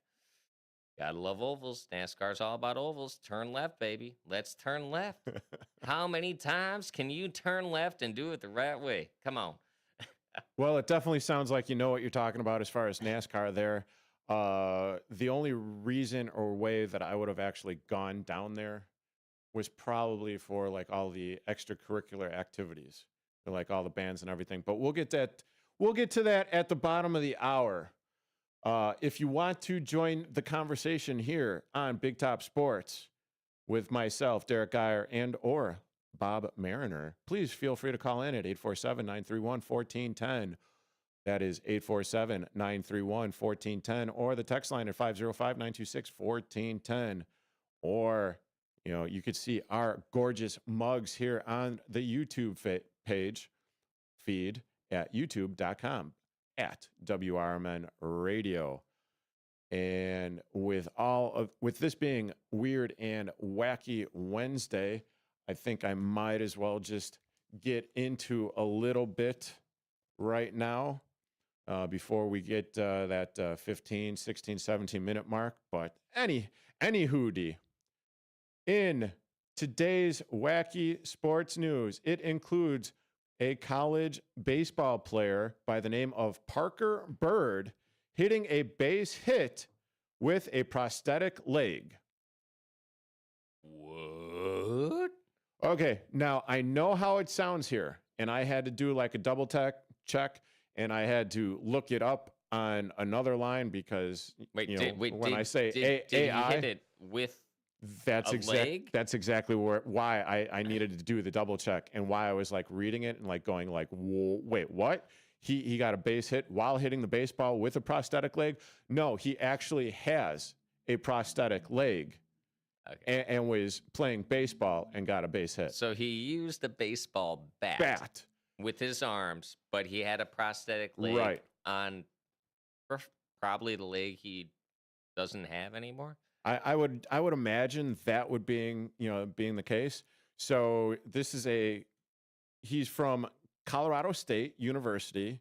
Oh, the Pueblos. That explains it. Parker Bird became the first college baseball player in history to get a base hit while playing on a prosthetic leg. Apparently defying all odds. Yes, is the operative word. Right. Here. All right. You gotta check You say with and then you say on. Right. Because the whole AI overview thing, which has been, you really gotta pay attention to like what you're like looking at and getting into that there. Sora watermark really shows up and disappears pretty quickly. Yeah. Then moving into college football, a senior student athlete, and when they say senior, they really mean it because the 58-year-old Tom Sillo is finally living his dream of playing college football as a freshman at Lycoming College in Pennsylvania. That sounds like a fake college. That probably could be a fake college. I mean, I did not do my research on that one. I'll be completely and totally honest with you. But hey, if he's 58 years old and he wants to play, college sports, it almost reminds me of that movie. Oh my God, the movie with Sinbad and who is not the Back to the Future guy, but the Quantum Leap guy. Oh, also the captain on like one of the Star Trek shows. See, this is why you're in studio, Bob. Yes. Look the stuff up. Yeah, Quantum Leap guy. Yeah, Quantum Leap guy. I want to say that's Scott Bakula. Oh, Scott Bakula. So it was like Scott Bakula. It was Sinbad. Do me a favor, do an IMDb check real quick on it. IMDb, Scott Bakula and Sinbad. Yeah. Oh, geez. Because it sounds like a terrible movie already. Back in the day, this was absolutely awesome because Scott Bakula, he was like in his 40s, and they recruited him to be a quarterback. And I can't remember the name of the movie to save my life. I believe it's actually called Sinbad. No. That's just the name of the picture I pulled up. Necessary Roughness. Necessary Roughness. Thank you. God. And then you had the supermodel that was the place kicker in there as well. Oh no. Christy Turlington or something, or I don't know. But it's coming up right now over here. I mean, we got some bad things. Yeah. All right. Scott Bakula's in this movie. But you got Sinbad. God bless him because Fred Thompson. Yeah. Rob Schneider. Yep. Jason Bateman. Yeah. Oh, you got a star-studded cast before they're before they were famous. Yeah, exactly. Oh, I know the super Kylie Ireland. No. No, there was a great Family Guy episode where Peter Griffin left Lois for a cardboard cutout of the supermodel. Kathy Ireland. Kathy I know a Ireland. lot of you listeners, well, not That's a lot of it. you, maybe How you like folks half doing of you out have there? heard this, but yeah, pretty great episode. You gotta check that out. But yeah, you know, I was a young man in the 90s. Kathy Ireland, yeah, she caught my eye, but I gotta say, as I gotten older, it's one of those people that I was just like, what were you thinking, man? Yeah. Okay. No disrespect to Kathy Ireland. Yeah, You're and still a beautiful woman. and Just as not my thing. our boss Dino Delaley is checking in. Thank you for listening, Dino. He is saying Rodney Dangerfield going back to school when he was the dive champion, the swimmer. Hey, So there was that one. The triple Lindy. Yeah. Hey, what's Hey, up, Dean? I got no respect. Hey, man. Hey, you gotta look out for number 1 so you don't step in number 2. Yeah, I'm absolutely. right there with you, Rodney. It was a great movie. Oh my God, Back to School. I will never Yes! get tired of that movie. Okay. See, now, if you haven't checked out Necessary Roughness, I mean, it might be as bad as you might think that it is, but it is still Well, entertaining. I'm not on it, so. No, yeah. well, yeah, I get that. I understand that, but, still. Let's see. Moving on, we got a brawl and suspensions. Apparently, a massive brawl erupted after a Division II football game between West Florida and West Georgia, leading to 20 players being suspended.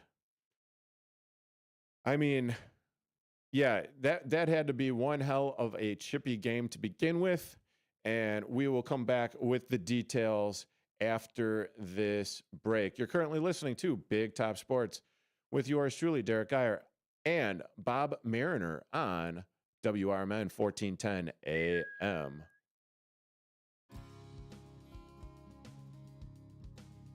Here on WRMN AM 1410, we like to keep you informed and in tune to what's happening here in the Fox River Valley and what's going on here on WRMN.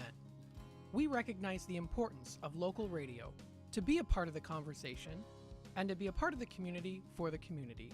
You know, we talked about the importance of community theater, but supporting community radio is a big deal too. And, you know, for WRMN, this is a really cool thing that you guys do every day, and a really important thing. You have to have a local media outlet to talk about what's going on in your town. So you guys do a nice job. Tune in to AM 1410, WRMN. Don't forget, you can also subscribe to our YouTube channel at youtube.com/WRMN Radio. Keep in tune and informed on what's happening here in the Fox River Valley, right here on WRMN.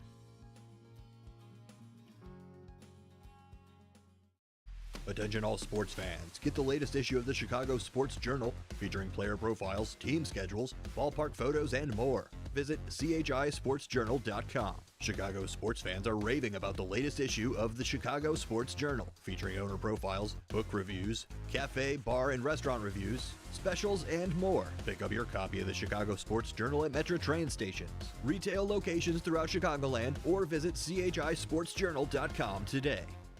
A recent Gallup poll indicated that 38% of Americans are putting off health care because of financial concerns, the highest ever recorded. I'm Dr. Bob Martin, here to serve you every Sunday afternoon from 1 to 4. Millions of Americans are seeking health advice that will not cost an arm and a leg, so I offer health tips and advice absolutely free. Listen to my show, Sunday afternoons from 1 to 4 right here on WRMN, AM 1410 and 96.7 FM, the voice of the Valley. Most people out here think that taking care of one another is important. And most people would step up for a neighbor going through a tough time. Most people around here help out friends and family when they need it. But the funny thing is, most of us won't look for help when we need it. If you're struggling with mental health, you should know that there are resources out there that can help. And it's okay to talk about it if you need to. One place to get started with information is loveyourmindtoday.org. Loveyourmindtoday.org offers a range of guides, instructions, and insights for dealing with difficult situations or getting through a tough time. If you're struggling with mental health, get the help you need, because most people out here really care. Visit loveyourmindtoday.org. That's loveyourmindtoday.org. Brought to you by the Huntsman Mental Health Institute and the Ad Council.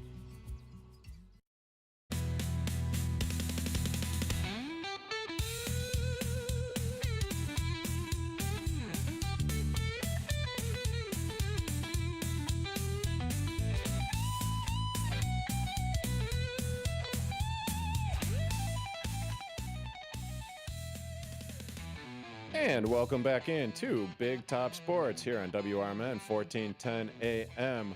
Okay, so during the break, I was actually able to pull this up a little bit, and it was so according to SavannahNow.com, at least 20 college football players have been suspended following a post-game brawl that broke out during Fort Valley State University's homecoming weekend. The fight occurred shortly after the home team lost. That would be FVSU Wildcats lost 18-14 to Central State University of Ohio. So it was, well, it sounds like it was a Georgia school facing controversy, blah, blah, blah, blah, blah. So it wasn't actually a Georgia versus a Florida State, West Georgia team. It was a Ohio State team versus the Florida State team, and the Florida State team losing. There's no bias over here, is there? Yeah, well, I don't have any bias. I hope not over here. A violent crime is frowned upon across all states in this great United States of America. Yeah, but don't you know, once it's football, if it's football, it's all good. I mean, if it's the Packers, I'll look the other way, okay? Yeah, right? Hey, it's not a laughing matter. I'm serious.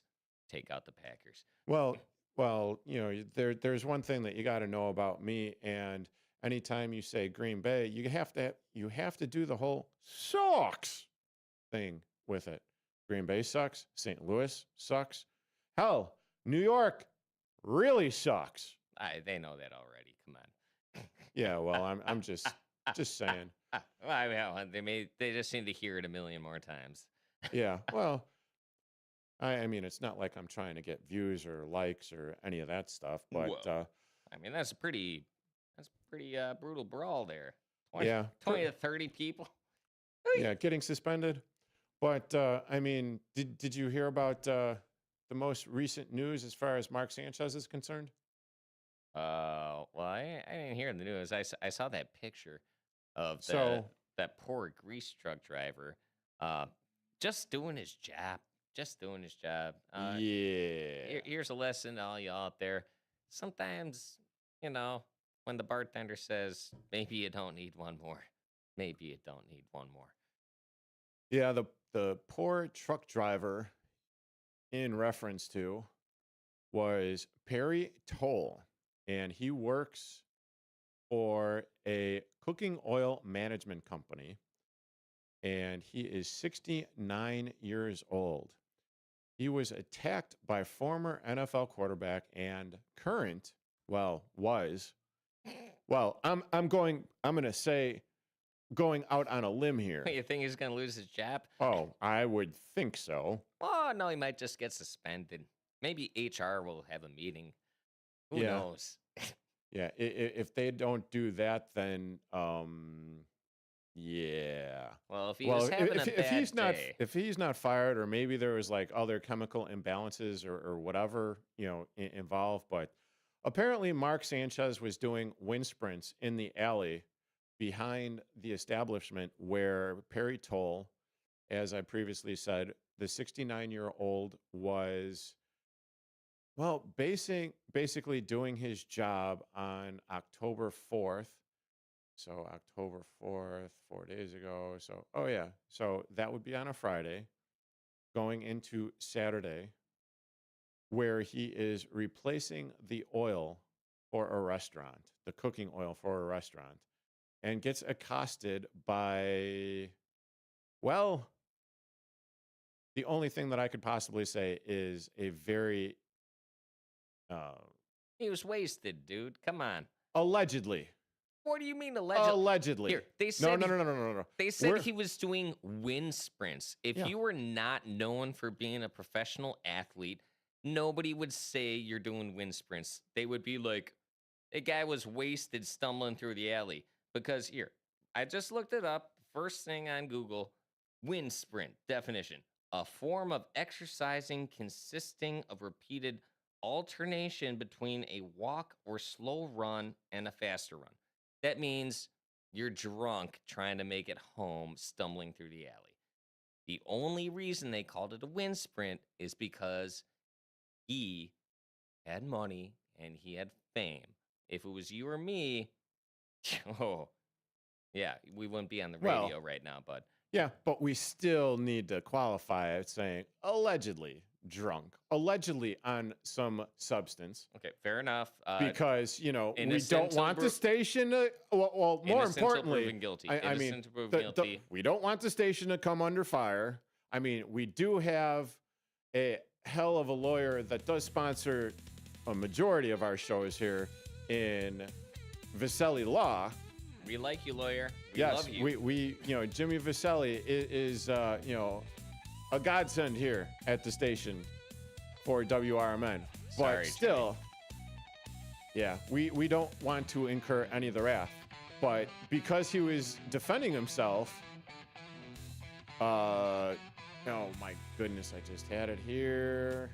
And yeah, Perry Toll, who is 69, obviously freaked out, stabbed Mark Sanchez a couple of times. I would have freaked out too. Oh, without a doubt. Because, I mean, fearing for his life, yeah, what are you going to do? You're going to grab a knife, you're delivering oil in the back of an alley. I mean, you're doing your job. I am a flight versus fight guy. Yeah. Just throwing it out there. And you're currently listening to Big Top Sports here on WRMN 1410 AM.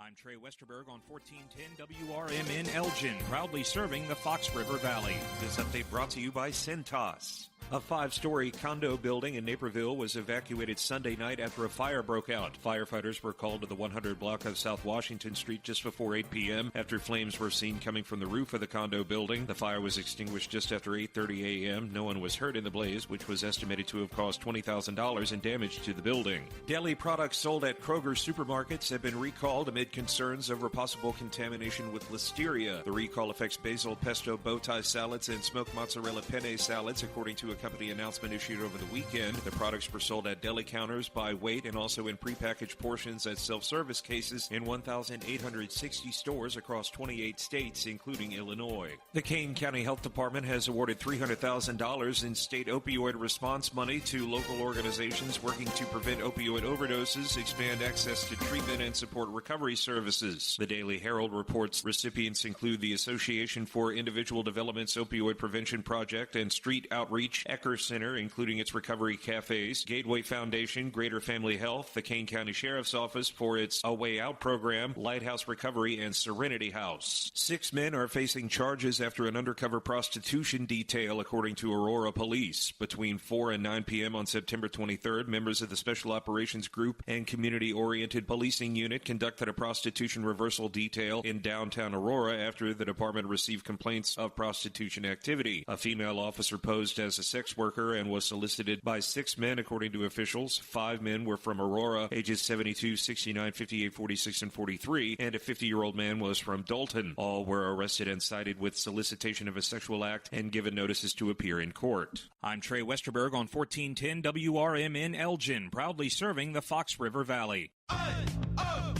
Let's go! You're still glowing, flirting, grooving. You still got it.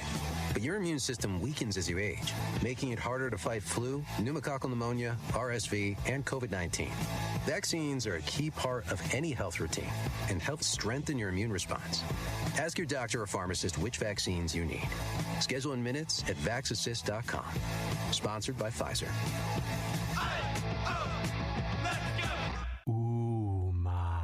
What was that? That is business phone bliss with the Ooma Cloud Phone System. It handles all our voice, video, and messaging needs. You sound very... Calm? I am. Ooma has everything I need to handle the busy holiday season, like virtual receptionist, call routing, and video conferencing. And it starts at just $19.95 per month per user, plus taxes and fees. Ooma. Nice. Find your business comm at ooma.com/radio. When disaster strikes, flood or fire, every second counts. At Emergency Construction Group, they specialize in immediate response and same-day service for any residential, commercial, or industrial emergency across the Chicagoland area. With over 30 years of experience, they've got the expertise, manpower, and equipment to handle any size loss fast. They follow strict IICRC guidelines to restore your property the right way, the first time. Their team values transparency, constant communication, and strong ethical standards because your peace of mind matters. Licensed, bonded, and insured, they're here for you 24/7, 365 days a year. Call 855-4ECG now. That's 855-432-4669. Or visit their website at emergencyconstructiongroup.com and let Emergency Construction Group put your life back together one step at a time. That's Emergency Construction Group. Your satisfaction is their passion. This is Sarah Silver with your Fox Valley forecast. Tonight, mostly clear with a low around 41, with temperatures rising to around 43 overnight. Tomorrow, sunny with a high near 64, with temperatures falling to around 61 in the afternoon. Looking ahead to Friday, mostly sunny with a high near 68. Currently, it is 56 with clear skies. I'm Sarah Silver on the Talk of the Town, WRMN. Get in the zone, AutoZone. Annie's first oil change wasn't as hard as she thought because she went to AutoZone, where a friendly AutoZoner helped her find the right oil and save on an oil filter. He explained the job and showed her free how-tos on AutoZone.com. When she was done, AutoZone recycled her old oil for free. No hassles, just help. Everything you need, nothing you don't. Get in the zone, AutoZone. Restrictions apply.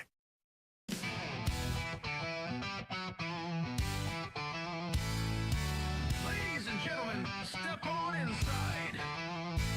It's Big Top Sports, your thrilling ride. Big Top Sports, feel the roar. Where the wild games come to score. Guiding the sports band from the heart of Chicagoland. Football frenzy and hoops so high.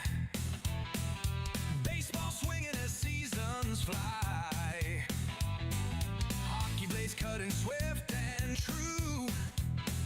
Sports carousel spinning just for you. Big Top Sports, feel the roar. Where the wild games come to score. Guiding the sports band from the heart of Chicagoland.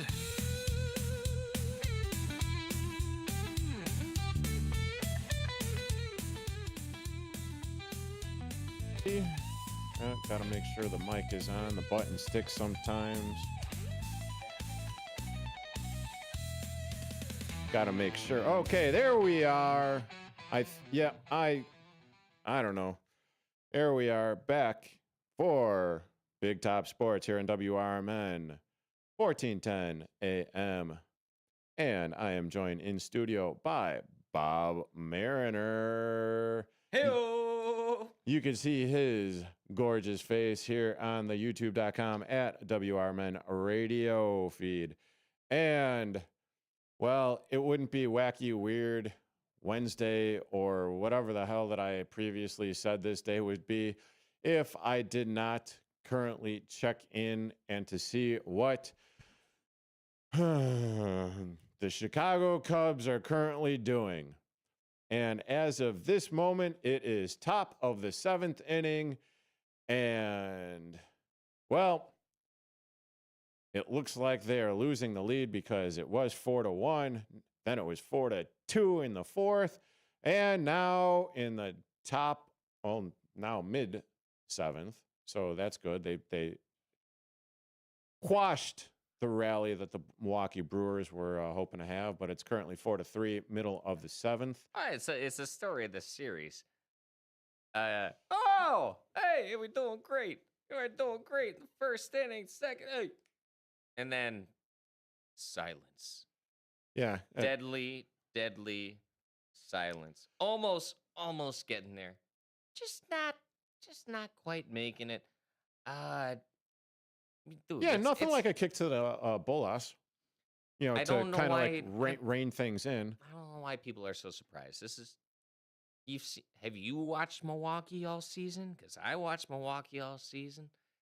I Do tell. I it's- would love to get like another person's perspective here, because yesterday I did an hour on how poorly I thought everything was handled by either Craig Counsell, the management, or the players that just refused to take the bats off their shoulders and look at close pitches on strike three calls, or swinging for the fences when all they need is a little base knock, a little contact, a little, dry, get that extra run in, but no. So, Bob, what are your thoughts on this? I'm not the biggest baseball guy in the world. All right, I'm all hockey, I'm NASCAR, but Okay. I am a sports guy. All right, I've been watching this stuff, and I'm like, Milwaukee has been great.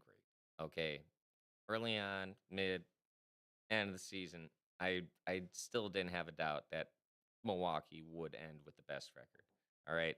This is not me being like, watch them as they went along. Oh, I'm not with them, and now I am. No, I honestly was with them all the way. Are you talking the Milwaukee Brewers, or are you talking like Brewers, baby, the Brewers? Oh, so you've been on their bandwagon the whole time. They would have our number. I was honestly surprised the Cubs got to where they got. All right, I was at the game 3 of the wild card. Yeah, I saw that. Nice pictures, by the way.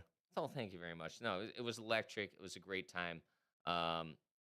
There was a chance to be able to go to this game tonight, and I was just like, only 150 for standing room. I don't want to spend that much to have my heart broken over here. I know how Chicago sports go, and I do believe in the Cubs. But coming back to Craig Counsell, dude, you can't have that kind of look on national television as a coach. Yeah. And still went through. It's not just the players and not just the energy. It's also how how your guy portrays himself. Mm-hmm. Not just on TV, but like when you see him like putting his hat down and face in the hands and just looking like a depressed person. Yeah, we're all depressed in Chicago about this, but not the Sox fans. Look at yeah. All right. Yeah, shout out to Nick Johnston, by the way, if you're watching. I know you're laughing about this right now. But hey, just take a look at Craig Counsell next to Joe Mann. I know different teams, but just we can parse and parry about that at the top of the hour, or whenever the score finally goes final, because right now the Cubs are leading the Brewers 4-3 in the bottom of the 7th. But I did tease that we would be talking about NASCAR at the bottom of the hour. Oh, yeah. So, as we were discussing off air in our very limited pre-show prep meeting, Denny Hamlin and who else got into it after this past week? Denny Hamlin and Ross Chastain. Okay. Oh, God. So what was fill me in on what was going on with this, because we do have NASCAR listeners in this area. Yeah, give me your take on that. So anyway, I'm an in the city guy, and that's why I don't have many NASCAR friends. But once I get out here in Elgin, I know you start getting on the boonies. We got some more race fans over here. We're a lot closer to these dirt tracks and stuff. But yeah, we got Denny Hamlin, number 11, Toyota, racing for Joe Gibbs Racing. The guy's got 5 wins on the season already. Amazing.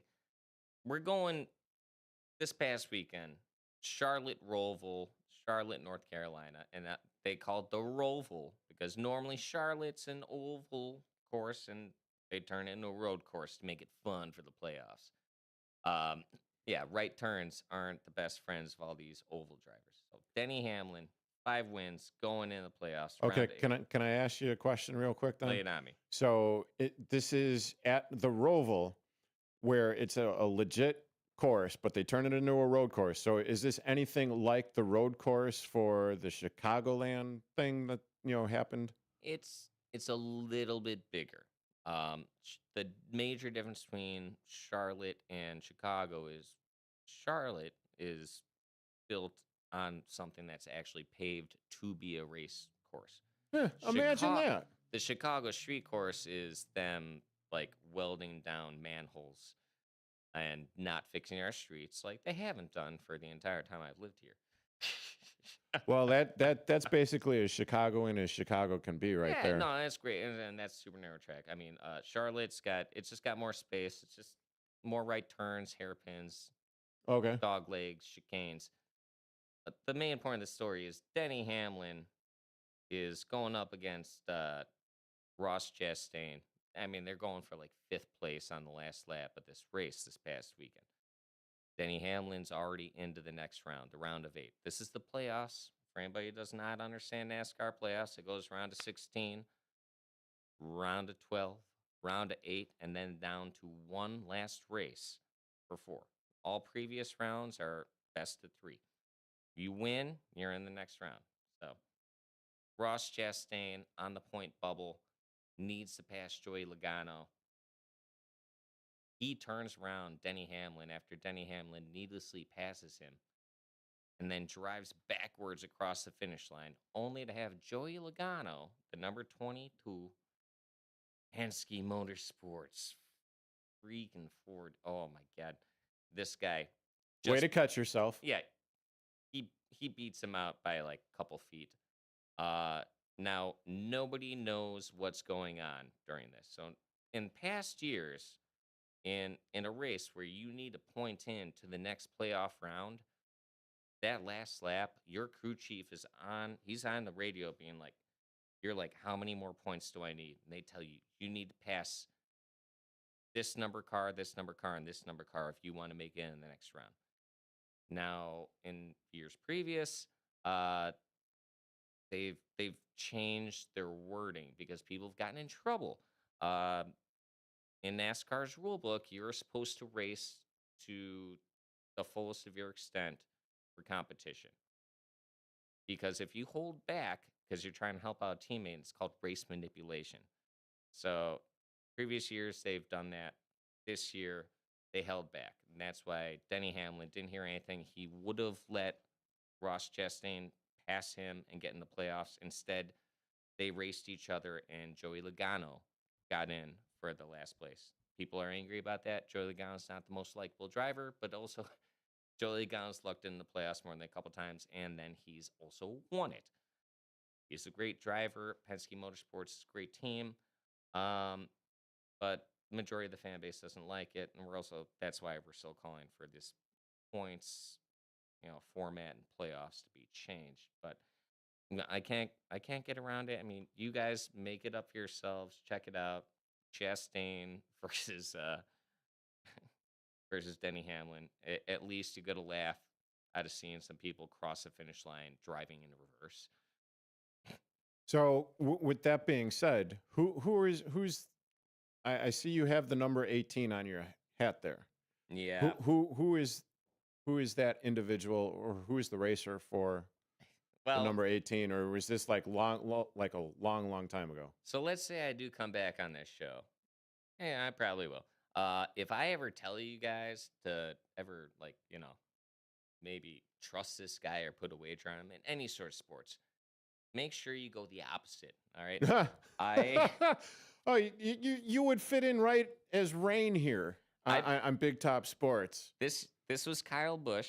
Kyle Busch is number 18 when he's racing for Joe Gibbs Racing. And, his sponsor was M&M's. I bought this hat. The M&M sponsor dropped out. Kyle Busch and Joe Gibbs lost their funding for Kyle Busch.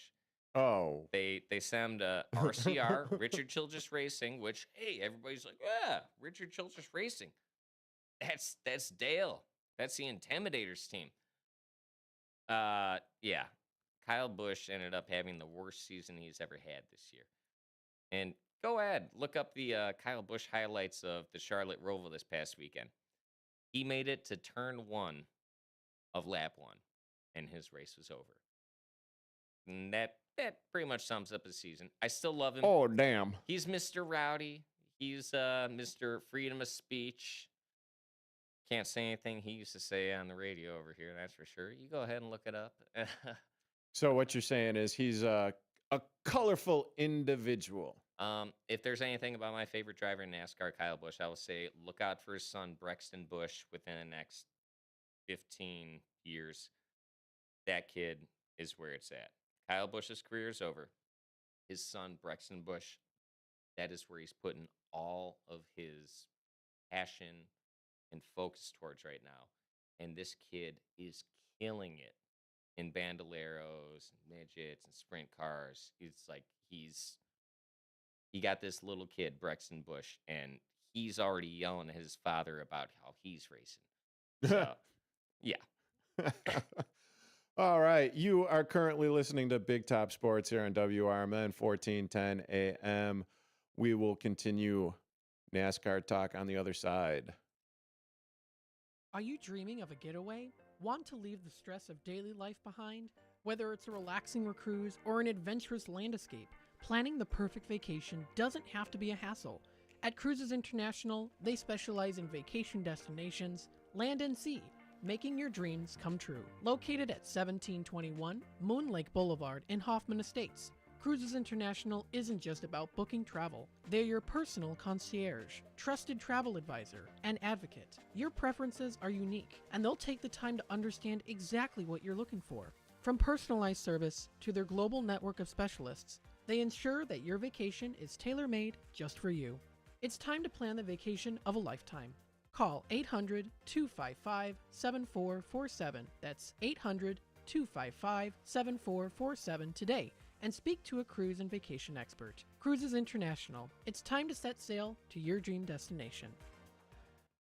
Did you get a call or message that mentioned Social Security that made you feel threatened or scared? That is not the Social Security Administration. Social Security will not threaten you, press you for personal information, or demand instant payment. Social Security does not accept payments by gift card, prepaid debit card, internet currency, or by mailing cash. Criminals use these forms of payment because they are hard to trace. Don't fall for it. Hang up, ignore them. Report this criminal activity to oig.ssa.gov. Produced at U.S. taxpayer expense. Join your co-hosts Mike Tooman and Paul Burvitt on our weekly radio hour, Chief Guard of the Republic, where we talk about all things national security, defense, personal security, safety, and dealing with law enforcement situations. Call in 847-931-1410. Ask us questions. We will get you answers. Every week, Saturday, noon to 1 on 1410 AM WRMN Elgin. Streaming on WRMN1410.com. Chat with us on WRMN's YouTube live channel. If your idea of therapy involves a fishing rod, a tree stand, or a campfire, then you need American Outdoors Radio. Host John Cruz speaks your language, whether it's about the best lures, tracking game, or that one buddy who always forgets to bring the beer. John's got the tips to sharpen your aim, the hacks to pack lighter, and the stories to keep you entertained. Again, that's American Outdoor Radio with John Cruz. Saturdays at 7 a.m. on WRMN 1410. Or stream it at WRMN1410.com. Get ready to outfish, outhunt, and outcamp them all on American Outdoor Radio with John Cruz.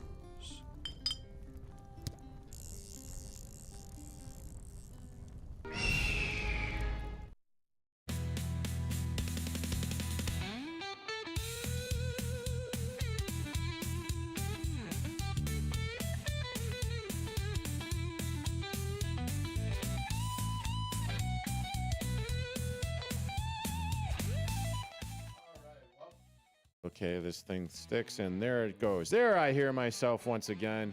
I am yours truly, Derek Geyer, on Big Top Sports, alongside Bob Mariner today in studio, and we're going to get back to the NASCAR left turn sport.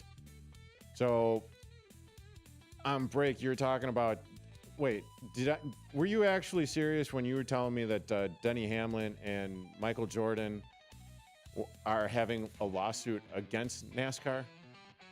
that I was serious. I was not making that up. Okay, that would have what's been really funny. But no, yeah, MJ baby, hometown boy. Well, not hometown. North Carolina is his hometown.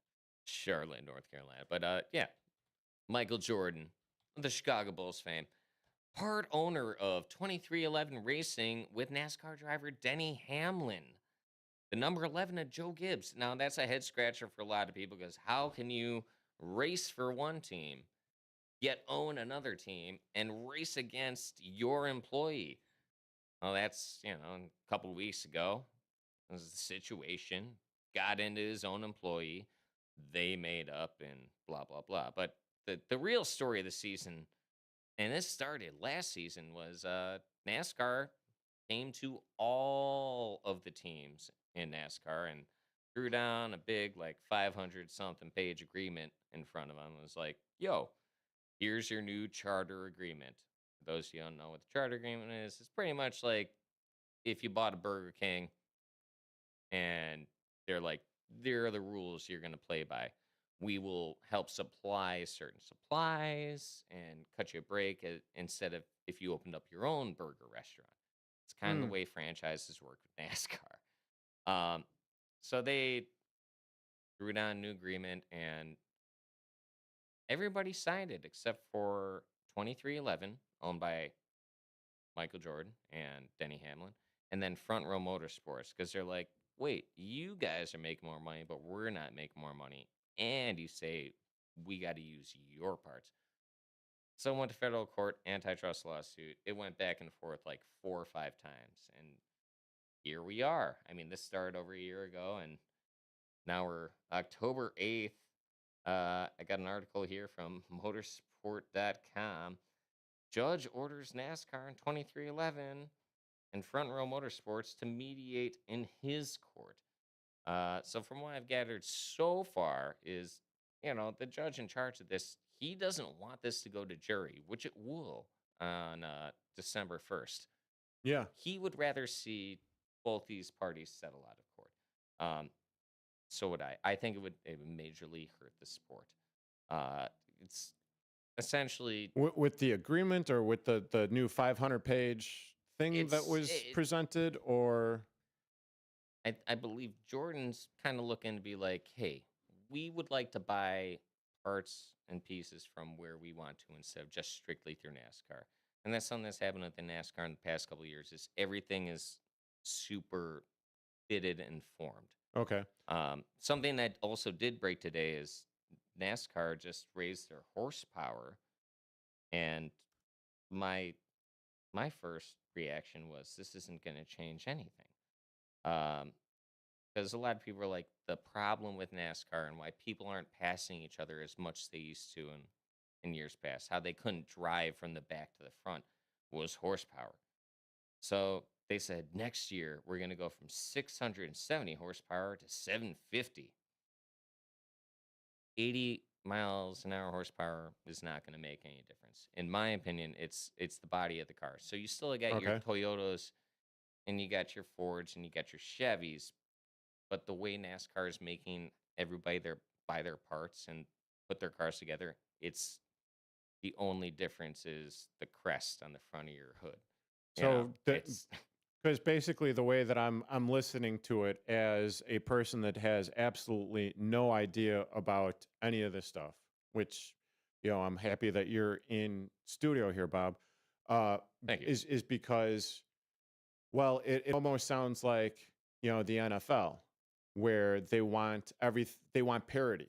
They want everything to be the same. They want the teams to play the same. They want like new playoff teams. How are you supposed to have a Bo Jackson?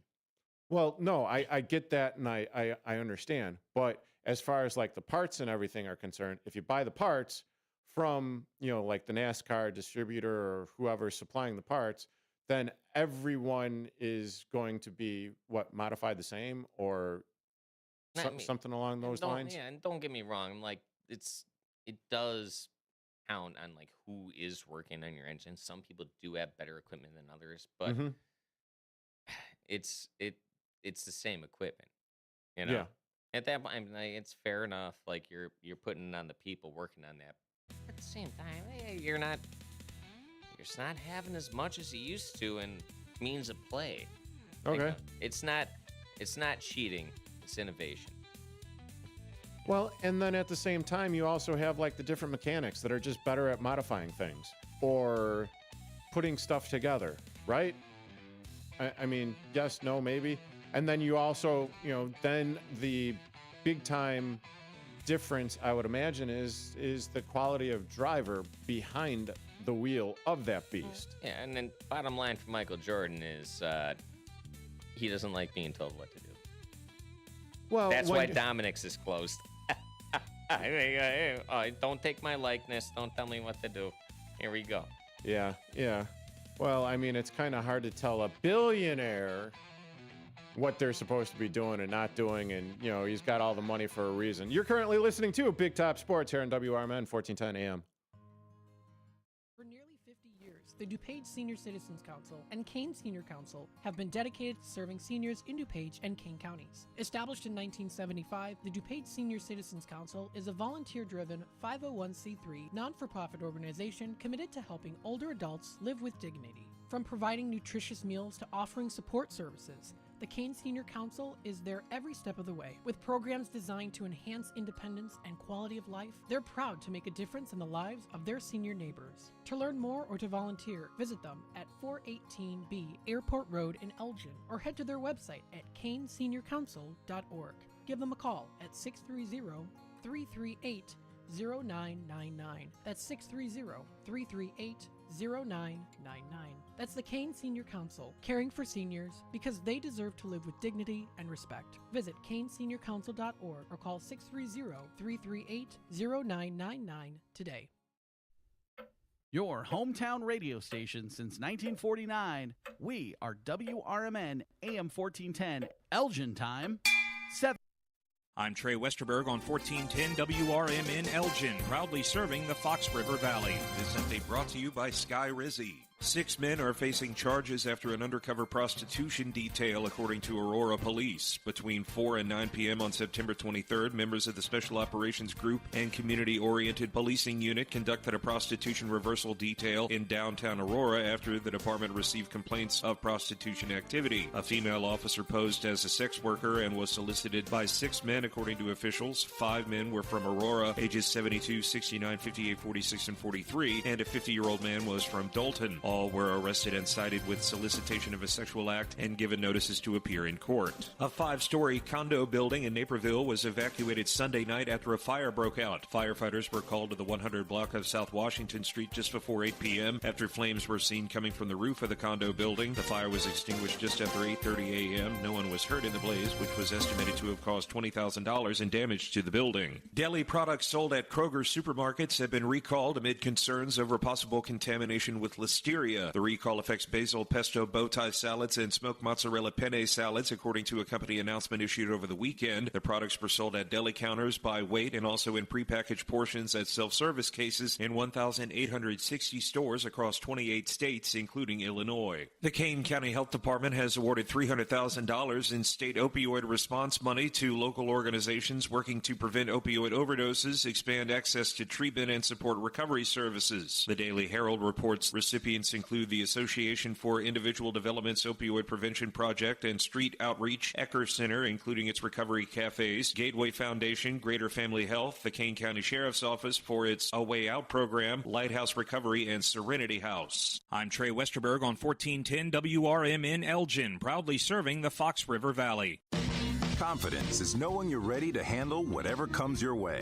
That's what it feels like to take on your workday with Cintas. They make sure your AEDs are up to date, your fire extinguishers are tested and inspected, your floor mats are cleaned and delivered, and your workwear looks good, feels good, and is freshly laundered with the Cintas Apparel Plus program. So are you ready to take on today? Visit Cintas.com. Oh, I'm ready! And get ready for the workday. With Progressive, it's easy to reach customer service with our app, website, chat, or by phone. Because when getting help is hard, it's not help at all. Little help. A little hope over here. Thank you for calling Bench Press Assistance. What? Due to excessive gym volume, all available spotters are currently lifting heavy weights off the chests of other bench pressers. Seriously? Please continue to hold, and we will remove the barbell from your chest in the order in which your cry for help was received. Getting assistance should be easy. With Progressive, it is. Progressive Casualty Insurance Company and Affiliates.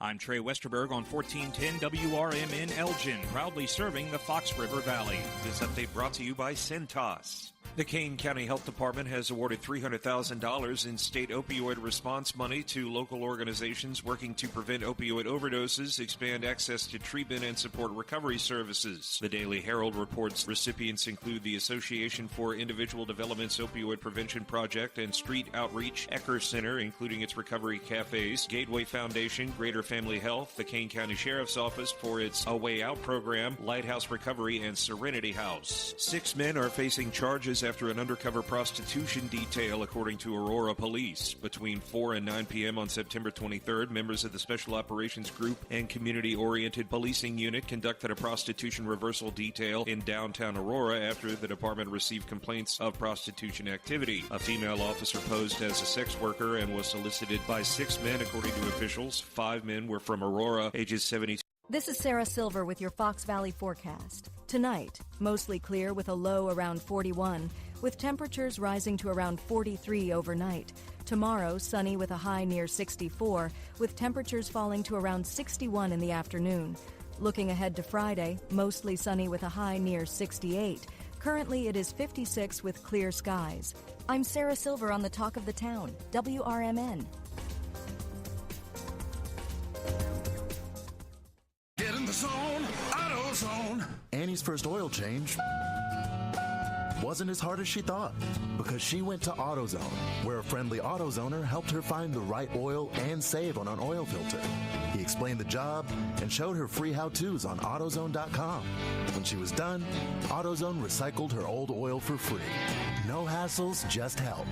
Everything you need, nothing you don't. Get in the zone, AutoZone. Restrictions apply. My name is Ariel. I moved to the U.S. at 19. I spoke no English and I struggled finding job opportunities. Everything I have, I owe to the Adult Literacy Center and getting my high school diploma at age 22. It was an honor helping you achieve your greatness. Now you're helping others achieve theirs. It inspires me. When you graduate, they graduate. Find free and supportive adult education centers near you at finishyourdiploma.org. Brought to you by Dollar General Literacy Foundation and the Ad Council. Your kids could get free or low-cost health coverage from Medicaid or CHIP. Even if you've applied before, they may be eligible now. Kids up to age 19 are covered for checkups, vaccines, dentist visits, hospital care, and more. And if they already have Medicaid or CHIP, remember to renew every year. Visit insurekidsnow.gov or call 877-KIDS-NOW. Paid for by the U.S. Department of Health and Human Services. Ladies and gentlemen, step on inside. It's Big Top Sports, your thrilling ride. From the Chicagoland to lands afar. With Derek Geyer, your sports czar. The game's the place from field to rink. Hot debates, fast takes, no time to blink. The Windy City roar, the fans ignite. Your circus of sports under radio light. Big Time Sports, feel the roar. Where the wild games come to score. Geyer guiding the sports band from the heart of Chicagoland.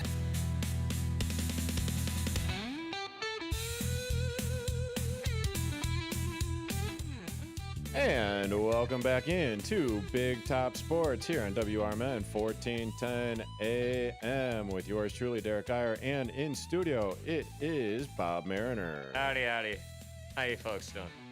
And before we get going, I want, because, you know, I've got squirrels in the bell tower here, and I got like a little sidetracked, and I was a little excited to have Bob here in studio. I forgot to mention at the very beginning of our show here tonight that we will be doing another WRMN Bears tailgate from Newman's Corner Pub in Hampshire. So it's going to be myself, Derek Iyer from Big Top Sports. Then it's going to be the guys from Blow the Whistle, Tyler Butterball Buterbaugh, Double D David Dykstra. I also believe Nick Johnston will be joining us. Bob Mariner will also be there. Oh, I'll be there. I'll be there. Frankie Oliveri Marinari or Marinari Oliveri. Yeah, my big old meatball. That's my buddy right there. Yeah, the bigger meatball, the bigger Chicago meatball. And then, any surprises along the way. So that is going to be on October 13th when the Bears take on the Washington Commandos. I'm sorry, the Commanders. And I thought they had another name. Yeah, well, the Reds. Wait. Let's not go that way. Yeah, exactly. Get myself canceled yet again. So there's that. We will be out at Newman's Corner Pub in Hampshire from 2 to 5 p.m.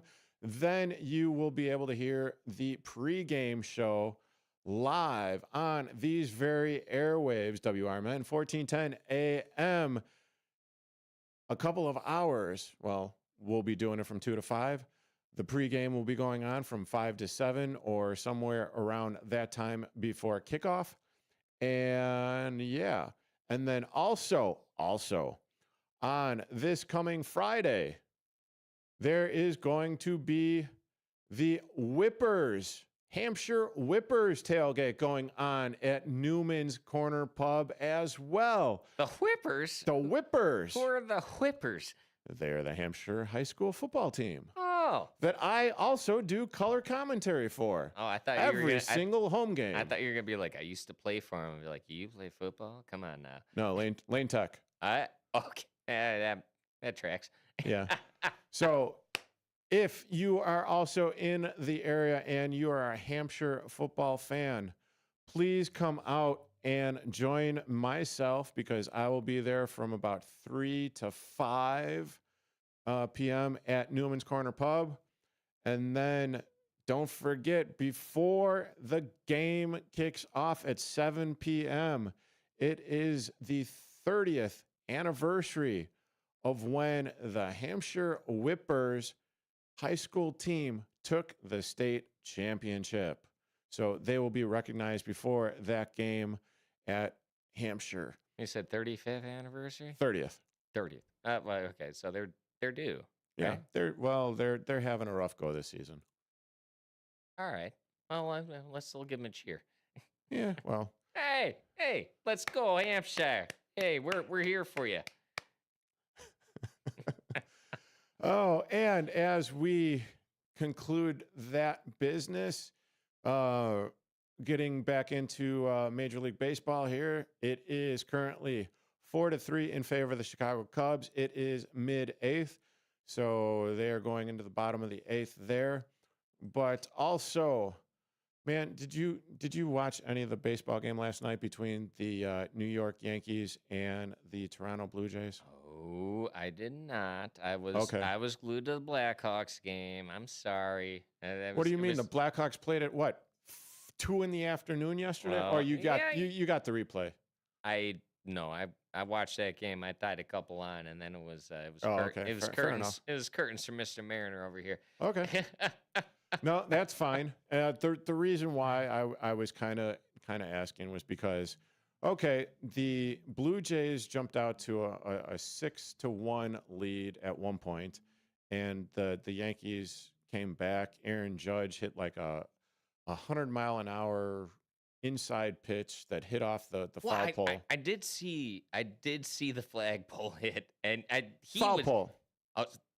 Get it right. Flagpole, foul pole. Hey, I mean, are you gonna you would probably jump all over me if I took that green flag or the white flag and wipe my butt with it. Yeah, I caught myself. I caught myself. Hey, fair enough. The foul pole.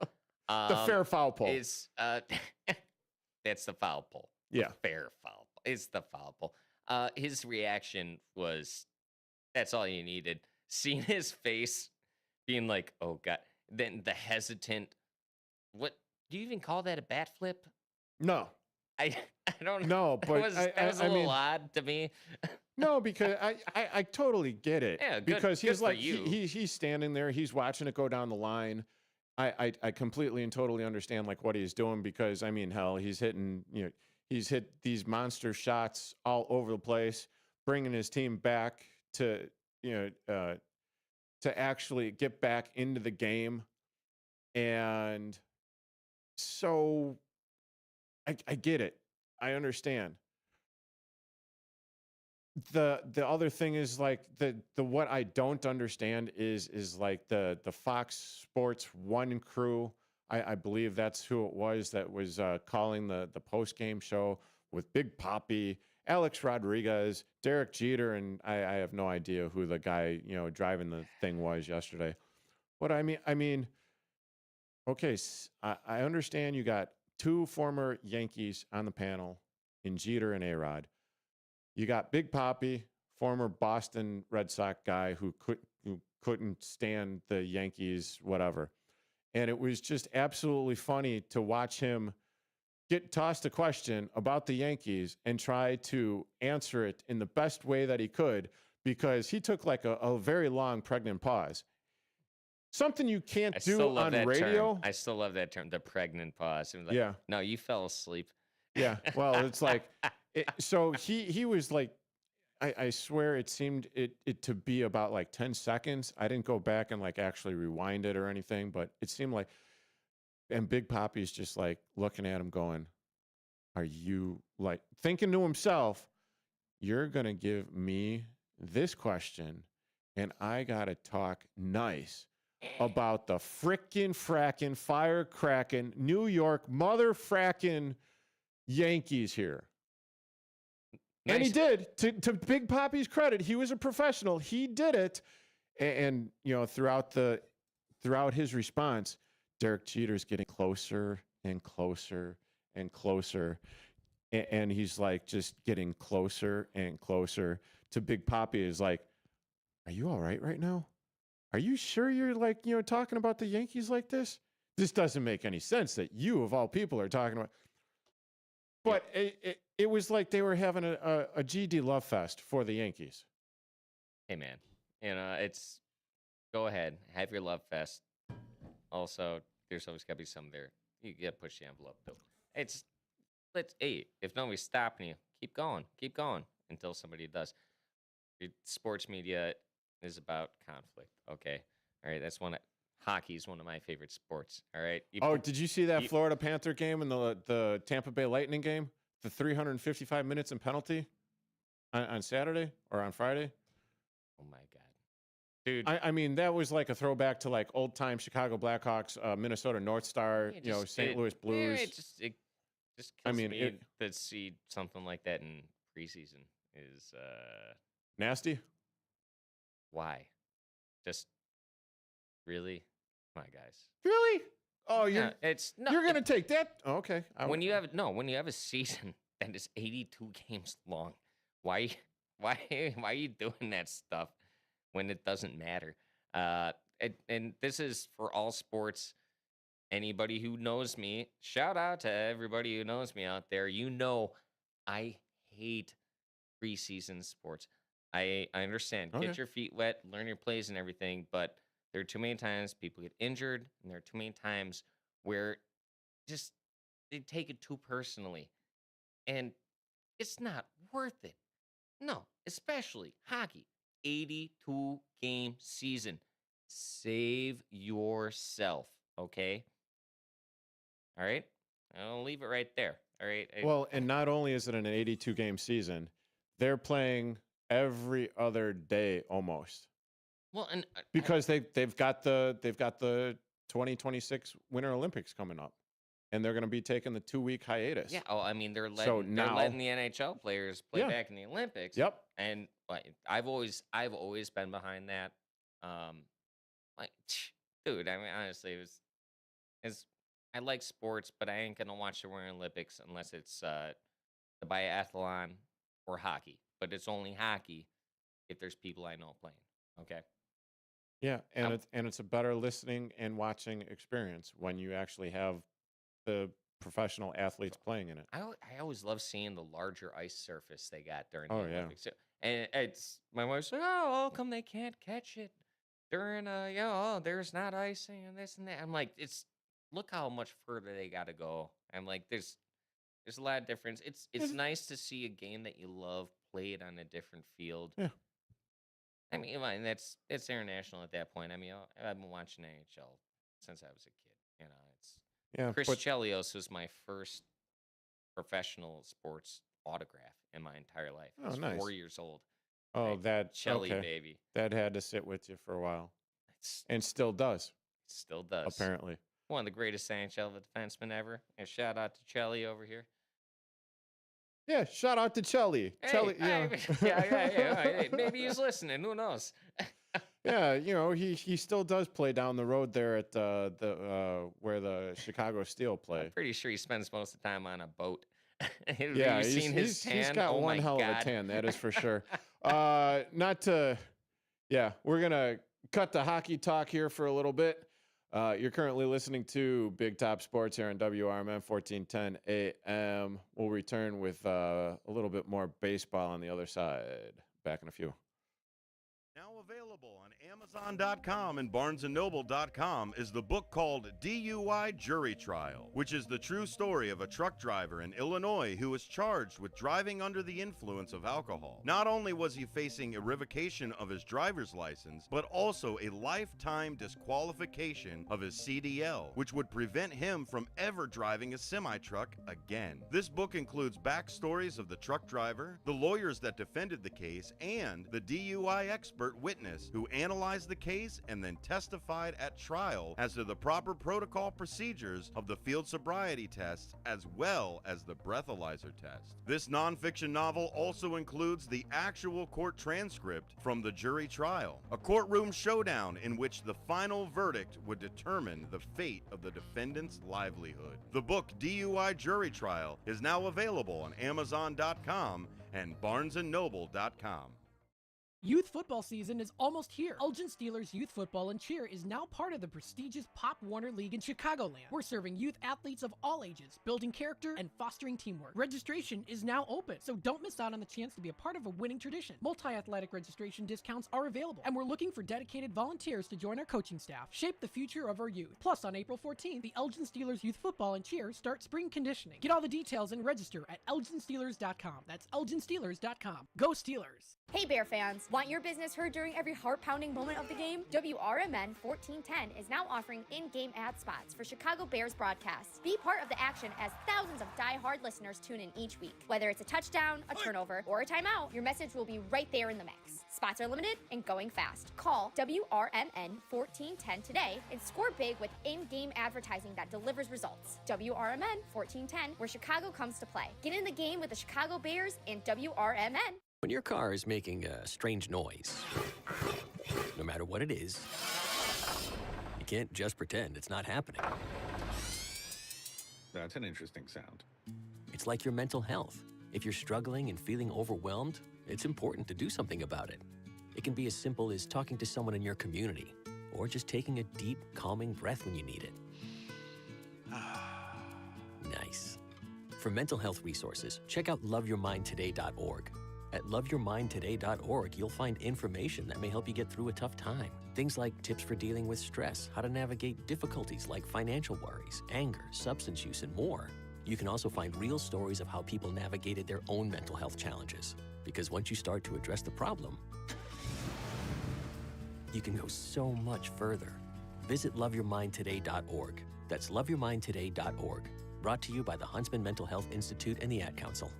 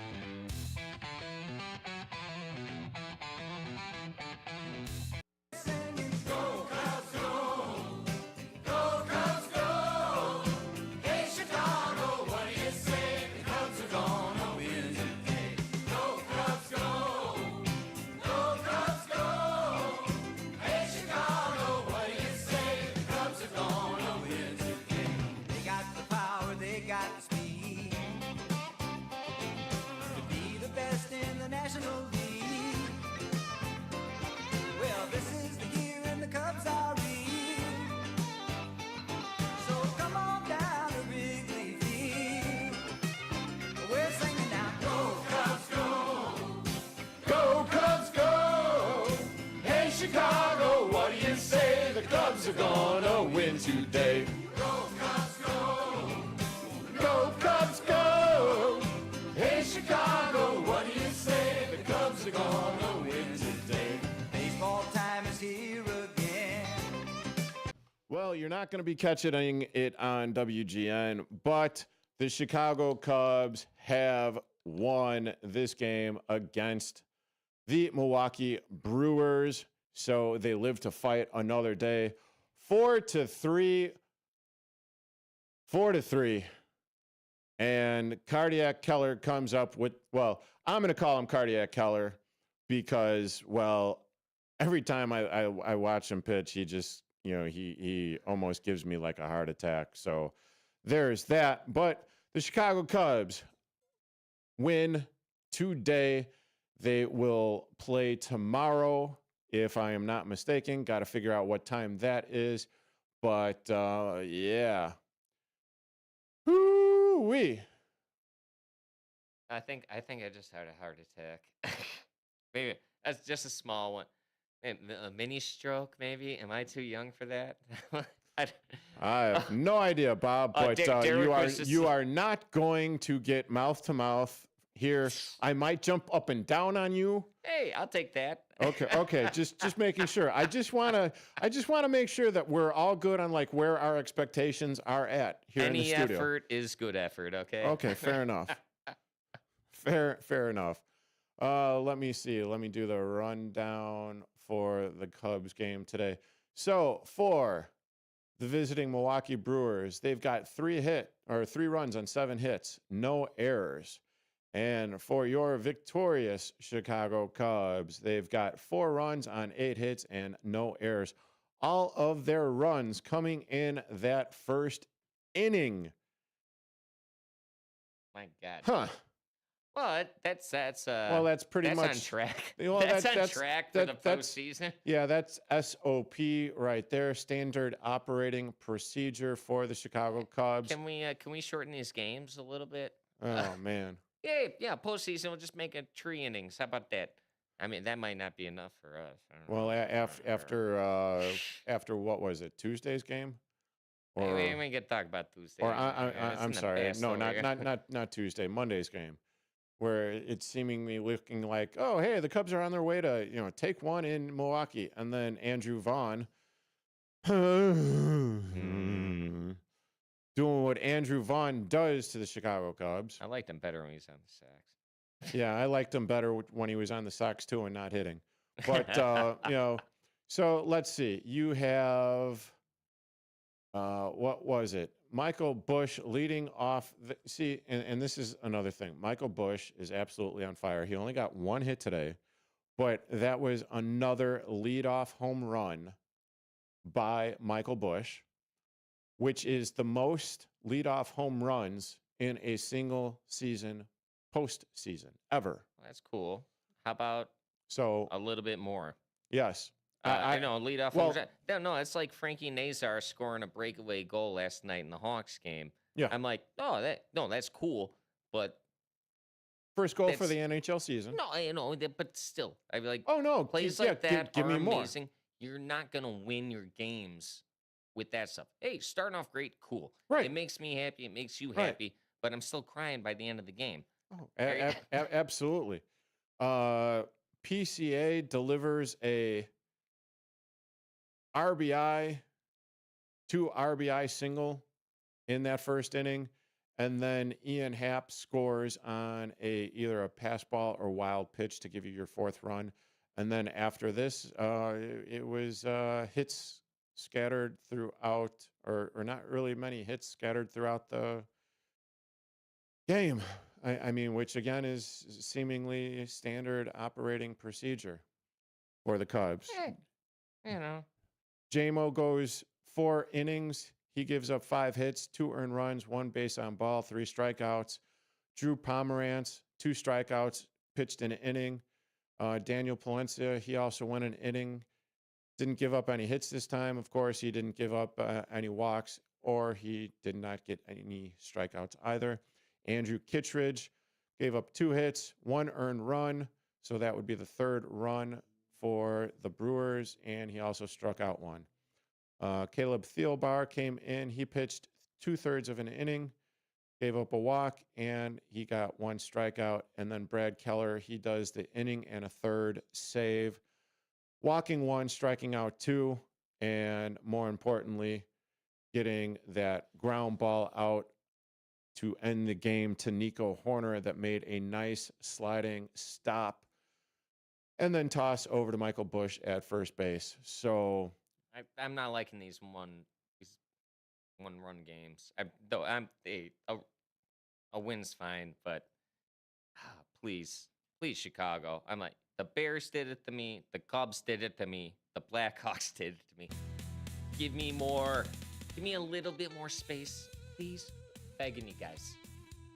Oh, hey, you don't. Yeah, absolutely. We need more space. We need more.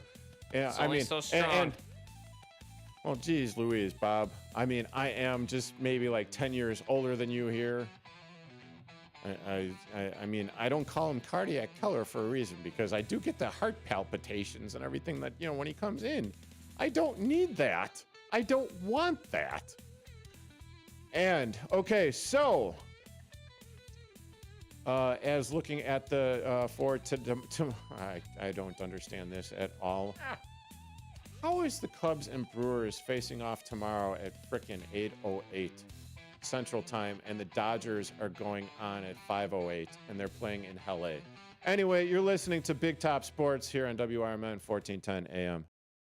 I'm Trey Westerberg on 1410 WRMN Elgin, proudly serving the Fox River Valley. This update brought to you by Centos. The Kane County Health Department has awarded $300,000 in state opioid response money to local organizations working to prevent opioid overdoses, expand access to treatment, and support recovery services. The Daily Herald reports recipients include the Association for Individual Development's Opioid Prevention Project and Street Outreach, Ecker Center, including its recovery cafes, Gateway Foundation, Greater Family Health, the Kane County Sheriff's Office for its A Way Out program, Lighthouse Recovery, and Serenity House. 6 men are facing charges after an undercover prostitution detail, according to Aurora Police. Between 4 and 9 p.m. on September 23rd, members of the Special Operations Group and Community-Oriented Policing Unit conducted a prostitution reversal detail in downtown Aurora after the department received complaints of prostitution activity. A female officer posed as a sex worker and was solicited by 6 men, according to officials. 5 men were from Aurora, ages 72, 69, 58, 46, and 43, and a 50-year-old man was from Dalton. All were arrested and cited with solicitation of a sexual act and given notices to appear in court. A 5-story condo building in Naperville was evacuated Sunday night after a fire broke out. Firefighters were called to the 100 block of South Washington Street just before 8 p.m. after flames were seen coming from the roof of the condo building. The fire was extinguished just after 8:30 a.m. No one was hurt in the blaze, which was estimated to have caused $20,000 in damage to the building. Deli products sold at Kroger supermarkets have been recalled amid concerns over possible contamination with listeria. The recall affects basil pesto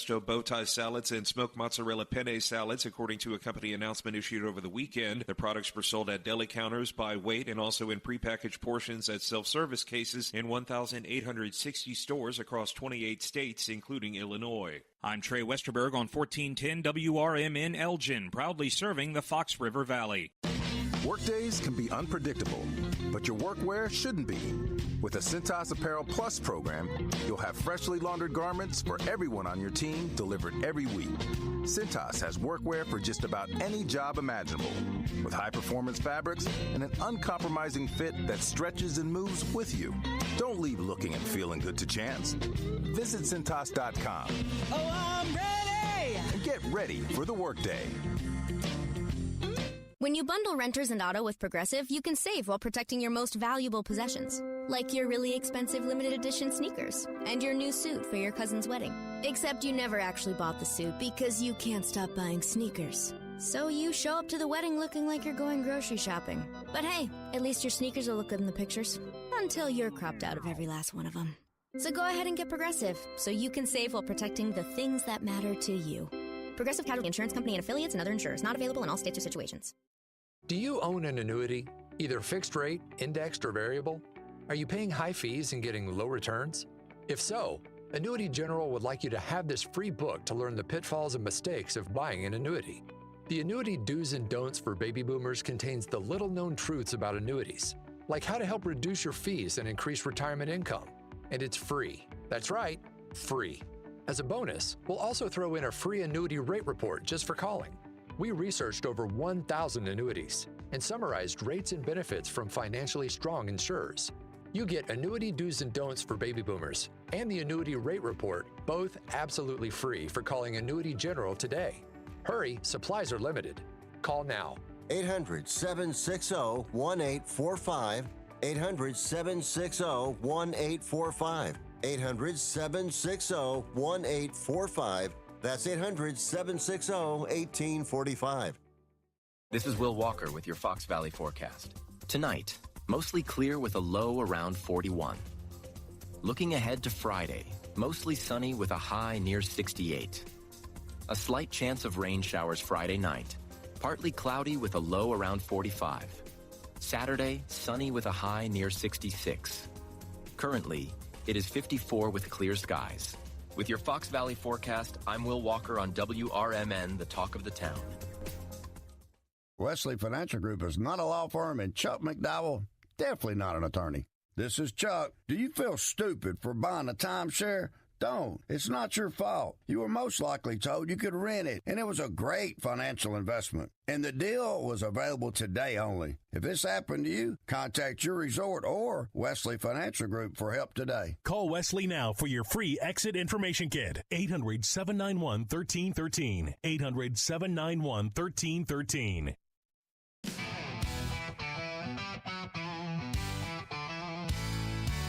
Ladies and gentlemen, step on inside. It's Big Top Sports, your thrilling ride. Big Top Sports, feel the roar. Where the wild games come to score. Guiding the sports band from the heart of Chicagoland. Football frenzy and hoops so high. Baseball swinging as seasons fly. Hockey blades cutting swift and true. Sports carousel spinning just for you. Big Top Sports, feel the roar. Where the wild games come to score. Guiding the sports band from the heart of Chicagoland.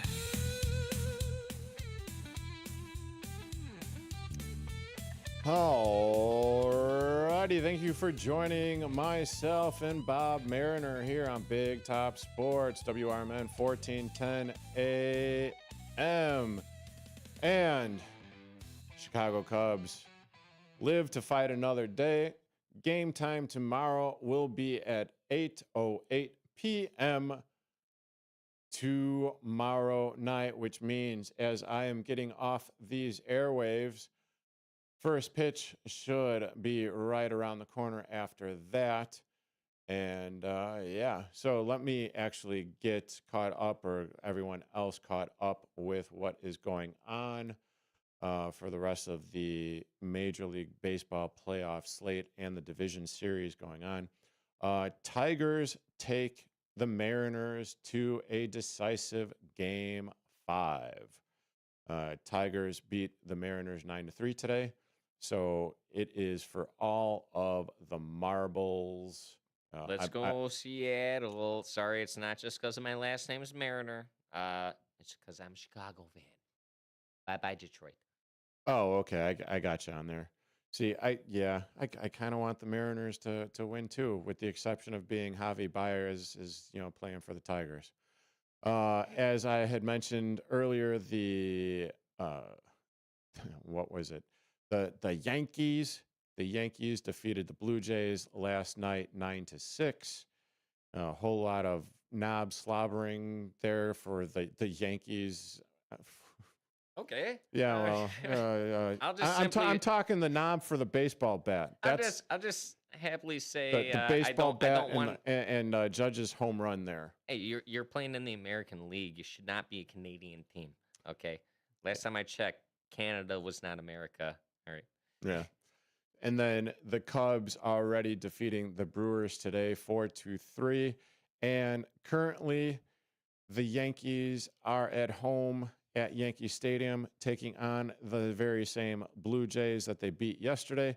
But it is middle 5 right now, and the Blue Jays are on top of the Yankees 2-1. And you have the Phillies at the Dodgers tonight, and that game will be at 8:08. So weird start times kind of like all the way around, because last night you actually had the Yankees and the Blue Jays starting at 8:08 p.m. and the Phillies and the Dodgers were, not playing yesterday. Oh, who are you pulling for, Phillies, Dodgers? Because the two teams I really don't care about one way or the other. I mean, I don't like either coast, although Phillies aren't even on a coast. So Yeah, it's kind of I've got friends that are Philly fans. I root a little bit more and a little bit harder for the Phillies, only because you got Kyle Schwarber on that team. I'm with you in that. And Castellanos, Nicholas Castellanos, because I really liked him when he was playing here with the Chicago Cubs, even though some of the players for the Cubs didn't like him. Reason number 2, I'm with you behind on that. And as far as the Los Angeles Dodgers and why I'm not behind the LA Dodgers is because of, I mean, when you spend that much money and you're on the West Coast, the wrong coast, I mean, hell. Yes, that is the correct way to say it. The wrong coast. Yeah, the wrong coast. I mean, it's just, and the Dodgers fans just like rub me the wrong way. And the reason why I say this is because when I was out there for 5 years, God bless you. Well, I was working in television production and all that stuff. Hey, now I'm actually on radio. Go figure. Geez. Hey, you gotta pay your dues, sir. Yeah, you got to pay your dues. I went from television to radio because I've got the face for radio here on YouTube.com WRMN radio. How many episodes of Price is Right did you shoot? That would be The Price is Wrong. Show. Boom, boom. Yeah. Yeah. But no, I was not on that. I was on a couple of reality television shows that were on TLC. I think my biggest one was American Inventor or something that was on ABC for a bit. Golf clap over here for David Geyer. Golf clap, baby. All right. You David? Who the frick is David? Derek. Okay, get the hell out of my studio. Wah, wah.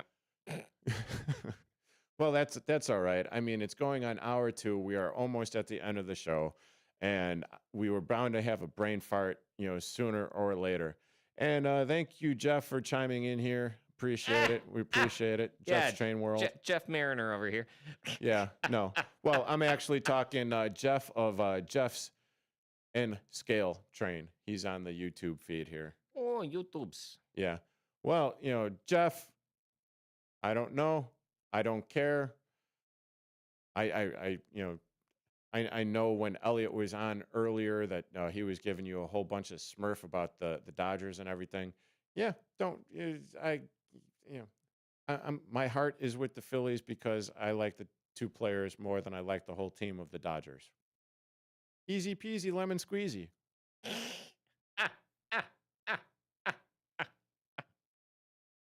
Good job, Jeff. And despite the fact of what our listener or our watchers are saying on the YouTube feed, well, can you really be rebuilding if you're in the playoffs? There is no rebuilding if you're in the playoffs. I mean, that's my opinion. It's like you're rebuilding if you're. I mean, maybe the Sox. Yeah, they got a minute. They got a ways to go. The Blackhawks have been rebuilding for a couple of years. I know I'm switching sports. I know I can't stop talking about the Hawks. They're going to show some improvement. Their rebuilding is actually starting to move, and large part of that is no Reinsdorf. That's nice. What do you mean no Reinsdorf? Are you talking for the Bulls or the Blackhawks? Oh, the Hawks, baby. Well, that's Wirtz. It's worse. No, Wirtz.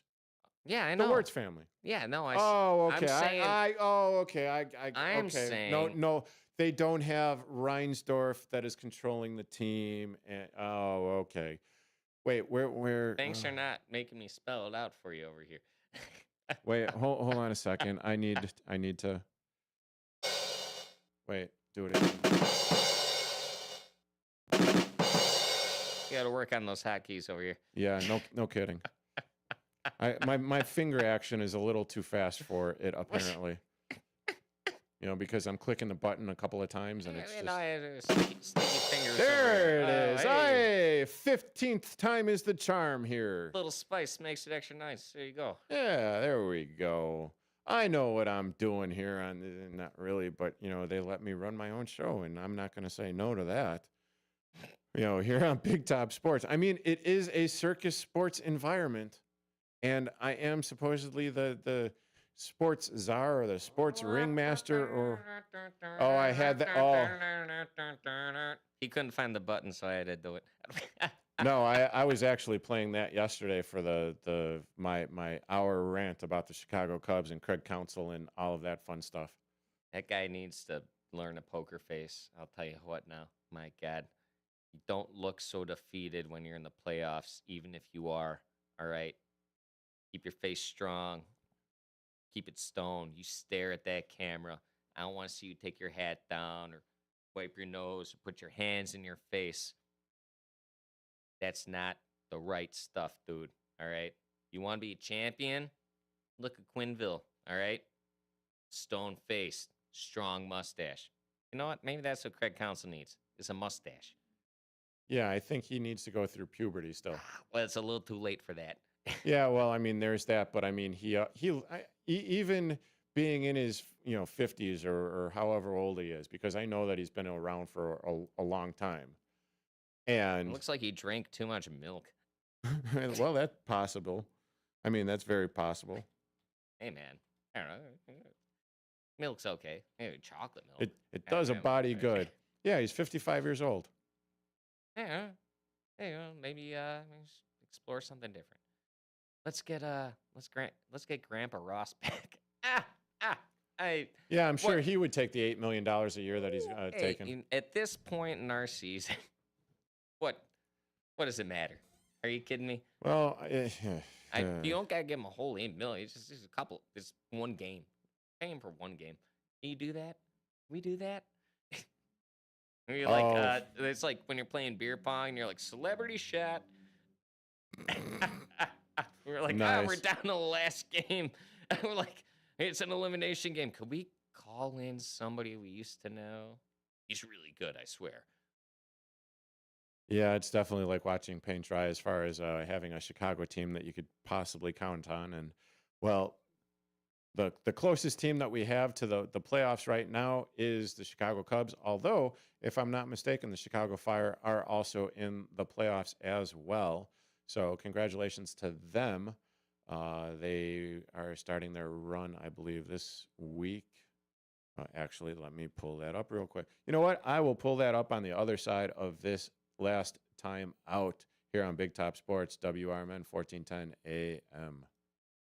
At Britain's Touchless Car Wash, they know life gets busy. That's why they're here 24/7 to keep your car looking spotless, fast, and easy. Their advanced brush-free wash technology delivers a sparkling clean without a single scratch, because they treat your car like it's their own.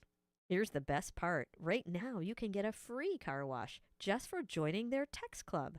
It's simple. Just text BRITT to 30400, and your first wash is on them. Britain's Touchless Car Wash has two convenient locations, 1923 Larkin Avenue in Elgin and 555 Willow in West Dundee. They're proud to keep your car clean while giving back to our community. Text BRITT to 30400. That's BRITT to 30400. Now for your free car wash, and see why Britain's Touchless Car Wash is the fast, gentle, and reliable choice. Ever tried balancing a dozen eggs in one hand while hopping on one foot? Or maybe juggling cats while riding the unicycle? Sounds ridiculous, right? But guess what? That's exactly what texting while driving is like. Your human brain only has the capacity to focus on one thing at a time. So when you're behind the wheel, give driving your undivided attention. Don't drive distracted.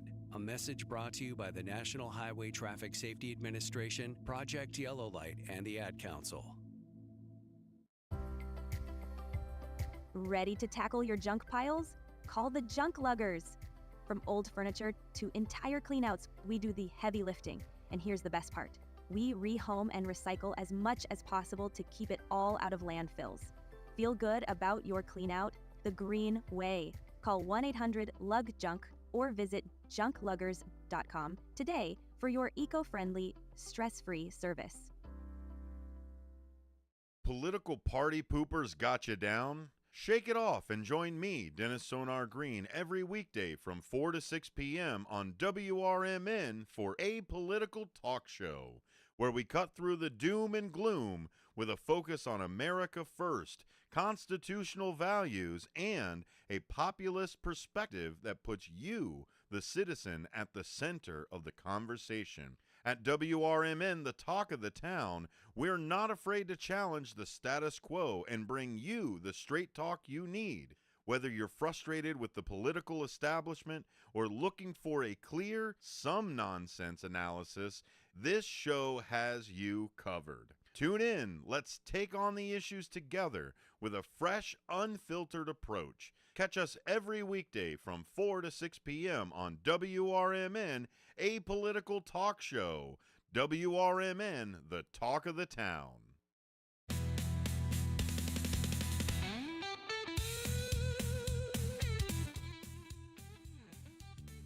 All right, welcome back to Big Top Sports here on WRMN 1410 AM with yours truly, Derek Geyer and Bob Mariner for about the final 7-ish minutes. And yes, the Chicago Cubs are not the only Chicago team in the playoffs. As I forgot earlier on in the week to mention them because, well, I am sorry, I am not a soccer, I am not a football, soccer, American football person per se, but for the first time since 2017, the Chicago Fire FC are in the MLS Cup playoffs, and under first-year head coach Greg Berhalter, the team has secured an Eastern Conference wildcard spot and will enter the playoffs playing well, having recently finished the regular season with a 2-2 draw against Toronto FC. Yeah, good for them, man. That's yeah, awesome. So I forgot about soccer too. I mean, I live by. I'm kind of like Hank Hill a little bit, and I will quote him answering his son Bobby Hill about soccer. Soccer was invented by European ladies to keep them busy while their husbands did the cooking. Well, I don't share those beliefs, but yeah, it's just like Hank Hill. Soccer it's out of my mind, but to hear any sort of Chicago team making the playoffs, sure. Granted, the only one I'm missing out, aside from the Fire, is the Bears. I was born in '87.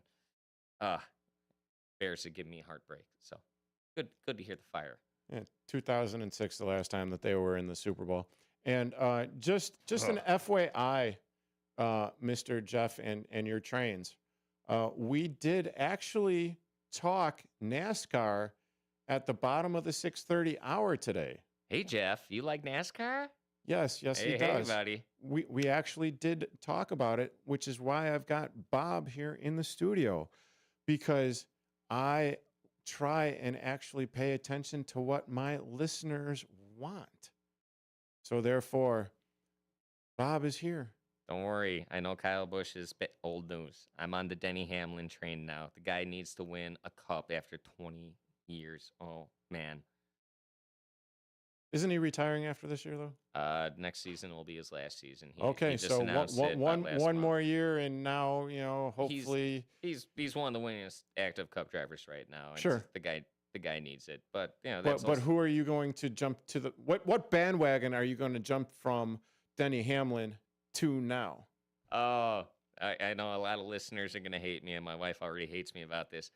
22-year-old Carson Hocevar, ride the Dente, driving the 77 Chevrolet Spire Motorsports. Oh, Camaro. I love this guy. Why? Because Carson Hocevar, he's 22 years old. He's a young gun. He does not fraternize with anybody else in NASCAR. He's somebody like right around the age of my stepson. He's a different generation. Doesn't hang out with NASCAR drivers. All he does is race iRacing on Twitch and then race NASCARs and then go to Chili's.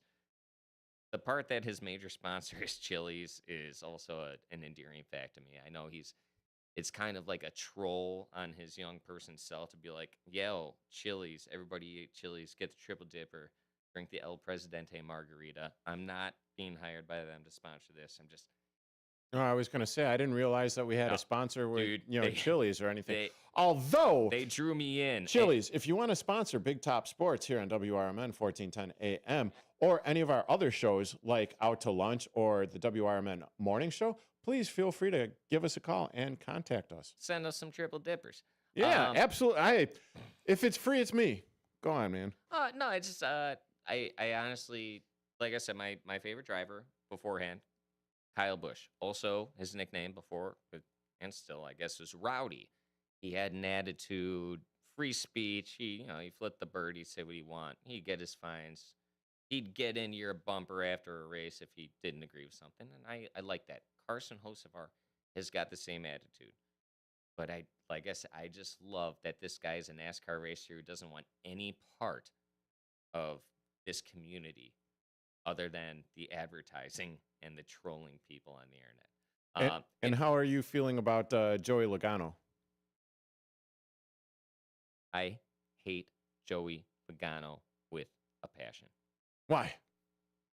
He's a great driver, but he ends up lucking into the playoff rounds for the past couple seasons. And he performs when he needs to, but the thing is, to get into the playoff rounds, he's earned himself. He did not earn.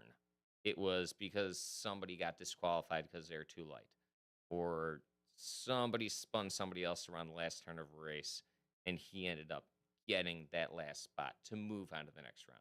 Once he gets there, he capitalizes, but he never earns it into the third round. And that's why I don't like Joey Logano. I figured if it was more like the Winston Cup seasons back in the day when there was no playoffs and it was literally just an entirety of your points earned during the regular season, he would not. And there was the last Cup Series he won. He set a record. He was the furthest behind in regular season points a Cup champion had ever earned. I think it was like 17. So shouldn't that be like an impressive feat that he comes back from that far down to win the thing? It's like, I mean, I'm just asking the question because I've like I said, I have absolutely no idea about racing. It's like catching the Fail Mary. Oh, you went there. Oh, no, I hate to bring that up, but it's literally like, oh, you caught that? Oh, now you win the championship. Okay. It's something where I'm like, you were at the right place at the right time. You just didn't get there enough. I understand what you're saying there. It's not to me, you lucked into it instead of actually racing hard for it. Had you would try to like beat somebody out or something, otherwise, no, it was people who were like 10 seconds ahead of you who messed up, and now you got in the next round, and now all of a sudden you get to go for the playoff championship. Gotcha. So, no, hey, Joey Logano, if I ever meet you in person, you're a great driver. Penske Motorsports is great. I'm really happy you got your hair back. I still think it's implants. I don't think that was some pill you took, but great sponsorship for you. Hey, if they're paying him millions of dollars to go ahead and sponsor something, I would take $10 to get sponsored. Well, I mean, I want Denny Hamlin to win this year, but I guarantee you, I'm like, it's probably going to be Joey Logano. Yeah. Sorry, guys. And on that note, we are coming to a close on a wacky, weird whatever Wednesday here on Big Top Sports with yours truly, Derek Geyer. And I feel like I have some payback coming to you, WRMN Morning Show. I will be live and in studio tomorrow morning because I know that you were talking a whole lot of Smurf about me this morning. Hell is coming to church. And he is Derek. I want to thank my guest, Bob Mariner, for coming in. Love Bob, you, Chicago. Thank you. Love you, Chicago. Thanks for having me, bud. Thanks for talking NASCAR. And this has been Big Top Sports here on WRMN 1410 AM. Get ready for Around the House every Saturday night from 5 to 7 p.m. on WRMN AM 1410. If you're a homeowner or contractor looking to tackle those projects that feel a bit too big, this is the show for you. Join Eric along with his knowledgeable guests as they dive deep into everything from DIY renovations to creating a healthy home environment. We'll provide you with the tools and tips you need to complete your projects with confidence and ease. But it's not all work and no play. We believe in having fun. Our passion for home improvement shines through as we help you save time, money, and reduce the stress of